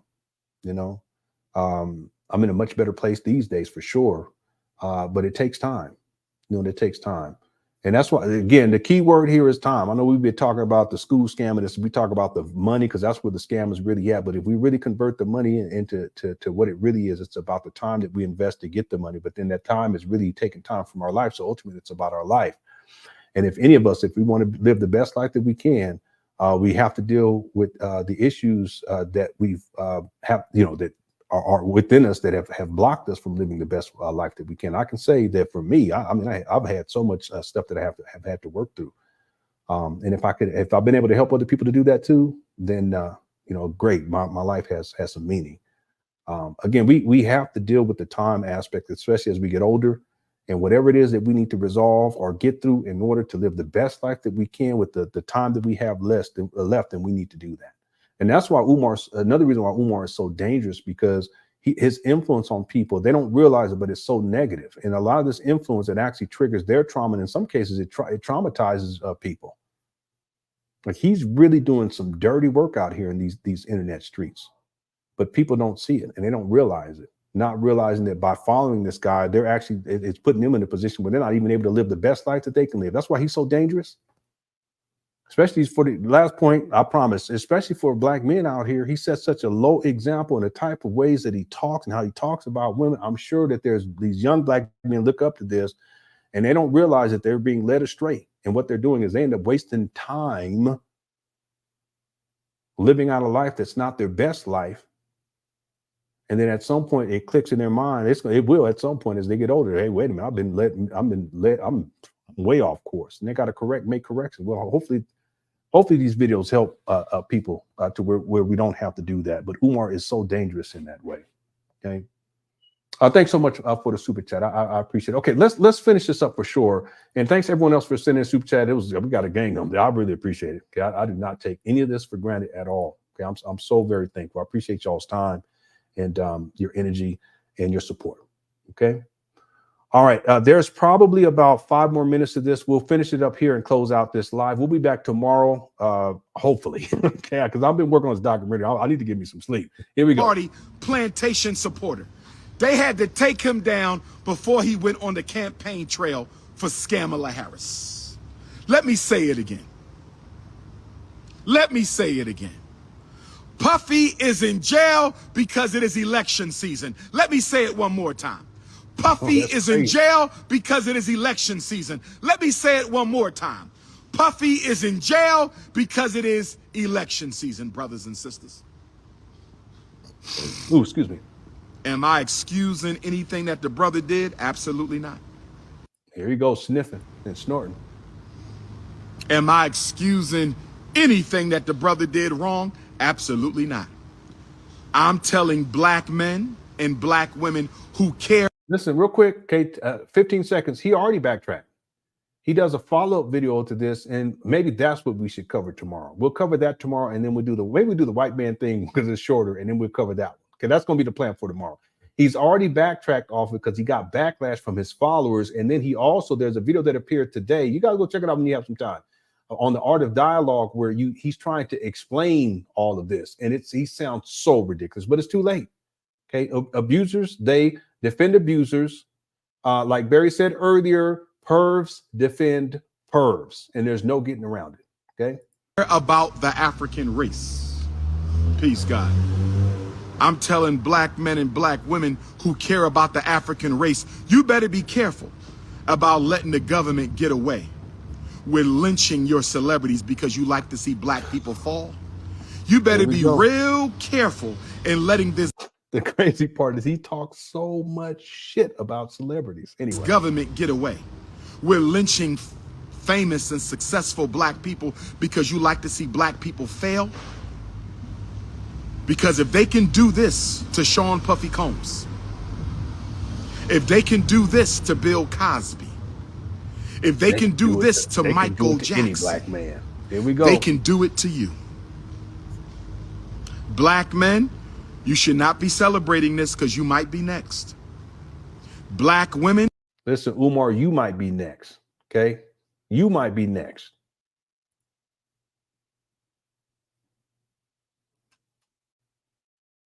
And they get that phone.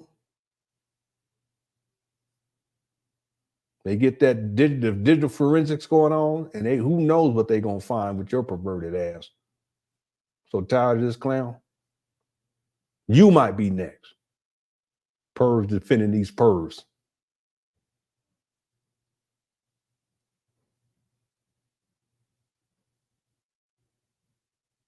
They get your ISP. They pull out all your searches. They figure out what type of movies you was watching in these hotel motels. Let me stop. They see these videos where you on these airplanes with these women, you recording their body parts, and then they're gonna see them videos where you was doing it to little girls. Maybe you next, clown. Pervs defend pervs. You need to stop celebrating the downfall of black men, because when all of us are gone, who's going to protect your ass?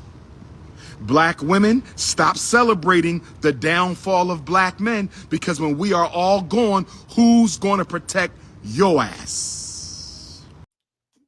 Damn, this guy he is literally a nut. You know, because the central issue here is really, it's about the protection of women. It's not even a black or white thing. It's about the protection of women. Okay, now guess what? With P. Diddy, he was going into that right now. Ain't no telling how freak off is it with all that. But see, understand that a lot of this comes out of the Me Too movement. And that was about women being sexually exploited and abused. But what does Umar do? He flips it. It's you black women, it's y'all's fault. and all these men going to be going to jail. And then who's going to protect you? Well, Umar, it was these black men that weren't protecting the black women in the first place. They were the one that was sexually exploiting these black women and abusing them sexually, emotionally, physically, and otherwise. So what are you talking about? Umar, maybe you're next.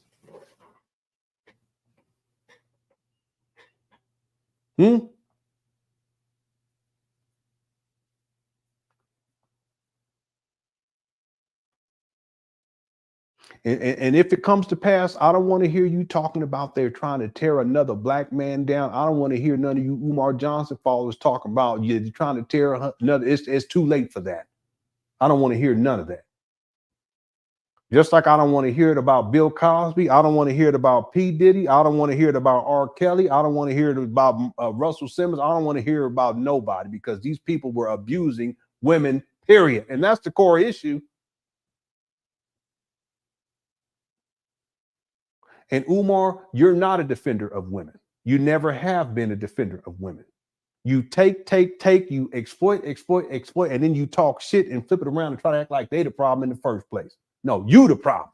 People like men like you, I ain't gonna say men, dudes like you, you're the problem. Dudes like P. Diddy, they're the problem. Harvey Weinstein, they're the problem. Bill Cosby, he's the problem. R. Kelly, he's the problem. Russell Simmons, he's the problem.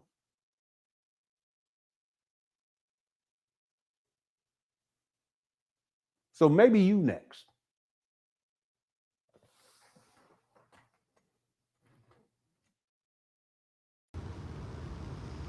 My premise today is real simple. My premise today is very easy to comprehend. My premise today is so elementary that a third grader can understand it. Where are the charges of interstate sex trafficking? And where is the evidence of interstate sex trafficking? That is all I'm here to say. I need you to understand, overstand, and understand me. I'm not here to defend a freak off. I'm not here to worry about 1,000 bottles of baby oil. I'm not here to defend domestic abuse, because I would never. Black. Yeah, but you're not here to defend women, see, because that's the core issue. Umar, you such a clown. That's why your audience, they turned on you. And we're gonna get into the video tomorrow where you try to backtrack because they was going in. Then you say, oh, all this is a distraction. It wasn't a distraction when you go on this crazy rant looking like Pookie up here. So sick of seeing these trap bandos. I mean, it looks like a haunted house. It does. Like, it looked like one of these Jason or Freddy Krueger gonna walk out that door back over there that's all boarded up. He got kudzu growing up over here, mold all over the place. Anyway, let me stop. Women suffer from it more than the women of any other race. I'm simply saying, if the man is guilty of a federal crime, why can't the people know what it is? And if the man is guilty of a federal crime, why can't the people be briefed on the evidence that the government has? Umar, do you even understand how this works? It has to go to trial. There's discovery. Listen, it's all going to come out unless he does a plea deal. We're going to have to wait and see. Umar, he's a goofy. He's so goofy. Y'all say we the people. This is what y'all say. We the people. That's what y'all always talking. We the people. Well, guess what? We the black people of America want to know why our brother can't get bail. Bro, he's not my brother. I don't know what you talking about. Just because it's a black man, you got this crazy. I don't get. Listen, right is right, is wrong is wrong. There's people that be saying stuff like, well, you know, they trying to. I don't want to hear all that.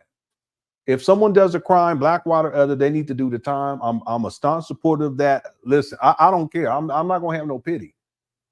If you did something wrong, there's consequences. Oh, but you know, he's a black man, and you know it's hard. I don't want to hear all that. It's life. Do the right thing or don't. You remember that movie, Do the Right Thing? Anyway. We, the people of black America, want to know why our brother can't get bail. That's all. We the people want to know what is the evidence you have against Sean Puffy Combs. I will never support the lynching of a black man by a white man for any reason. Never. What is it? What? Anyway, let me listen. I gotta go. If black America needs to punish our own, then we should punish our own. If black America needs to legally lynch or publicly lynch our own, then we should legally lynch or publicly lynch our own. What? If black America wants to psychologically castrate our own, then let us psychologically castrate our own. So because it's the quote unquote white man that's doing it, it's wrong, but we should do it. What kind of shit is this? Listen, Sharice, I don't understand. I don't understand, Malika, but I don't understand. It don't make no sense, sports bet. So if it's the white man bringing P. Diddy to justice, or bringing R.K. to justice, or Bill Cosby, or Malachi York, or Russell Simmons, it's a problem because it's the white man who's doing it. But if we do it as a black community, then it's okay. That's y'all's principle. Let's finish it up. Here we go. Our own. I have no problem with black America holding. What in the world? What? Come on. Listen, Amber, you the homie. Okay, we go back. I understand. Okay, you've been around for years now. We go back. But don't do that. Well, that's great. Boy, y'all be tripping. Okay. Yeah, I know, Squirrel Girl. We're going to start with you, Umar. All right. Cookie Crush Chat is definitely undefeated. Here we go. Its own accountable. But you will never see me. What's up, Vixen? Stand with the government that enslaved my ancestors. You will never see me. I don't care what you Negroes got to say. I don't give a damn what you self-hate. This guy is nuts. He out here yelling and screaming. These people that live around here like, what? Negroes gotta say, you will never see me stand with this government against any African on this planet. He about to turn into a werewolf. It's Thriller time. He about to all he's on your ass. He's about to turn into a werewolf. I told y'all, I knew he was gonna do it. He about to transform and transmogrify.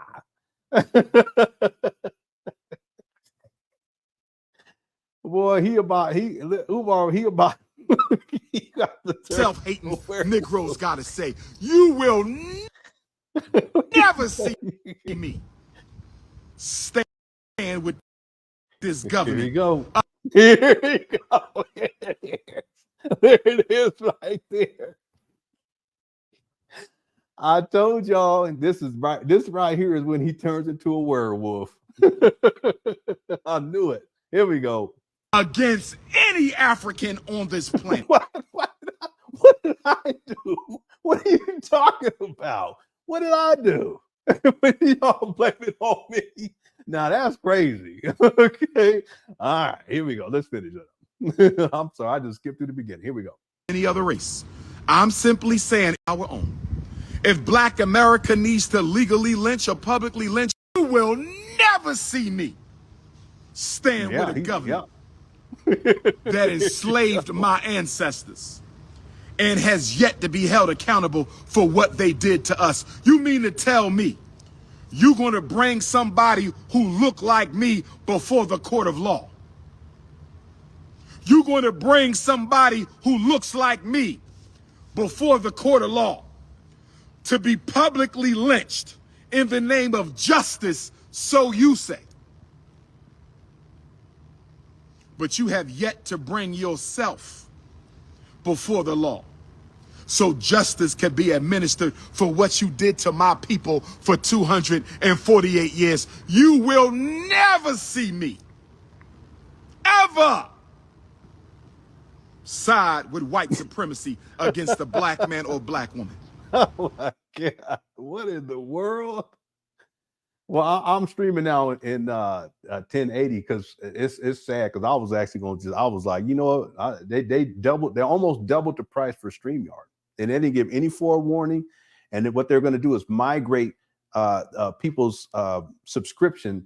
And so it goes up. I think I was paying $24 a month. I think it goes up to $44 a month or something like that. But it's automatic. You go, you are able to, you have to live stream at 1080. No, you can't live stream at 720, but it makes no sense to do it, especially if you're paying that more. I can't believe people are so upset. There's a lot of people leaving StreamYard because when I was thinking about leaving StreamYard too, I can go back to OBS, but it's so much more convenient. So that's why I want to thank everyone for the super chats too, you know, because they don't, it's almost doubled their prices. But the good thing is it's in 1080p. So it actually looks, and I do look oiled up, right? Yeah, but that's because early y'all had me laughing. I was all sweating and stuff. So next time what I'll do is I'll have a little rag to wipe myself off so I won't be looking shiny and greasy. But you know what, a lady, it's better, and thanks for super chat, it's better to look shiny and greasy than to be ashy and dry. Would you all agree? Hit the one. Okay, here we go. There's only like 2 minutes left. We'll finish it up right here. Here we go. And thanks again. It doesn't mean I support what they did. It doesn't mean I condone what they did. It simply means that how can a criminal hold a criminal accountable? I'm going to say it again. Let me make this real simple for you politically uneducated. But see, I'm real frugal. You know, I'm so frugal. And they did it. And there's a lot of people that's going to leave.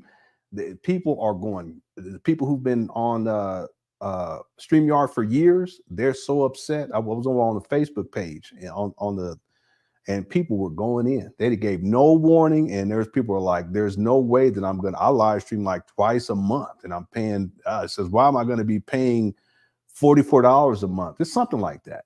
I mean, that's crazy. You think about it, it's like I don't know if it's $44, whatever it was, but the point is that you end up paying $400 something a year, and these people, some of these people, they're YouTube. They got like 400 subscribers. It's not even anyway. But I'm so frugal. I was like, you know what? But that's me. Okay, let's finish it up. Here we go. Emotionally undisciplined Democratic Party plantation slaves. How can a criminal hold another criminal accountable? Let me do a couple tap-ins. Who tapping in? Here we go. Who tapping in right now? I'm going live. Who tapping in? This is the Prince of Pan-Africanism. The notorious RBG. Who tapping in right now? What you got to say about Puff?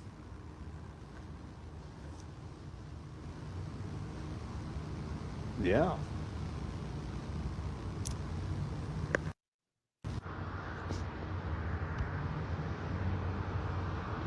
That's about 30 more seconds to be close. I think y'all said much. Thanks to all the mods for handling business today. And thanks everyone inside the Cleveland. You are definitely, here we go, snorting.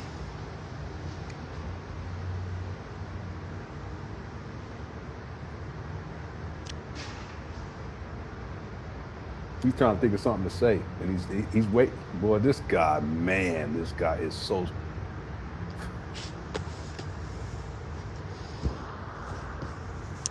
For some reason, they not let me do no tap-ins. This guy, he is so down and out. Look at him. I'm starting to feel bad for him. Let me finish before I start feeling bad for this guy. For some reason, the white power structure is not letting me tap nobody in. Why they not letting me tap in? The white power structure? What? They not letting me tap nobody in. Let me try again. They not letting me do no tap-ins, brothers and sisters. There's a conspiracy. There's a conspiracy. Y'all remember Puff the Magic Dragon? I used to love that show, Puff the Magic Dragon. There's a conspiracy. They not letting me do the tap-ins. Where the tap-ins at?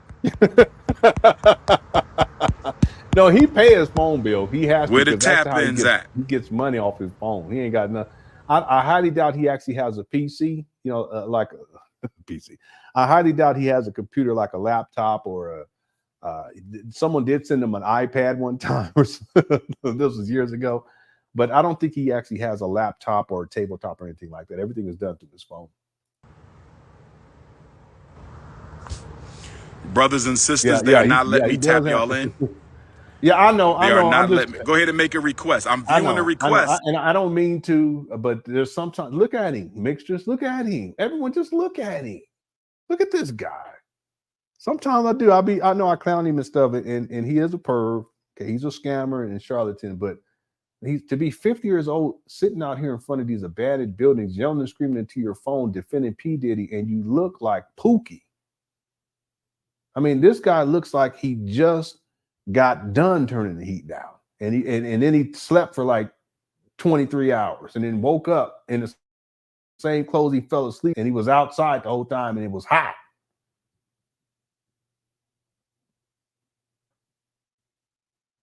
It wasn't always this way with this guy. See, because I've been going back to these old videos, Mixers, and when I see how he was back then, and then I'm looking at how he is now, I'm like, damn, bro. So the only power he needs to worry about is, yeah, I know. I want to call up there to Delve Marvin and see if there's an active account up there at this point. Because back when he first got the electricity turned on, I called up there and they said, no, there's no active account, which means that he was stealing the electricity. Okay. Yeah, thanks for Zoom chatting. Okay, let's finish this up. Yeah, like he just rolled out of the bushes. You know, he was sleeping back there. Let's finish up. It's like 20 seconds. Let me see.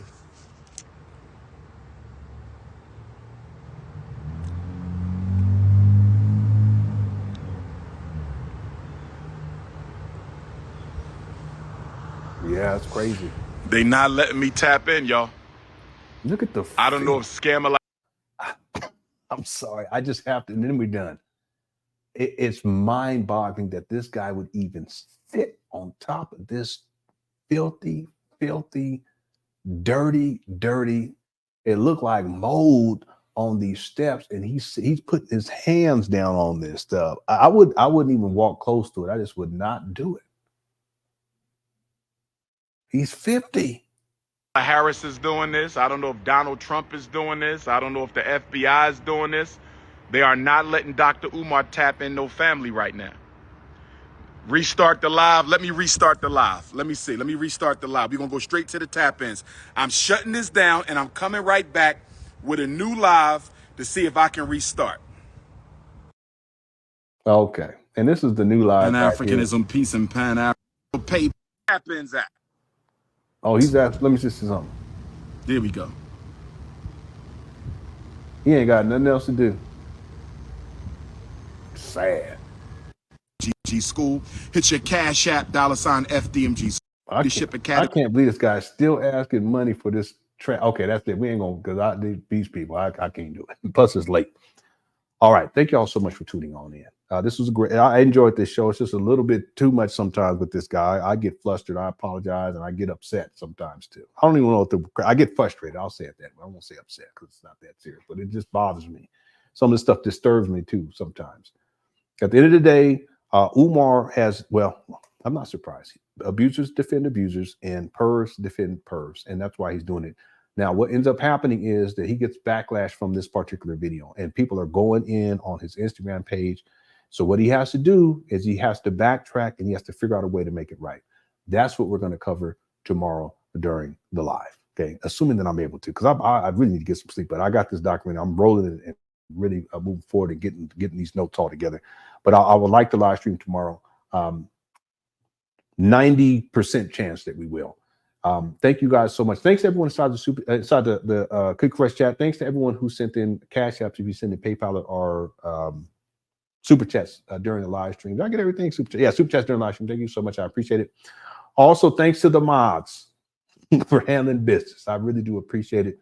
I hope everyone enjoyed the show. And if you didn't if you haven't already, if you can hit the like button before you head out of the building, I would really, really appreciate it. Wow, this was something else. Okay, that's all I can say. 4 hours, but there was so much to get through. I appreciate everyone's. Yeah, I know I need to take a breather, but I'm trying to get caught up on this. We'll see. Maybe if I get some sleep tomorrow, tonight, go to bed. Well, it's already late. Anyway, let's finish this up. I do have an outro here, and we'll go ahead and play this right now. Here we go. We donate to the school, $FDMG School on your Cash App. $FDMG School on your Cash App. All y'all. $FDMG School on your Cash App. $FDMG School on your Cash App. If you need to mail in your donation, make it payable to the FDMG Academy, P.O. Box 9630. The irony, look at everyone. This is 2023, and that's where he was sitting in the other video. This was October of 2023, and now we're in September of 2024, and look. October 4th, 5th, and 6th, if you're 36, that's 88 years. Mrs. Any kind of a crime. Support black, high for the law. I say what I want to say. True or ago, Sean, please say it one more time. We, the black people of America, hold a criminal. It still looks, anyway, let's go. 9634. P.O. Box 9634. P.O. Box 9634, Wilmington, Delaware. That is Wilmington, Delaware, 19809. We appreciate $1, but we would rather have 10. We appreciate $20, but we would rather have 50. We appreciate $50, but we would rather have 100. We appreciate $100, but we would rather have 200. We're trying to renovate a school, brothers and sisters. We're trying to renovate a school. We're not fixing a flat tire. We're not fixing a flat tire. We're not opening up a penny candy shop. We're not selling water ices, okay? We're not selling hot dogs. We're renovating a school. Do you understand? Do you understand? So please, brothers and sisters, give what you can. We're building an institution, okay? Trying to give our children a chance that we didn't have. That's what we're doing. I don't have to pin it because I done already told you what it is. Don't be lazy. $FDMG School. Don't be lazy. $FDMG School. Before I continue with my message, thank you, Sister Avanti, $10 coming on the Cash App. Thank you, sister. Next time, make it 20, but thank you for that 10. I know you barely had that. Thank you, sister. All right, Carlita. Gracias. Thanks, everyone, for tuning on in. I hope you enjoyed the show. Hit the like button before we head out. I'll do my best to be back tomorrow. As all. FDMG is coming. FDMG is coming. FDMG is coming. It's coming. Hold on. Yeah. Nah, I got this. I got this.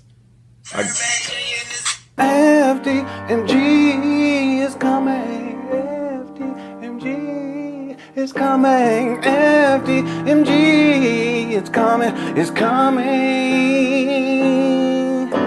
It's coming. It's coming. It's coming. It's coming. It's coming. It's coming. It's coming. Oh, it's coming. FDMG is coming. FDMG is coming. Thought his personality be twerking. It's twerking.